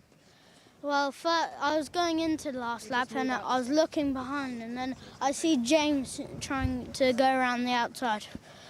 I wouldn't have let him, and then it was just stay where I was and just don't leave a gap, really. And for all the hard work that's been put into what such a successful year for you, who have you got to say thank you to? Everybody, Shocks, Ram, my dad, my mum, my brother, and everyone who helps me. Danny, Carl, Ben Carl, yeah. Congratulations, Daniel. We're also going to speak to one of our other winners, who is Alfie Davidson, this time your championship winner. Alfie, I think I've just heard you on the commentary. Did you have fun? Very good fun. Bit different from the racing though, right? Very different. We had a commentating then racing, but yeah, had very good fun at that. And the choice to not race in that final of the year, what influenced that, Alfie? Well, I just didn't want a risk of getting disqualified, so we took the better idea and didn't race from the final. So. And it's such a big achievement, you know, to say that you're a British champion. What is going to happen for you from here out onwards? What's your plan?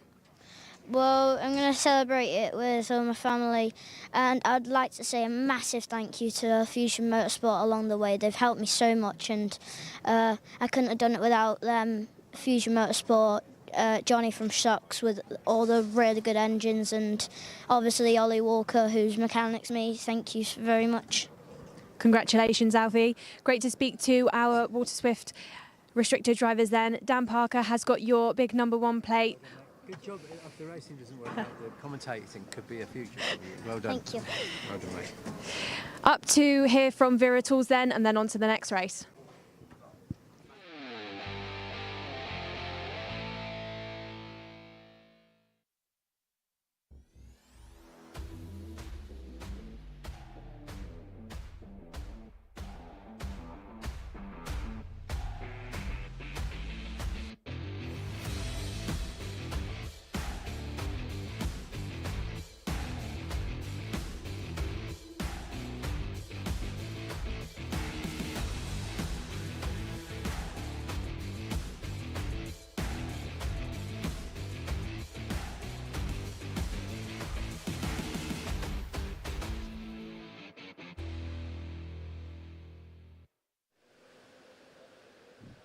Welcome back to Lancashire. Welcome back to Three Sisters. Mate, we're in trouble.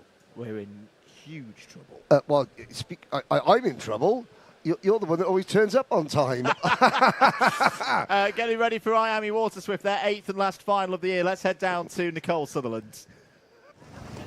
Thank you, Andrew. I'm next to the 24 of Colby Patterson then. Colby, how are you feeling ahead of this last race of the year? Really good. Just going to go send it. Go send it. And what are you hoping to achieve in this one? What result do you reckon is realistic? Do you reckon you can get that win in there? Hopefully. It depends.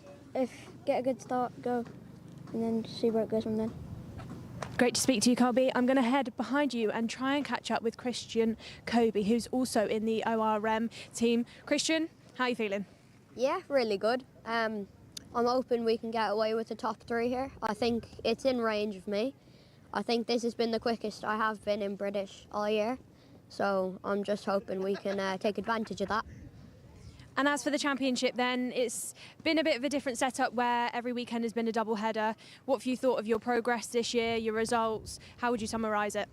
I think I've got quite unlucky in all of my races, but I think if I can get a good, decent result in this, that I can hopefully get another IWF ticket. And obviously, for the time being, your focus is just on this race, you know, eyes on the prize. But what is going to happen beyond this championship and this year? What's your plans? Honestly, I think next year could be mine. I'm really hoping that it goes my way. But of course, I have to do IWF and all. So once I get that done, I'm hoping we can start a good new year. Great to speak to you then, Christian. I'll head behind. We have got Sukmani Kira then to my right, Sukmani, or Sugars as they like to call her. Obviously Alpine F1 Academy driver, the Race Her programme. Got a bright future ahead. I've got Austin Newstead there being given a handshake by his driver, the 42 of George Clark as well, OMS racing driver. OMS, bit newer to the championship. This is only their second year within it, but such great progress to say that they're getting those top 10 results in there. We'll head back up into the comms box then to go off for the last Water Swift final of this year.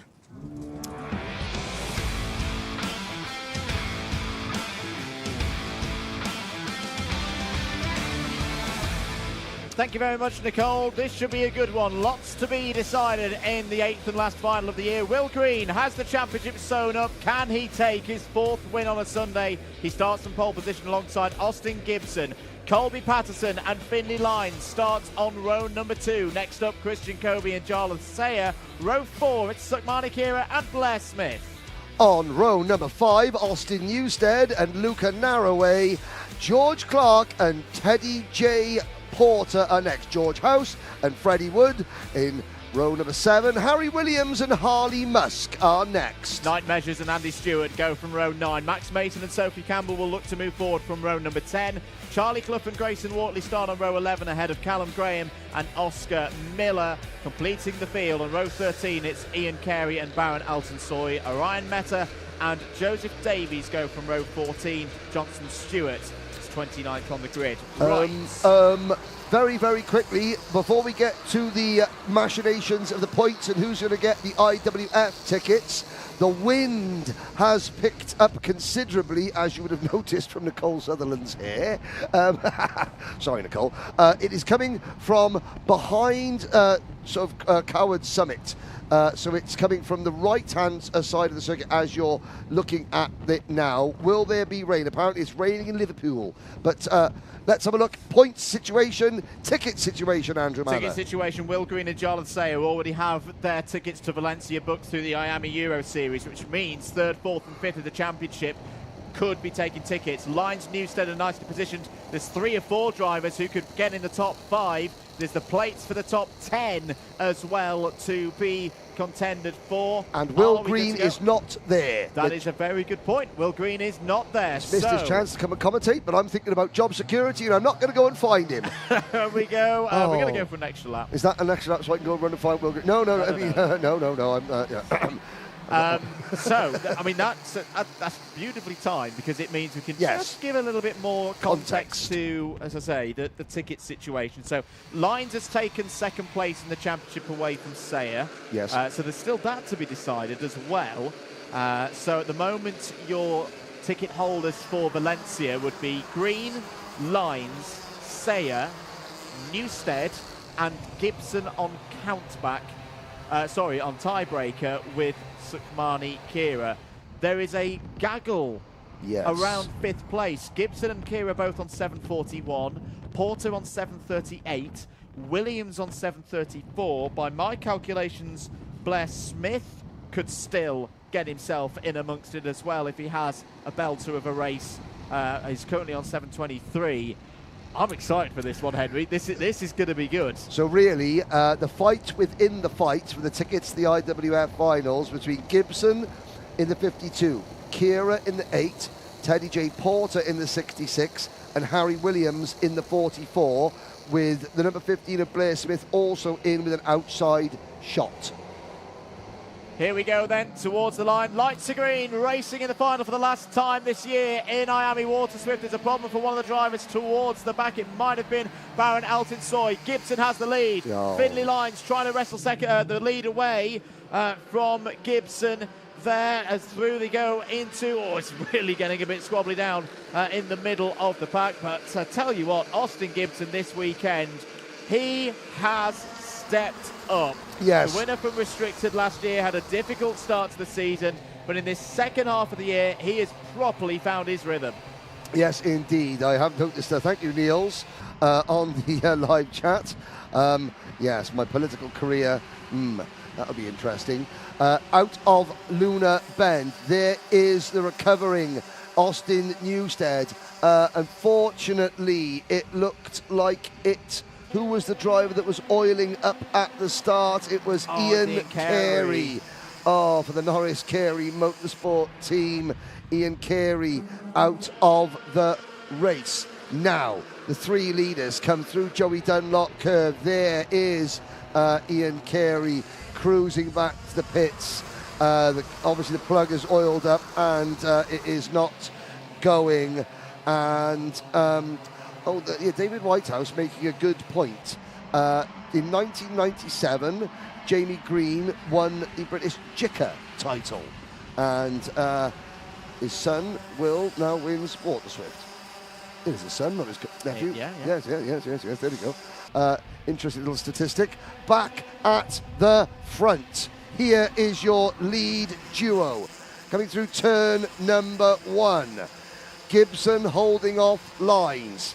At the moment, Austin Gibson is maintaining 5th place in the championship, and that would be the final ticket for the IWF finals, with all the other drivers that have already qualified. Sukmani Kira, or Sugars, as the team called her. Sukmani is 7th overall, so she needs to start working her way up the order. As we look back, there's Luca Narroway going through. There is Teddy J. Porter. He's also needs to get his finger out, because he is now slipped to 8th in the championship behind his teammate Harry Williams in the number 44 car. There's Colby Patterson in the number 24. Oliver Rowland Motorsport. This is their final roll of the dice. Are we going to see an ORM driver on the podium one more time in the British Championship? Well, Christian Colby in 4th and Colby Patterson in 5th are the ones leading that charge. Ian Carey back out onto the circuit after some time in the repair area. Here are your top two, Gibson and Lines. Last time we saw Lines on the top step of the podium in the Iami categories was round 5 at Shennington. It would be a welcome return for the single Synergy Factory team driver out there. This performance at the moment is giving him 2nd place in the championship. Charles Sayre's got to do something about that. Firstly, reel in that gap. It's about 0.8 of a second at the moment. Right at this minute, though, I think Sayre's going to be looking over his shoulder. Really good work from Christian Colby and Colby Patterson the last lap or so. They have caught the Seoul Fusion runner ahead of them in terms of that group. It's always going to be hard for Charles Sayre to stay out of that pack. They've got the momentum. Now let's see what Christian Colby does. Can we see an ORM driver on the podium one last time? Obviously they will go to other events after this one in the UK and the IWF final. I would imagine that will be their last event overall. Here we go then. Colby to the inside, going into turn number 1. Sayre holds him off. The 42 of George Clark sitting there as well. Oh, Colby's really trying, and Colby Patterson goes around the outside of his teammate to take 4th position. Here comes Clark, and now Colby Patterson has a look at Charles Sayre. Sayre is the cork in the bottle at the moment. The rest of the field, no, and there is the number 90 car of, Sophie Campbell off track. Look at this group coming out of Luna. Now you've got George Clark's in there, Sukmani Kira's in there, Austin Newstead's in there, so is George House and Blair Smith. So you're looking at the battle from 3rd to 11th. Nothing Sayre could do at that moment. He's just going to wait for his turn to drop back into the queue. He's going to find himself down in 6th place. This is the moment for Colby Patterson. Got 3rd place in the intermediate classification early. That was his biggest haul of championship points at a single stage so far this season. He's not been on the podium in a final. Side by side between the two Fusions. Kira through past Charles Sayre. Charles Sayre is seeing the hopes of finishing 2nd in the British Championship fade. This has kind of been the story of his day. It's just not had the race pace, unfortunately, in the number 8.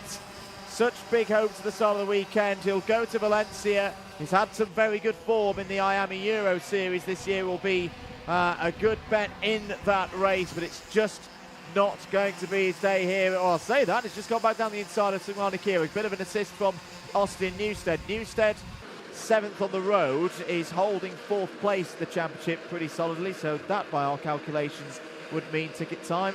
Is there a problem there for the number 19? Night Measures is down in 19th place. I don't think he was looking at his symmetry. 19 in 19.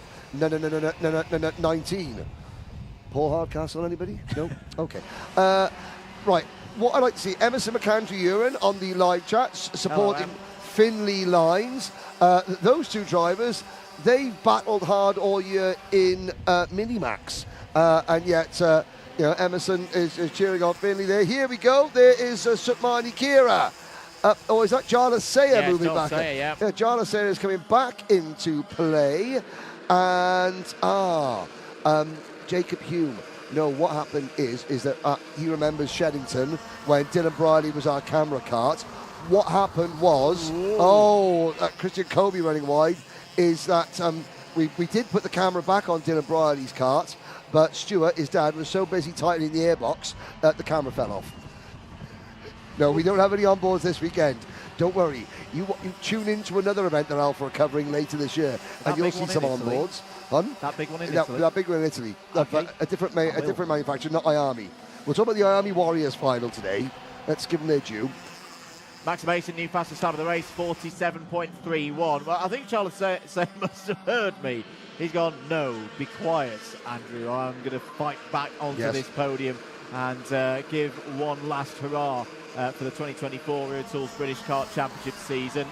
He's there ahead of Austin Newstead. They've had many a battle, both on British shores and overseas, across the course of this racing season. Who's gaining out there? Harry Williams is up 5 places, up into the top 10 in the race, and looking like he's going to secure himself one of the top 10 plates for the end of the season. Night Measures, I thought there was a problem. I think their exhaust has come loose. Yes. The exhaust was bouncing around quite a bit through the last lap. Oh, so the driver with the best name in the paddock, sadly, will not finish this one.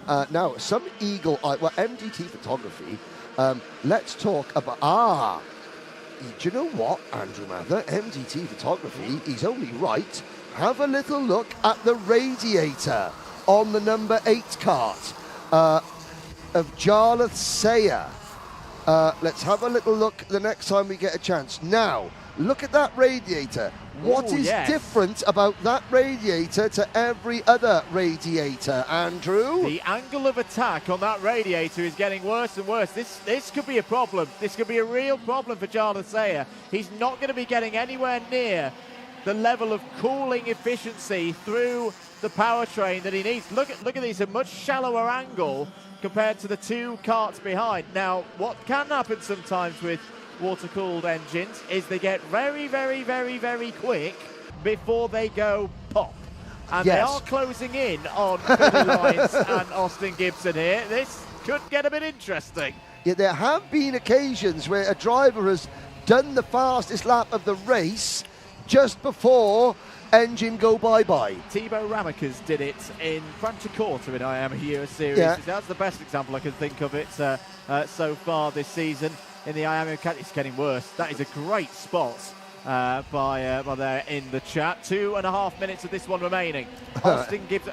This is very useful though for Austin Newstead. To say 47.3 last time around for Jarlath Sayer. He's half a second quicker than Lines and Gibson, but it might be at the sacrifice of his power unit in a second. Well, Johnny Shocks, he's puts a lot of waft in his motor. Let's hope that the waft is equal to the water in that motor. Let's have a little look for the first time this race at the current championship positions, just to keep everybody up to speed. There we go. Will Green, Finley Lines, Jarlath Sayer, Austin Newstead and Austin Gibson. So Gibson is still doing more than enough. He's 10 points ahead of Sutmani Kira. Kira is there in 4th position, however, which could become 3rd, although to be fair, Jarlath Sayer is... that's probably a good thing that he's not got a kart directly in front of him, because at least there is some air. If there was a kart directly in front of him, although they're catching Finley Lines hand over fist. As we go through Paddock now with just over a minute to go. Austin Gibson is clear at the front. Christian Colby is the leading ORM kart. It may not be today. We may not get one last ORM driver on the British Championship podium, and that would be a shame. But who will join Austin Gibson? Because Finley Lines has just been swept up like yesterday's rubbish into turn number 1. He drops from second to fourth, and that puts Sukhmani Kira back on the podium. It does indeed. Sukhmani Kira has not been on the podium since the very first round of the season. This is a remarkable drive from Charles Sayer. I don't know if he knows what is potentially happening to his car. There was a bit of rubber being kicked up there. I think the other worry I would have is the space between the radiator and the rear left wheel. Was that a little bit of the rubber pickup being kicked off the tyre of the number 8? It's going to be 2 more laps to go, possibly in this one, or it might be a little bit close on the line. Austin Gibson does not see the last lap board. That is excellent. not good news for Charles Sayer. He needs this race to end now before there's further problems with his number 8 kart. It's holding together. It's like an Apollo 13 situation out there for Charles Sayer. Hold on, little radiator, you can do it. He could even still win this race. Look at that, because they're closing in on Austin Gibson now. This is remarkable pace up at the front from Sayer and from Sukhmani Kira. Out onto Rogerson Straight for the penultimate time. Lines is still there. Newstead is there. Clark is there. So is Colby in 7th. 7 drivers, 1.1 seconds. We see the last lap board go out. Pick a winner. Oh, huge run for Charles Sayer. He's caught up to Gibson. He took quarter of a second out of him on the front straight alone. Gibson's got to defend now. He's definitely not going to be aware of the situation with Charles Sayer's radiator out on towards Paddock Bend. Gibson's going to defend. Someone's going to have to do it round the outside. Charles Sayer, so consistent through the year, but he hasn't had a win in the British Cup Championships. Kieran's down the inside for second place. All over the curb is Charles Sayer. Here comes George Clark. OMS could be on the podium today, or maybe not, because Charles Sayer is fighting in there. Austin Gibson is going to win the final round of the season. Sukhmani Kira is going to take her best result of the year in second, and Charles Sayer somehow, his number 8 holds together. Re-entry has been achieved. P3, a Fusion 1-2-3 by a thread. We need a nice nature shot there just to calm us down. What a race. Gibson by 0.12 of a second. 1.1 seconds separate the top 8 across the line. It's a Fusion clean sweep. Sukhmani Kira, that's her best result in the British Championship. She had a podium at the start of last year. She's now got a second place. A great effort. And Sugars is 6th in the country. Well done, Sukhmani Kira. In all of that, provisionally, that win, I've got to say, Austin Gibson started the weekend 9th in the points. Wow. He's elevated himself with a tremendous weekend of 2nd, 5th, 2nd and a win to 5th. Provisionally, we think that gives him... Look at that. Look at the scrutineer. Right, that's Sukhmani Kira. She had a flat tyre. No. She had a right front flat tyre. And somehow she finishes second. Unbelievable, Jeff. So we've got one kart with a flat tyre, one kart with its radiator hanging off. Let's try and get a close-up of the number 8 and the radiator there. That is probably just hanging on by the hose. Oh, yeah. Look at that. And of course, we're not allowed to touch the kart, so we're not going to try and show you how it is. But yeah, just look at the angle of the radiator. That all is it. There is some moisture on the floor, but there was enough water left. And there is your champion overseeing things. Well, how was that without me, boys and girls? They were like, yeah, it was actually a lot of fun. You should stay on the sidelines a bit more. And there's Sukhmani Kira. You know, what an inspiration she is. Here we are, standing on a tyre. Love that, no, the chatting afterwards. And yeah, Will Green watching and observing. He goes, I'll let you fight over the scraps. Wonderful. Wonderful. Great stuff. Great camaraderie amongst them as well. Let's have a look back at that one, Andrew. Here are some of the highlights from the 8th and last final of the year for Iami Water Swift. Problems straight away for Ian Carey. He wouldn't see the field, well, he would see the green flag, but would not be at full racing speed. Early stages, Jarlath Sayer trying to hold on to third place. Yeah, already at this stage you could see the radiator was drooping down, just holding on by the water hoses and the clips around the hoses there. Great race from Sukhmani Kira, just misses out on a top 5 spot in the championship, but she can be very proud of the effort that she's had this year. A big step forward, scored points as well on the continent. 6th place in the championship and the best result in her career at a national level here in the Virtuals British Kart Championships. Great scrap as well. They all caught the race leader, Austin Gibson. This really is a big win for Austin Gibson. Did a tyre. That's where Sukhmani, yeah. But again, at that point, that was the last lap. You know, it's just send it. There is your win for Austin Gibson. 2nd place to Sukhmani Kira. Only needing 3 wheels to get fully across the line, and what a result for Fusion as well. A 1-2-3. Let's head down to Nicole Sutherland. With the race winner, Austin Gibson then. Austin, happy with that? Yeah, very happy. See, they were catching at the end and it was really hard at the end, so yeah. And being out there in the at the front with, you know, nobody to chase, all the pressure is on you because you've got to hold them off. What were you thinking in those final couple of laps? Yeah, you know, they were catching, of course, because they were pushing, and one car doesn't work pulling away here, so I knew they were going to catch me, and I knew the pressure was on because if they made a mistake, they would have kept me, but yeah. And you've just been given a big hug by your mechanic, Lewis Malin. Other than Lewis, who have you got to say thank you to for this weekend and this year? Fusion, my dad, my mum, all my family and cousins have all been here watching me this weekend. It's been really happy, and everyone watching me at home. Congratulations, Austin. We'll see you on the podium. We'll get Will Green, our championship winner, to hop up on the step then. They're not actually, they haven't grown this much. They've got a bit of a boost. Will, sitting on the sidelines for that one, was it a bit of a difficult decision to make, or? Yeah, it was a bit of a difficult decision, but I wanted to race, but Joe, the engine builder, and Jamie Green didn't want me to race, so I unfortunately didn't, but I won the championship, so I'm happy. You've got plenty more racing coming up, you know, both this year and in the rest of your career. What are you going to move on to do next? We're not sure yet. Just depends what happens next year, but we'll see. You never know what happens in motorsport, so yeah. And those specific people who have made all of this possible for you this year, who you've got to thank? Kart Republic, Jamie Green Racing, Aventus Power, and my mechanic James. Dan Parker is stood there with your number 1 plate. Will, celebration for that number 1, what's it going to look like? Well, fortunately I got school tomorrow, but yeah.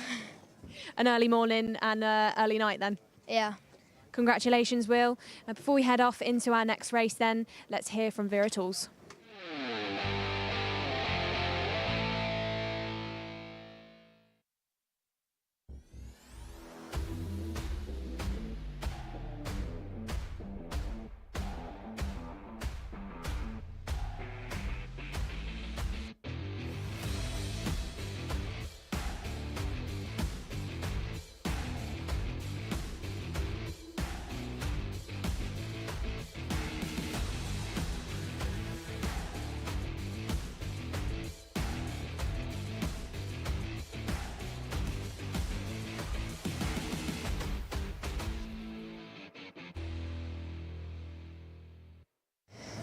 Short break there, but a quick run down the grid to get up to Riley Cranham, the number 18. Riley, feeling good? Yeah, I'm feeling good. And this weekend then, so far, how have you got to sum it up and what are you thinking ahead of the final? I mean, I think we've had great pace all weekend. A bit unfortunate in the final yesterday. We had the pace to win it, but obviously it doesn't all go your way. But I think very happy so far this weekend to see how we go in this final. Of course, our championship winner is already decided. Teammate Harrison Mackie has taken that. But what are you thinking about where you could potentially finish? Well, I'm hoping to finish second, but it just depends on how the race goes. Thank you, Riley. I also want to speak to Rocco Shenton, the number 86, who is starting right behind Cranham. Rocco, spoke to you yesterday after a clean sweep within the heats. This year you're having today you're having another strong day. How are you feeling? Feeling great. Hopefully I can push Riley away, see what we get the gap, then fight it out in the last 2 laps. And of course, this is the final of the year. Do you reckon the racing is going to change a little bit, be a bit more full on?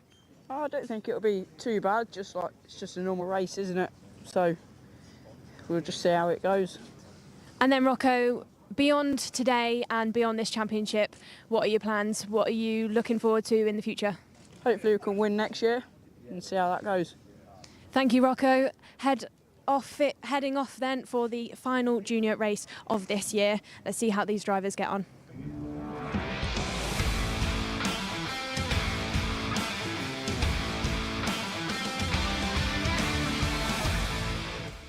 Let's get ready for it.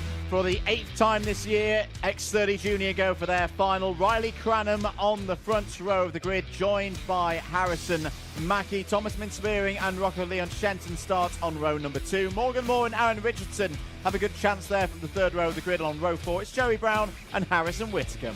On row number 5 is Zach Green and Archie Owen, Mondi Junior Canini and George Edgar. On row 6, Laith Khan and Theola Strange, Evan Purcell and Mayan Patel. That's your top 8 rows of the grid. Kenzo Craigie and Hamish Forrest on row 9. Dylan Patel and Cameron Edmonds start on row 10. Harry Walsh and Jake Brook next on row 11, ahead of Seth Nurnberger and Sky Parker on row number 12. Alexander De Benedictis and Katrina E start on row 13. Ashley Harder and Max Ewell start from the back on row 14. It's a 28-strong field. Harrison Mackie, our champion, is not on the grid. That's a 100% hit rate for champions not going out in the finals, which is unfortunate, but that's the way it goes. I've got to say, Harry Walsh in kart number 73 looks like Sharon. Well, I'm assuming she's invited us both home for Sunday dinner afterwards, as well as Harry. Good luck to you at home with the Sunday roast. Waiting a lot later on. Oh no! Theola Strange! There is no power, and silence befalls the kart. Lestrange is out. Out indeed. 12 minutes plus 1 lap will be the course for the drivers in this one. Oh. Sunday roast is on at home. Sunday roast is about to be cooked here on the circuit for the juniors. To the lights, do they go out? Yes, they do. Away and racing in X30 Junior side by side. Look at Shenton down the inside from row 2. What a start. 4 wide in the middle of the pack. Surely that's not going to work. Yep, it does. Somehow. Yes. But what a start there from Rocco Shenton down the inside. The gap was there and he dived through it into turn 1. Well, the pole man, Riley Cranham, tried to move across to stop Thomas Minspearing from getting to the inside. And, well, Rocco Shenton just thought, well, in for a penny, in for a pound.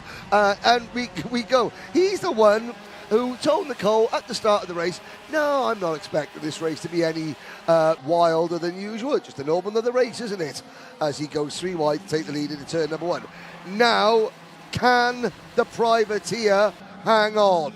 Cranham and Spearing are there in 2nd and 3rd, with Aaron Richardson getting support from Gillian Bennett online, Morgan Moore, Harrison Whitcomb and Joey Brown next in line. So, midway through this 2nd lap, Shenton leads from Cranham. Spearing there in 3rd. This is a good start for Thomas Minspearing, who at the moment would be taking 3rd place in the championship away from his teammate Kenzo Craigie. There's another 3 tickets on offer to the IWF 2024 edition at the Circuito Internacional de Lucas Guerrero later on in the autumn. At the moment, those tickets would be going to Cranham, Spearing and Craigie. Because Mackie has already got his tickets. So Cranham, Spearing and Craigie. Craigie on 759 points at the moment. Morgan Moore, 731. So Kenzo Craigie, despite poor Grizz. Oh, Harrison Whittaker was just making a move there. And has that move worked? I believe it has. Harrison up into what is now 6th position. Archie Owen. Good under-the-radar performance from Archie, the BMR restart driver, in 8th position at the moment. Wait, are these kids in the go-kart, says Kate. Yes, it is. This is Junior X30, drivers aged between 12, 13 and 14 years old. 1.5 minutes to go. Just counting on where Kenzo Craigie is. He's just got up to 11th place. Now, with dropped scores, this would be a counting score for Kenzo Craigie. Well, he's looking to get rid of a trio of 17ths. So 16th or higher, and it's going to be more points on the board for Kenzo Craigie. So if you can find another 5, 6 positions, he could still hold on to 3rd place in the championship in this inter-team battle in the Argenti awning. New fastest lap of the race, Riley Cranham, 43.11. Gap is down to 0.29 of a second. Yes, indeed. The rest of the field running through Joey Dunlop curve. There's the number 11 kart of Joey Brown running in 5th position, and Whittaker now defending from his countryman Archie Owen, and that is move Archie up 1 place, move Harrison down 2. And here is Morgan Moore in the number 16, the premium karting entry. Speaking of premium karting, let's speak to Katrina EE a little bit later on. Haven't seen Katrina. She's a very good young driver. As we've had a change of the race lead, Riley Cranham passing Rocco Shenton into turn number 1. Can Shenton fight straight back, or will he sit and wait behind Cranham? It's not really Shenton's forte. He's a driver that likes to, once he's there, he likes to get the move done early, so to speak. Absolutely. 7 minutes and 50 seconds to go. Cranham's been nice and patient so far this race. Shenton is not going to give it up, though. He's going to stay on the rear bumper, I'd imagine, of the number 18. This is the fight for 5th place on the road. Morgan Moore ahead of Joey Brown. Then it's Archie Owen, Zach Green. Zach Green going to Valencia, virtue of finishing 2nd in the Iami Euro Series this year. And straight back through goes Shenton into the lead. Yes, I did say that Rocco wasn't one for sort of letting grass grow under his feet, as it were.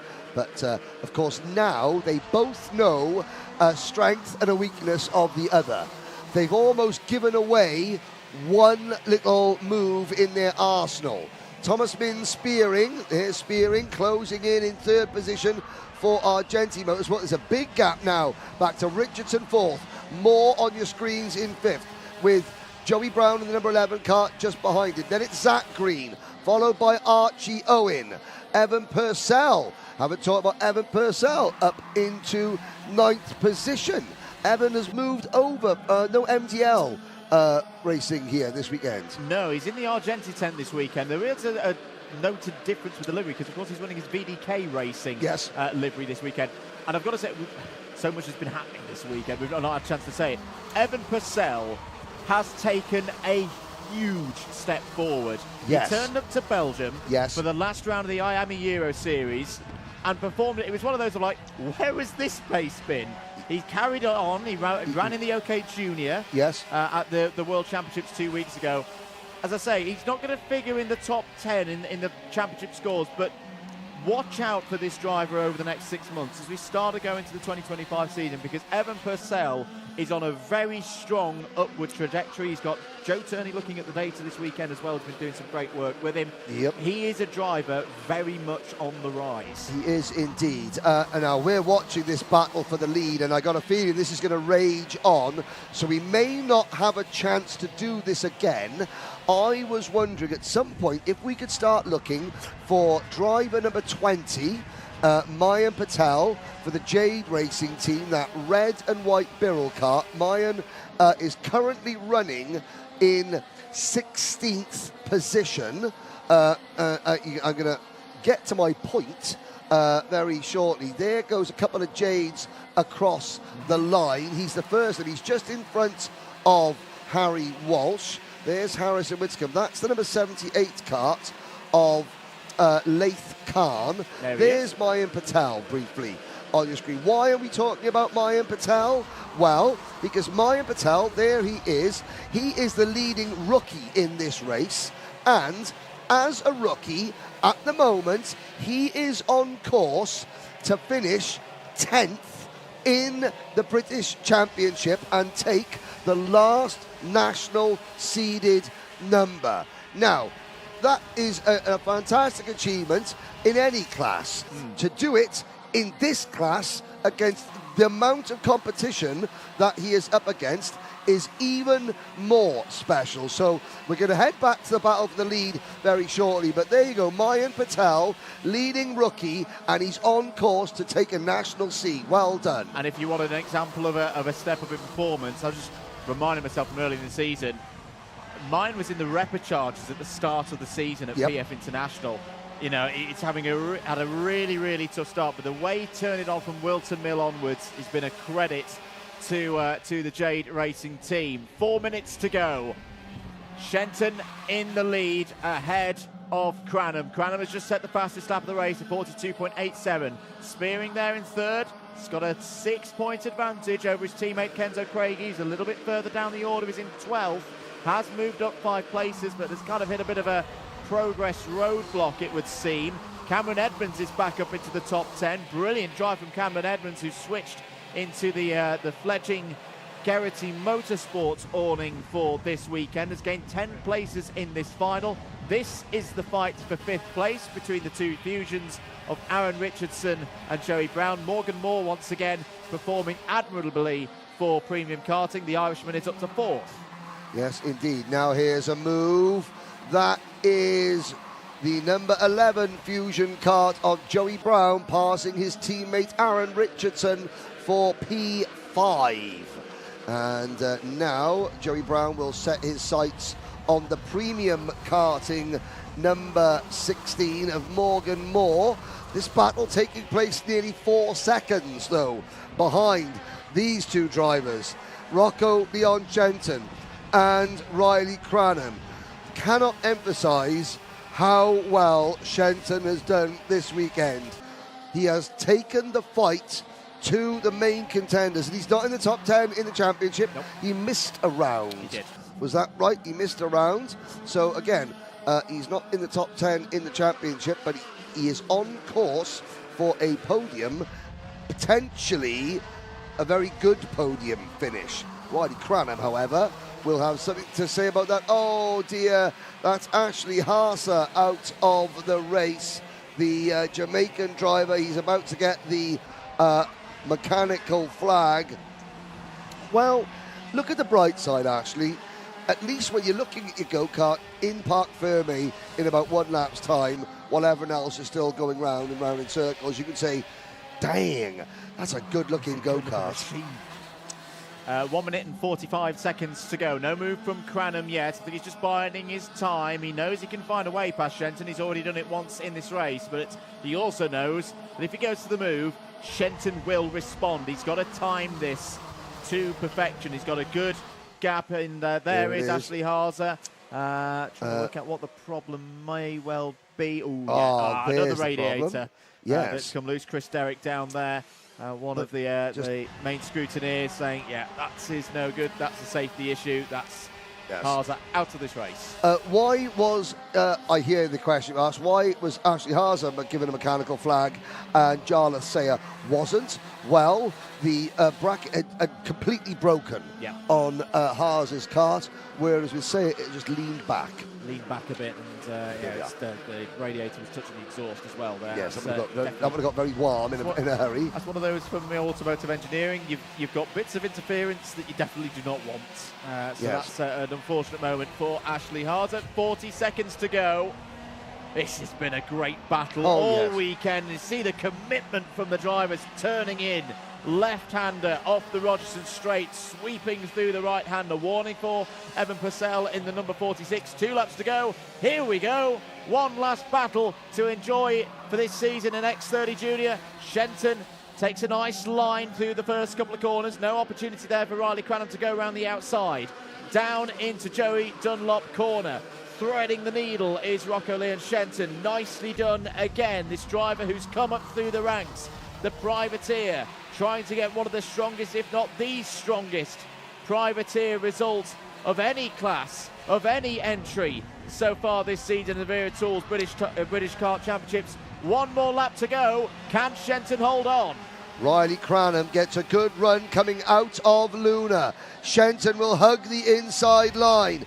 Watch Rocco now pull out a little bit wider to prevent Cranham from getting the crossover as we go through the first complex. Now Cranham will look to the inside, going through Joey Dunlop curve, but he can't make it work. There's realistically one opportunity left here. Shenton covers, and now Riley Cranham will have to try something truly special to deny privateer driver Rocco Shenton. Into Luna Bend for the last time.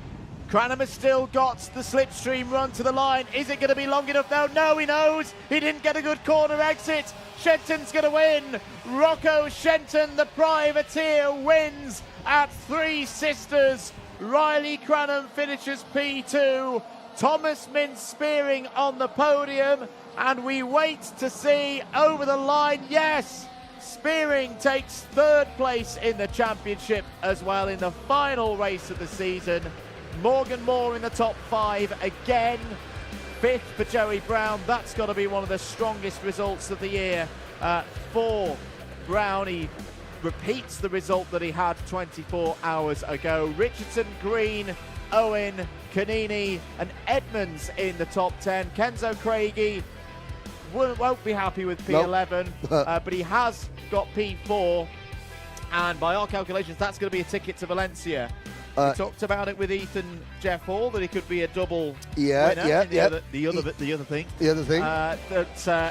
With Mackie already qualified through the Iami Euro Series, Craigie, by our provisional understanding, will take the 3rd and final ticket from X30 Junior. Although he did lose 3rd of the championship in that race to teammate Thomas Mintz Spearing.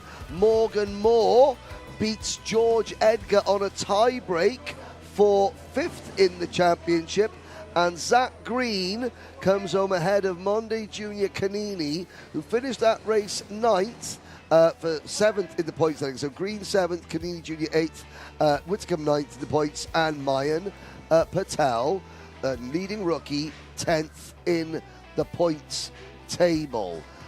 Just looking down the order there, Evan Purcell finishing down in 14th, Harrison Whitcomb finishing in 13th, Laith Khan is 15th, Patel 16th, Sky Parker 17th, then Harry Walsh, well, I can't wait to see what Sharon's got cooked for us later on.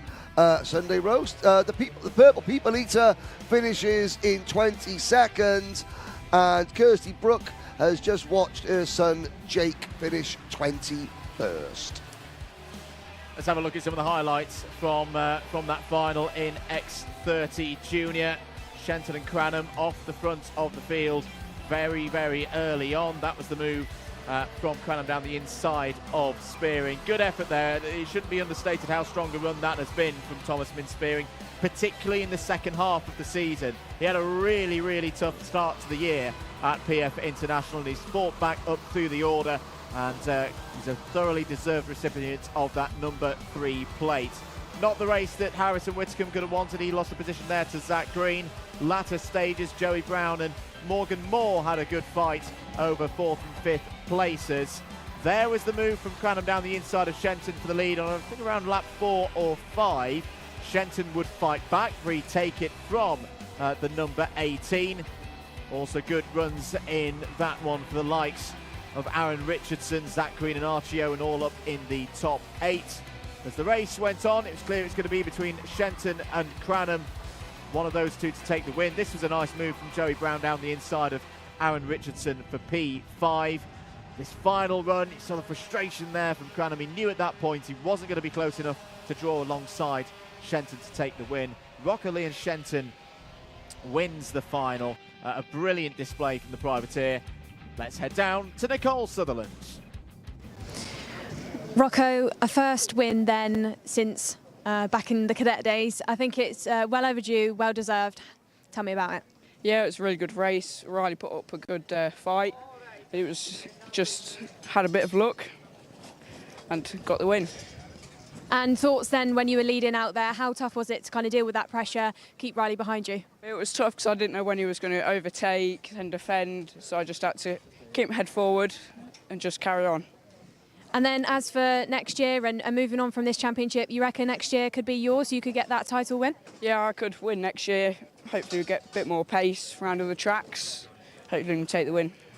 Great way to round up your year then, Rocco, and congratulations. We'll also get championship winner Harrison Mackie over. Harrison, little Mackie, but you're taller than your brother now, so you could actually be Big Mackie. Yeah, we could put it as Big Mackie now. Championship winner, you know, we knew yesterday that you'd kind of done it, but you decided not to race in that. Tough decision to make, or? Yeah, we just this morning we were going to do it, but then after Heat 2 I was like, it's done and I'll sit and watch and see what the team can do. And obviously the team did a good job with P2, so well done to them. And you've said so much throughout this year and throughout this weekend how much Fusion means to you, and you know they are such a big player in what you've achieved. But who else have you got to thank, Harrison? Oh, obviously the team, they're a big part. Aventus Power, doing the power has been amazing all year. Never faulted what's wrong with that. Obviously my mum and dad being here to support me, been here all year and made sure that I can do it every weekend and out. Family at home, Nanny June, the rest of them, and biggest support here, Mara Gilman. So, congratulations. I know eyes on the prize then at the Iami Warrior final, and then beyond that, thoughts? Yeah, after that we move to seniors and we'll start that journey. Dan Parker stood to my left then with your number 1 plate. Really well done, mate. Congratulations to Harrison then, to Rocco as well. Let's hear from Wera Tools and then we'll see you on the grid.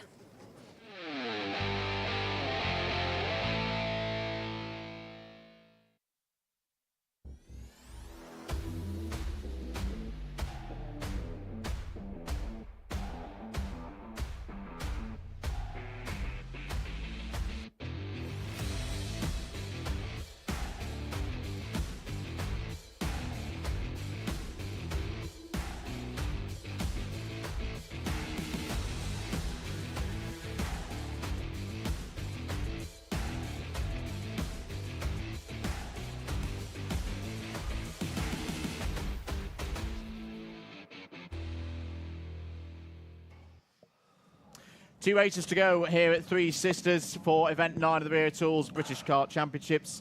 Henry, yes, ready for X30 Senior? This should be a good one. This should be excellent. A big thank you to Seth Franklin for your kind donation. But we will go down to Nicole Sutherland on what I'm imagining will be a very, very tense grid. Over on the grid then, Gus Lawrence. Gus, you've been in this situation a couple of times, you know, fighting for the championship lead. Thoughts? Yeah, it's always, no matter how many times you win it or even if you don't win it, it's always the last race of the year. A lot of emotions and, yeah, always thinking about what could go wrong or what could go in your favour. And, you know, it's out of you and Fred. Fred, young and fiery, but you've got a bit of maturity and that experience of winning a championship before on your side. How are you going to play it out, Gus? You don't know, do you? You need to get around the first corner first in a nice, clean way and then see where it takes you, really, and just enjoy it. Thanks, Gus. I'm going to head over then to speak to Lewis Bird. Lewis, last time we saw him out at Shannington, he was in a GGM kart. He's now over with BMR. Lewis, team swap, tell me about it. Yeah, just decided to change teams. We thought Ben has got the knowledge and everything, so yeah, it's been going well so far. And as for the championship then, you know, the year, it's been a bit of a different setup. We've had every round as a double header. What have you thought of your progress, your performance, anything that you would have liked to change or do differently? Probably I don't know, I've got on better with the Kart Republic. Maybe if I changed a bit earlier, it could have been a different story, but you know, it is what it is. So. And obviously, final race of the year, all guns blazing? Yeah, we'll see what happens. Thanks, Lewis. We'll keep heading behind then. We've got Noah Wolf having a quick discussion with his mechanic before we head off. We've got the GP plate of Cian Geraghty. Big handshake for his mechanic. Hello, Cian. All right. How are you feeling?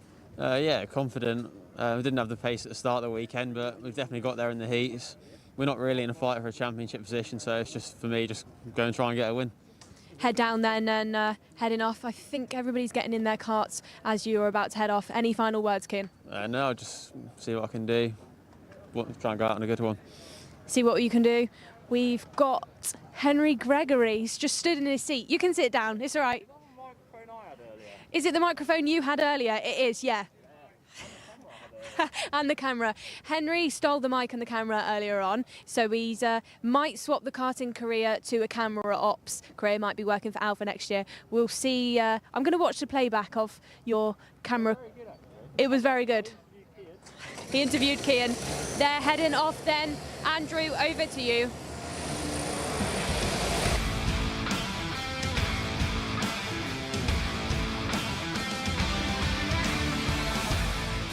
Here we go then, last race of the year for X30 Senior. There's some key viewers of this one. Dave Boyce, I can see Dave Boyce, on the right hand side, I can see that. Oh, you mean someone else in the middle? Right, okay. Hello, yeah. Freddie Lloyd and Gus Lawrence on the front row of the grid. Lewis Bird and Fred Green on row number 2. Noah Wolf and Cian Geraghty go from row 3. The 4th row, Aaron Brown and Henry Gregory.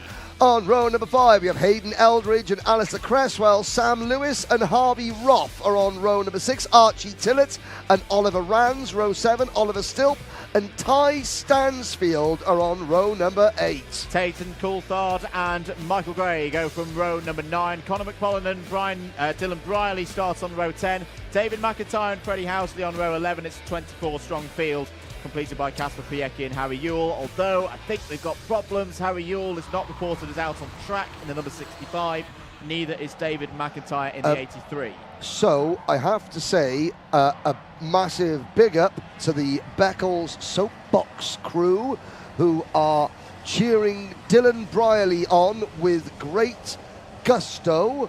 I believe that would be the Ella Park Massive, as they are like to be known. Beautiful part of the world. A beautiful part of the world, Beccles. Gotta love Beccles. Gotta love Wigan. Did I just say that? Here we go. Lights are out. We're off and racing in Senior X30. And into turn number 1, there's problems already. No. Could that be championship over for Freddie Lloyd? Oh, it's not good. It's not a good start at all for Freddie Lloyd. Archie Tillett is round off of turn number 3. Noah Wolf leads going into Paddock Bend for the first time in this one. We got our sums correct. Gus Lawrence started this race 831 points. Freddie Lloyd 823. The maximum that Lloyd can score with a race win in this would be 830. So yes, Gus Lawrence has done the three-peat. He's got the championship again, but it's even worse now for Freddie Lloyd. He's long down the order at the end of lap number 1. He's gone from the front row to 21st. And it was all down to the fact that Freddie Lloyd won, that the title was decided because Freddie Lloyd won the second heat and didn't let Lewis Bird past him. That was the only way that we could have kept the title hopes alive. Somebody on the live stream asked, why do drivers who have won the championship elect not to race? It's quite simple. If a driver gets disqualified for any reason, any reason, technical or driving issue on track, they score 0 points and they have to count that 0 point score on their championship tally. Whereas if they don't race, they get last place points and they can drop that score. In another way, they lose one of their 3 drop scores. They can only drop their worst 2 scores.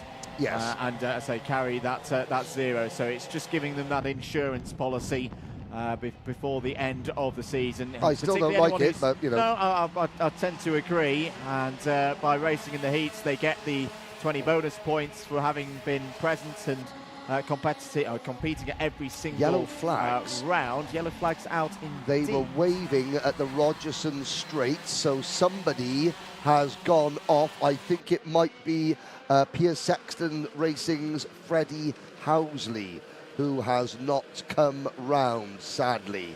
The number 20 kart for the PSR team. Now, we haven't had any proper naughty cutbacks this weekend, pretty much because the circuit doesn't lend itself. However, the king of the naughty cutback, Thomas Fleming, is watching. Hello, Thomas. So he's on naughty cutback watch. He provides this service for Alpha Live every once in a while. And let's have a look at the championship standings as they run on screen early on in this race. There is your live top 5. There's Freddie Housley retiring from the race. But yeah, Lawrence 831, Lloyd 823, Wolf and Garrity separated by 10 points. It's not beyond the realms of possibility that Noah Wolf can grab, that Cian Garrity can grab third place, but Noah Wolf in that Van Amersfoort Racing livery kart looking very, very strong at the moment. A quick Dylan Brierley update, Andrew Mather? 18th. 2 positions gained for Dylan Brierley so far in this race. He's just behind Dayton Coulthard out there in the number 38 as through goes Bird. Bird takes the race lead away from Noah Wolf. Well, he's made the change. He's made the switch over to the Kart Republic chassis that we saw strongly perform 2 weeks ago at the World Championships. And Lewis Bird has now got an opportunity to finish his season on a high. He hasn't had a race win this year in the Wera Tools British Kart Championships in terms of a final. I'd keep an eye on Aaron Brown, though. As I say, his race pace has been tremendous. Every time we've seen the number 46 out on circuit, qualifying maybe hasn't quite gone his way. Here he goes, down the inside of Noah Wolf, sweeps through. That's some good old engine tuning there, Mr. Brown. And an engine, second place. And an engine he built himself. Let's not forget that. The Vismo International team, Han is the team boss, is here in the paddock. There's Gus Lawrence, Cian Garrity right behind him. Freddie Lloyd is still mired back in 19th and not going very quickly either.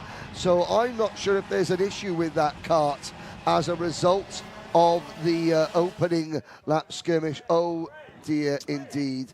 And that was the problem. The nose of the kart was in, and Freddie Lloyd retiring the kart. And retiring the kart, I think just being reminded by the by those around that trying to move the front bumper would not be a good idea at this stage of the championship. Well, we won't go into the further details of that because there's plenty going out on circuit. 6.5 minutes remaining. Lewis Bird leads Aaron Brown all over the rear bumper with the number 24 now. Aaron Brown, who's potentially still got some hopes of moving up in the championship. The championship scores have just disappeared off our screens. Apologies for that. But before they went, nice curious situation. We'll come back to that because Cian Garrity's on the move. Down the inside of Noah Wolf. Love that from Garrity. He's up to third. Indeed, and here comes Noah Wolf getting very, very well acquainted with the rear bumper of Cian Garrity's kart there. Henry Gregory, meanwhile, in kart number 54, he is also there in 6th position. Only driver can literally have a conversation with the pit reporter while the karts are going out onto the circuit. Very relaxed driver. There is Gregory. And running with the Crop Promotions team just behind British champion Gus Lawrence. Here comes Lawrence. Greg's on legs following Gus Lawrence through. I tell you what, we should let Henry steal the camera and the microphone a lot more. It seems to improve his driving. So 5 minutes and 20 seconds to go. Curious little situation we've got going on here with Aaron Brown looking to take the race lead. Noah Wolf down the inside out. Oh, Noah Wolf caught a bit of a move there with Henry Gregory. That is going to be the end of Wolf's hopes of repeating his win from Shennington. Has Henry Gregory lost out in that? Is Aaron Brown, the man who provides his waft, to himself? Aaron Brown has a chance here of taking one of the seeded plates away from his main customer, Mr. Oh. Gregory. Oh, if dear. Henry Gregory loses more positions and Aaron Brown can take the lead, Brown will take, I think it is 5th place in the championship away from the number 54. Well, I mean, I think Henry is. If that does happen, then at least Henry's got a good grounds to go and ask for a discount next year. Let's have a look there. Now, Dylan Brierley update. That moves Dylan up into P16. He's battling with Ireland's Conor McPollin.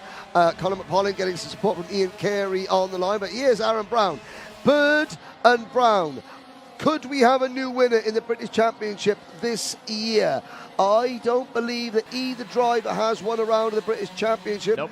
Lewis Bird has had many podiums, looking back to his career in Mini X30 as well, when he was battling with the likes of Vinnie Phillips and Leo Robinson back in 2020.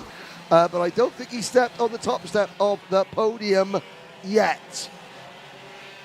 So into the last third of this race. I keep an eye on Cian Garrity as well, because we've seen this before from Garrity. He likes a longer form of race. The GP plate being on his kart is proof of that. He's had a bit of a quiet weekend as Cian Garrity.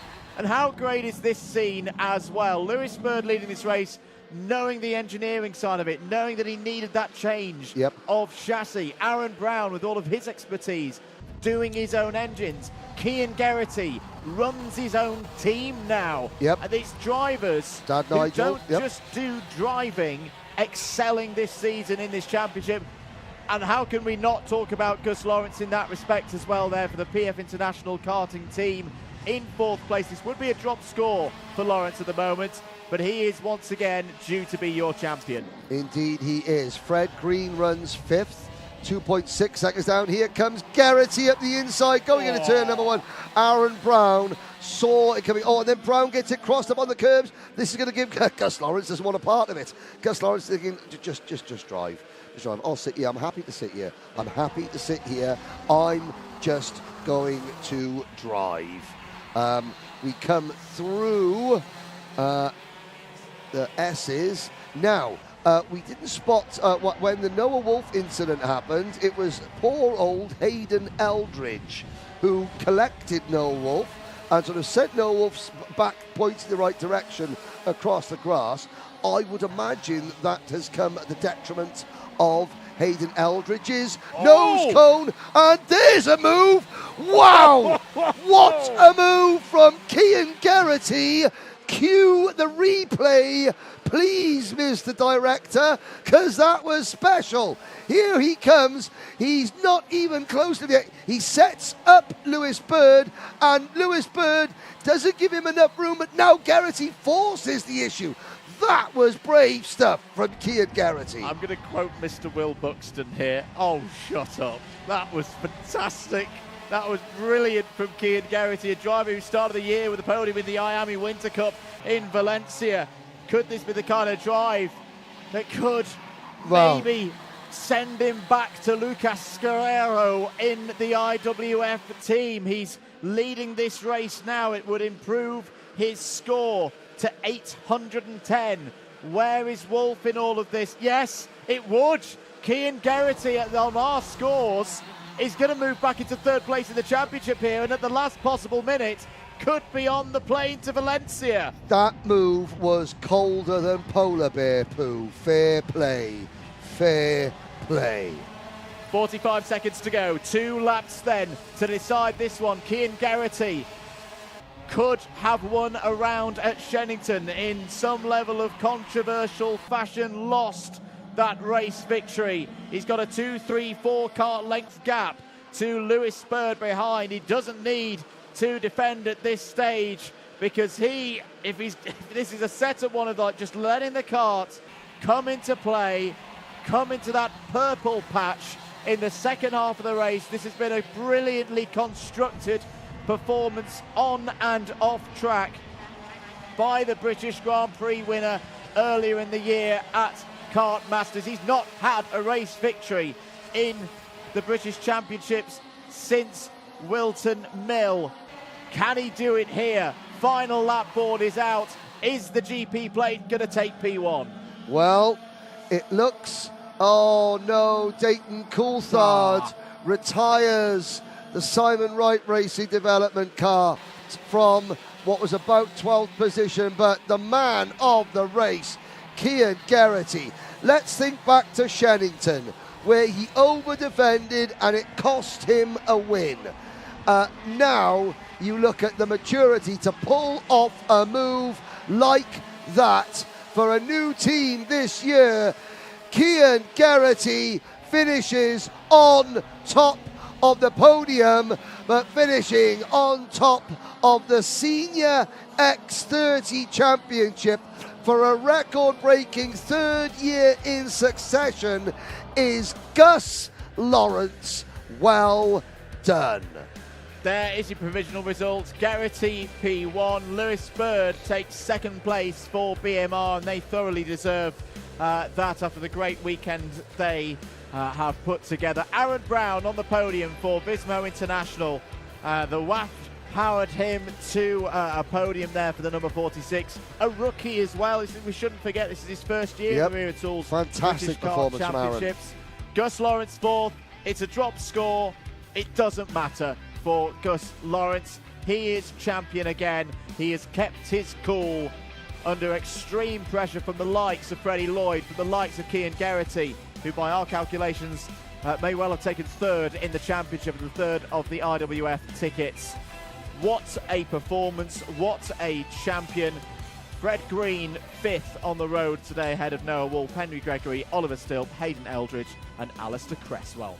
Oliver Rands finishing in 11th place, followed by Sam Lewis, then Harvey Roth, Ty Stansfield, wait for it, Dylan Briley, P15. Well done. There we go. Round of applause to the commentary box. The live chat erupts. Conor McPollin, you know, it was not a great day for Conor, but he's back after that terrible accident at Shannington. Michael Gray, a big hello to everyone in Ireland watching the Buzzing Hornet. Eddie Jordan's Buzzing Hornet finishes in 17th position. Archie Tillett, Casper Payecki were next, and sadly Dayton Coulthard retires, as does Freddie Lloyd. Freddie Housley, David McIntyre and Harry Ewell failed to start. There is that's Joe Bullen of many Aventus Power Wafts. And looking there, there's Aaron Brown from Brown Power. And looking over there, asking the scrutineers, saying this is what we want you to check. This is the exhaust. The calm before the storm, shake of the hands. Aha! That's something we haven't seen at many kart masters. Gus Lawrence and Reggie Dewey shaking hands. But, you know, a good sport all round. Here we go, look at the highlights. This is the start of the race. Bad moment for Freddie Lloyd. He would run wide. That was really the end of any hopes that he had of repeating his victory from yesterday. Noah Wolf emerged as the early leader. Lewis Bird would get down the inside into turn one. Nice move at the end of the main straight. Aaron Brown had some really good pace in the first half of things, was up to second place. Noah Wolf would fade in the mid part of the race, losing position third place there to Geraghty. This was where it would get even worse for Noah Wolf. Mighty close moment. There it was. Hayden Eldridge. Wrong place, wrong time for Hayden Eldridge there. That moment with Henry Gregory involved also. Latter stages. This was the charge of Geraghty. First down the inside of Aaron Brown for P2. If you thought that move was good, wait till the one in a moment. Gus Lawrence was still pushing on in fourth place. This was one of the overtakes of the year. There is not a lot of grip on that outside line through the first turn. Somehow, Cian Geraghty found enough to hold the inside line for turn two and would storm to a brilliant victory. One of the best victories that I've had the pleasure of seeing Henry Budder from Cian Geraghty. That one must have felt good. Yeah, he has grown this year as a person and as a driver. We're going to hand down to Nicole Sutherland very, very shortly to interview the winner of that one. I'm not going to lie, Andrew Mather, I'm going out for a cigarette and some Iron Brew because we've only got one race to go and it's KZ2 and I can't handle the pressure. Thank you, Henry. I'm with Cian then. Cian, our last interview of the year. I know, emotional. Emotional, yeah. I'm feel really sad actually. Yeah, it is. End of the year. Not one of the championships to go, but good to end on a win. Definitely end on a win. And you just said to me that you wanted me to ask you about your move for the lead. So tell me about it. Yeah, I just kind of like. I knew Bird was going to defend because I'd seen him trying to defend from Aaron, so I thought I've got to get a bit inventive. 3 laps to go. So I tried to just take the chance when I could straight away, managed to hit the front and then kind of had the pace to control the race lead from there. You've had so much pace this year and you've been doing a double campaign. You've been strong in both, so strong in Iami. But what's next for you, Kian? I think it's too early to say. As you know, in motorsport, things can change very last minute on what your plans are. We've got a few things that might be happening, but I'll have to just wait and see the next couple of months what comes out for next year. And this year you've been racing in quite a unique way. You've been racing for your own team, Garrity Motorsport. So other than, Garrity Motorsport, who have you got to thank? Litchfield Engines, they've done a great engine all year. Jamie Tyler, who's my mechanic, he's done a great job all year, no mechanicals. My dad, I know he's in the team, but he's done a good job all year looking after it. And then, yeah, everyone who's just helped along the way and everyone who's supported me. Congratulations, Kian. We'll watch you step down from the step just to show everyone you're not actually that tall. We'll get Gus, our championship winner, to come over as well. Gus, what a strong year, what a strong motorsport career in general. Gus, you've done it again. How do you feel? Yeah, it's unbelievable. I had a rocky start to the season with a DNF and whatnot, but then to have a few good solid finishes and then obviously consistency and a few wins along the way, yeah, I'm over the moon. And in that as well, were you aware of kind of what was going on with Fred Lloyd? You were battling it out for the championship. Did you know what was going on with him in that race? Obviously, I started second. He started next to me. I got put on the grass a little bit down into the first corner, but then out of nowhere, karts come from the. I got put back quite a bit actually. I was maybe 10th position, and then round the first corner, I was maybe 5th. A few karts went sailing past, and yeah, he was in front of me over there. So I clearly saw. But I just focused on the job I was doing and, yeah, just had a sensible result, really. Congratulations, Gus, and for all of that work, who have you got to thank? Firstly, Paul Fletcher, because without him, I wouldn't be racing here today. My mechanic, Stephen, everybody, Archie Tillett, mum and dad's girlfriend, the lot, everybody. The whole Tillett gang, the lot. No, it's been great. Well done, Gus. We're going to hear from Vera Tools very quickly, and then we'll see you over on the grid for our final race of the 2024 British Kart Championships.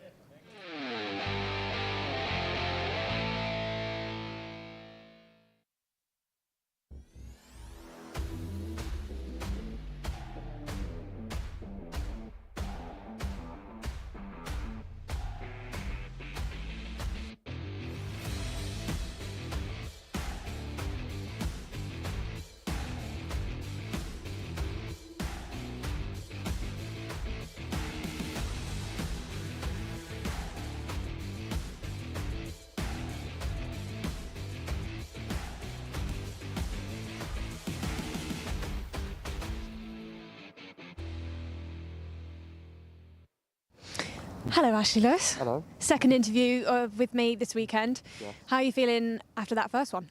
Yeah, no, really good, really good. Also had a first race win, so that's amazing. But just got to keep level-headed and go for it in the final. And obviously, final KZ2 race of this championship, final race of the championship just in general. So I think a good show is on the cards. Do you think actually that the pressure lifts a little bit now that, it's kind of, this is it, all or nothing? Yeah, definitely. Yeah, you just you got a championship, but I just try and forget that and just do what's got to do on the track. Great to hear from you, Ashley. I'm also going to speak to Charlie Turner, the O-Plate. Charlie, of course, this fight is definitely on. Charlie, how are you feeling? Confident, just got to do the job and hopefully see what happens afterwards. And you've done this a couple of times now, you're one of the most experienced drivers within this paddock.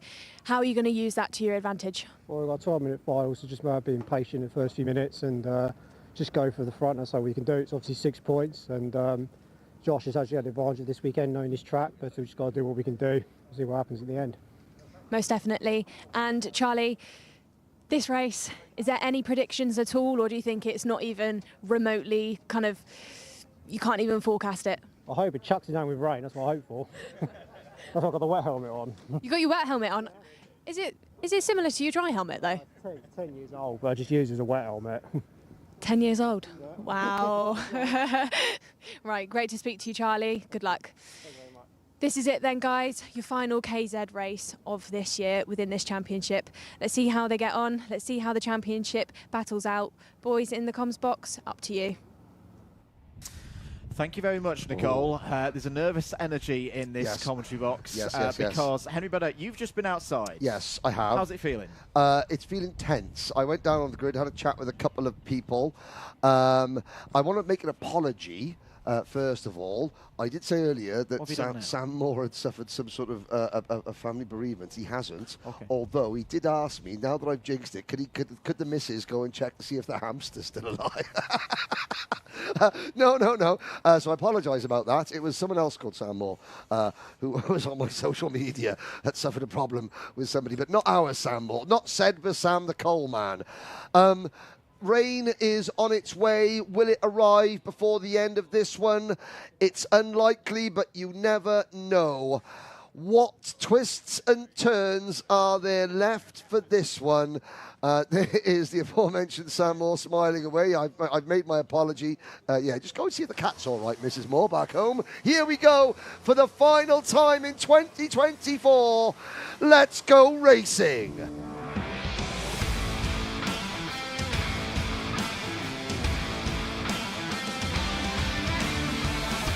One race to crown a champion in the Wera Tools British Kart Championships for KZ2. Championship leader Josh Price starts on pole position. He needs third or higher to clinch the title. Ashley Lewis is alongside him on the front row. Ella Stevens starts on the inside of row 2. The only driver who can prevent a Price championship win is Charlie Turner, fourth on the grid. Miles Murphy and Derek Morgan start on row 3. Lee Ward and George Barker go from row 4. Bryn Kinch and Ryan Green complete the 10 runners in this one. Jake Weston does not take the start after his crash yesterday. Ryan Green is out there, and we just hope for a finish for privateer driver number 57. Now, there's the title battle between Josh Price and Charlie Turner to consider. The fourth place battle is on as well. Ashley Lewis, 662 points. Miles Murphy, 658. Del Boy Morgan, 654. Jake Weston, absent on 651. And Lee Ward on 646. So that battle will be just as exciting as the title battle.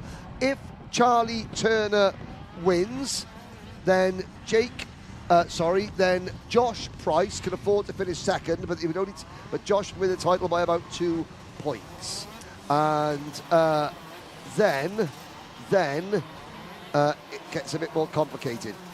Charlie Turner has to win. Yeah. If then Josh Price comes third, that I believe would be enough for Charlie Turner by 1 point. Both drivers have teammates in the mix.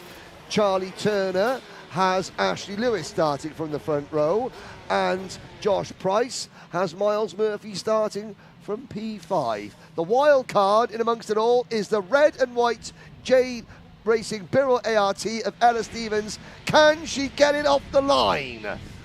There's also the question of rain. Our resources are saying rain in 16 minutes. Can they get this race run before the rain comes in? The lights are about to come on for the title decider in KZ2. The lights go out and away we go. Good start for Josh Price. Good start for Ash Lewis. Good start for everyone. Charlie Turner is immediately up to third place. He needs to go on the attack. He needs to win this one. Down towards Joey Dunlop for the first time. Lewis looks to the outside. You'll see the sparks coming up off the bottom of the chassis. Josh Price immediately defends. Lewis trying to go around the outside on the run into Paddock. He can't do it.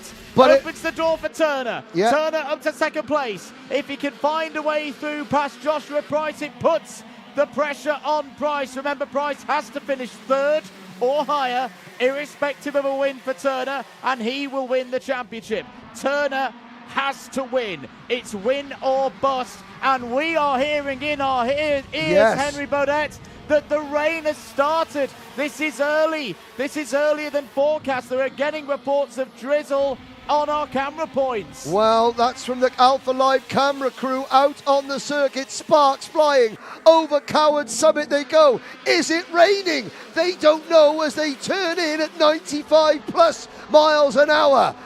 This takes some stones, this does. And Turner is now turning the screw on ex-British touring car driver Josh Price. What a way to end the 2024 Wera Tools British Karting Championship. Both these drivers have had tough weekends. It started with a big crash for Charlie Turner in practice on Friday. Josh Price had his problems yesterday as well. It was always going to come down to this. Price versus Turner for the British Championship. End of lap 2. Price leads by 1/4 of a second from Charlie Turner. Charlie Turner, this is the most he's looked at the races so far this weekend. Has he been saving himself? He's racing sore. He's racing a bit hurt from that off over the top of the circuit on Friday afternoon. Ashley Lewis is there third. Ella Stevens has got good race pace at the moment there in fourth. Lee Ward's had a decent start. Is up to P6. No more reports in our ears of changing weather. Down the inside goes Stevens, holding fourth place ahead of Miles Murphy. You can feel the tension out there, Henry. You can cut it with a knife, but Price is kicking. Price is kicking and driving away. Josh Price needs to, because there is the number 4 kart. That is Miles Murphy. That is Josh Price's only teammate up at the front, and he has slipped to 5th position. Turner has got his own Rush Performance teammate of Ash Lewis right behind him. Turner needs to pass Josh Price and get somebody between him and the number 2 plate kart for more racing. There is a look. Now, you thank goodness that Charlie Turner did put his wet helmet on. He's got his clear visor. And we can see Ella Stevens now closing in. Because the early evening gloom is descended upon Three Sisters, you can see the sparks being kicked up by these karts. Now, as they go across the start-finish line, down Conrod Straight to start lap number 5. Lap times are still improving. Turner, you can see his eyes going over the top now. If we get a slow-mo shot of Charlie Turner with his clear visor on going over the top of Coward's Summit, then I might have a bit of coronary in the commentary box there. Oh, he's gone wide. Is that because it's slippery? Or is that just because he was so focused on the rear bumper of the race leader that he just missed his braking points? We can see out of our commentary box window the wind direction is different to yesterday. Yesterday, the weather was approaching from behind us over this part of the circuit that you're looking on your screens at the moment. Today, it's coming from the other direction, and we can see darker clouds closing in on the circuit. I reckon we're maybe 10 minutes away from a real downpour here at Three Sisters. The question is it going to come a little bit earlier? Is it going to affect things in the latter stage of this race? Can Charlie Turner wind it up again to close in and pass Josh Price? He's just gone purple through sector number 1, has Turner. 16.76. He knows if he wants to reclaim the title that he won in 2022, he has got to have the drive of his life to catch up to Josh Price. Out of the race is Bryn Kitch, the number 42, retires on lap number 6. What a shame there for Bryn. I've got to say, Ella Stevens could be a key here to Charlie Turner's championship hopes, but she needs to make a move. She needs to make a move on Ashley Lewis because she's got a heck of a lot of race pace in that car. Dab of Oppo over the top of the hill, sparks flying. Ella Stevens has got to make the move because I think she has the pace to catch the top 2 if she could get past Ashley Lewis. But Miles Murphy wants to try and make sure that doesn't happen because he's trying to protect his teammate, Josh Price. 6.5 minutes to go. Josh Price has just done a personal best through sector number 1. Turner has responded. Turner has taken 3/10 out of Josh Price on this lap so far. What has he got through sector number 2? What has Ella Stevens got in P4? We're hearing reports of spots of rain outside on the circuit. It's not heavy at the moment. It doesn't appear too much to affect the things. 48.50 for Charlie Turner. That is a massive lap. At the end of the weekend, he's caught up to Josh Price. He's got to make the move soon, I feel here, Henry, to start affecting things, because at the moment the situation would be, if Turner was to take the lead, remember Price needs 3rd or higher, he's quite happy at this stage to follow Charlie Turner home. I gotta say, you don't see this often in gearbox racing. You don't see drivers turning round to look over their shoulder. Josh Price just did.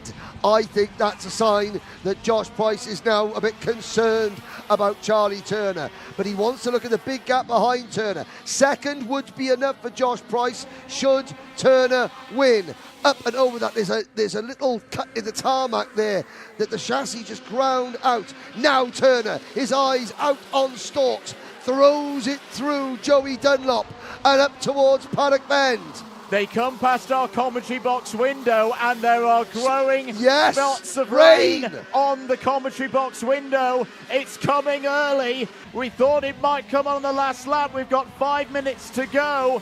If the rain hits now, this could be a disaster for either Price or Turner. What a finale. What a story we're getting here at Three Sisters. Through and out of Luna again.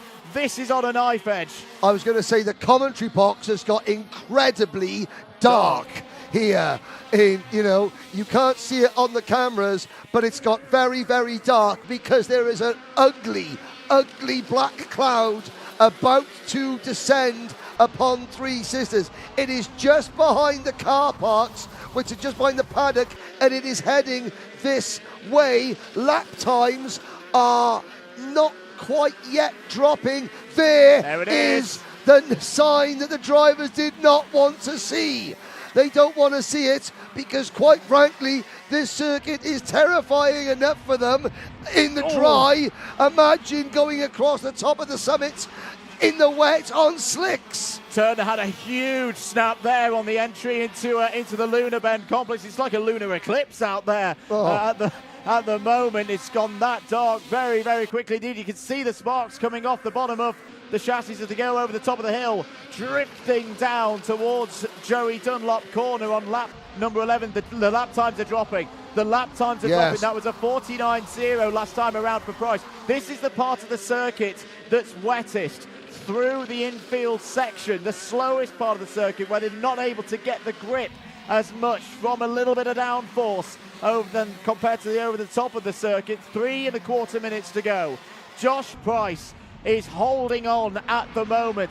How many risks does he take? How many risks does Charlie Turner take? At the moment, the difference is 9 points in the championship. You can hear the rain starting to hit some of the static cameras out there on circuit. Again, if Turner can find a way through, he would elevate himself up in terms of those championship points. It would be 3 extra points. 709 would be his final total. Price, if he holds 3rd place, will finish on 710. 2nd, 712. The angle of opposite lock as they go over Coward Summit is increasing. That tells you that the level of grip available is decreasing. It's getting slippery, and neither of these drivers can afford to lift an inch. There's a British title on the line, and Mother Nature is having the final say. 2 minutes to go. Down Conrod Straights to start another lap, and it's now raining harder than ever. Boys, you've got to be so careful, boys and girls, as they cross. Oh my word, this is the problem when you're going downhill into a braking zone. That is a real problem. I didn't see where that hard rain was falling. It looks like it could be the infield section, and here we go. Game on, down Turner. Turner goes down the inside. He's got the race lead. That's what he needs. That's what he needs. It's win or bust for Charlie Turner. How much risk does Josh Price take? He's fine at the moment in 2nd place. If he holds there, he'll be champion by a matter of 3 points. If he drops behind Ashley Lewis, it'll be 1 point. If he drops behind Ella Stevens, they'll be tied on scores, and Turner virtue of a better finish. Oh, in the look last at race. Charlie understeering. Oh, huge moment at the same point where Turner had his massive off on Friday. What is the pace like downhill? This is terrifying in some manners for the drivers. Turner has a little wipe of his helmet there. That wasn't a wipe of his brow. That was a wipe of his visor so he could see into Paddock Bend. This, once again, is the wettest part of the circuit. This is near us here in the commentary box where there's more rain coming down on our commentary box window. The good news for Price right now, though, is it's the same for everybody out there. The good news for Price is that he is 2.2 seconds in front of third place Ashley Lewis. There is Lewis. Stevens is even further back. Stevens is like Josh Price has got a 3.5 second margin. Turner missed a gear there. Sorry for cutting across No. Henry, but this could give Price the opportunity to get back in the lead. The trouble is, he's now got to negotiate a slippery circuit like he did yesterday against Ella Stevens. Look how much speed they're having to take off as they go over the hill. Time is up. Time is up. Ashley Lewis is closing in, but I think it's not going to be enough. Charlie Turner, well, I'll say it, he's got to back Josh Price up now. He's got to slow the pace down, not allow Josh Price to get past. The clock is in. If you're going to defend, if you're going to try and block a pass, now is the time you do it. I'm not saying that it's everyone's cup of tea, but that's the facts at the moment. If Charlie Turner wants to win, that's the only way he can win. They're using all of the curbs to get themselves around. Josh Price is having a little look. Josh, don't do it, Josh. Don't do it, Josh. If again, at this stage, if there's any kind of +5 bumper penalty or anything of that description, that could lose Josh Price the title. We're going to go on to the last lap. Charlie Turner hasn't been at the front all weekend. He's been fighting back from the challenges of Friday. One more lap. We still don't know who's going to be British champion. Josh Price is looking up the inside. They're squirming up the hill. Josh Price is alongside Charlie Turner in the for the British title here at Three Sisters. Down again into Joey Dunlop corner at a snail's pace. And Lewis is catching them both. Lewis is and catching Stevens. them both. It's still not over. Turner defends into Paddock Bend, trying to find some level of grip out there. Price is holding on, it would seem. Ashley Lewis is needed on the scene as quickly as possible for his teammate. He's closing all the time. This is the most remarkable finish to a British Kart Championship we've seen in many a year. Turner has to just slow Josh Price down as much as possible. Josh Price can't get a nose cone penalty. Josh Price to the inside. Josh Price is going to be British champion if he can just hold on. One corner to go, Andrew Mather. Here comes Lewis. Round through Luna Bend. This is the most remarkable finish to a race we've seen in 2024. Josh Price has got the lead. Josh Price is off the corner. Josh Price is going to be British champion. Josh Price wins at Three Sisters in the most remarkable fashion you will see in KZ2 karting. Henry Baudet, wow. I am on my feet. What a finish. Do you know something? That we saved the best till last. If you want to show your friends and family what karting's all about, show them that race. Show them that race. That was superb. Josh Price, I think he knew what Charlie Turner was trying to do. He knew that was Charlie's only option. So he had to try and make the move on slicks, in the rain, at a circuit that quite frankly is spectacular, but has scared the living bejesus out of the drivers. They've all just said it's one heck of a track, and it served up one heck of a final. There is your provisional KZ2 British Kart Champion for 2024. Josh Price joins the Roll of Honour. Adam Glear in 2019, Joe Charlton in 2020, Ryan Cannon in 2021, Charlie Turner, the man he's beaten to the title, stays on a title count of 1 in the modern era. Morgan Porter beat Josh Price to the title last year. Oh. You've got to feel for Charlie Turner. He didn't put a foot wrong in that race. He has had such a tough weekend. The provisional scores, Josh Price finishes on 715 points. Charlie Turner, 706. Oh. Let's have a look at some of the highlights of that race. Let's not. I don't think I can handle it. Look how bright it looked at the start of the race. This was before the rain came. And the very start of the race, great start across the field. We've seen some variable ones across the course of the weekend. Josh Price took the lead. Good start for Charlie Turner as well, disposing of Ella Stevens straight away. You're always going to see the switch between the two rush performances. Turner up into second place and then set about trying to take the lead. He knew to have any chance at all of becoming British champion once again, he had to find a way past his rival, Josh Price. The rain started to come down. Our commentary box window is completely smothered now in rain, by the way, ladies and gentlemen. But Charlie Turner closed in on Josh Price. This was the moment. Into the infield section. He managed to slot down the inside. It was a lovely overtake from Charlie Turner and good racing from Price as well. He didn't try and make it overly difficult, but this last lap here on slicks in the rain, how brave is that? Josh Price down the inside. Had to get it stopped as well, going into Luna Bend. This was the point at which he probably knew he still had to snake his way through with no grip at all to the line. That was the moment Josh Price became the 2024 Motorsport UK Wera Tools British Kart Champion. Wow. For the final time this season, let's go down to Nicole Sutherland. This is your KZ champion and race winner, Josh Price then. Josh, firstly, congratulations. Tell me about the win, tell me about the championship. Yeah, it was one of them races. If it wasn't nervous enough going into it, halfway through, I thought I was controlling the race quite well, but when the rain starts coming down on slicks, being the first one through, you need a marker to sort of see where you need to stop and where you need to put your throttle in and so on. And Charlie was that marker, and I think he made a very slight mistake on the last lap, into the last corner. I just managed to get up the inside.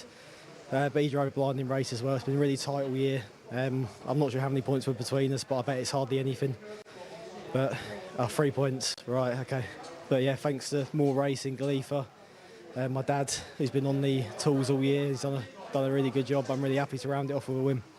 Yeah, I think I can speak for everybody to say how impressive that was to watch you drive that track at that speed in the rain, like you said, when you've got fair dues to Charlie, when you've got nobody in front of you to kind of gauge where to stop, where to speed up, those gear changes, pretty full on, and well done for dealing with that, and well done for winning the championship. Congratulations. Cheers, thank you. Dan Parker is there then with Josh Price's #1 plate. Big congratulations. Those last few laps are absolutely phenomenal. I know you worked really hard for it, so well done. Thank you. That is it then. What a way to round off your 2024 Wera Tools British Kart Championship. Boys, you're looking a bit soaked there. Run down from the comms box. Yeah, the rain has arrived, and you want to know how hard it is to win a British Kart Championship? Josh Price, a former British touring car driver, look at the way he celebrated. That's what it means to these drivers, but also that is how hard it is to win in the UK, and it is why British drivers are the best karters in the world. The results prove it. It's appropriate in this part of the world to say I can't speak. That was just the most incredible finish to the season. Props to whoever set the schedule for this weekend.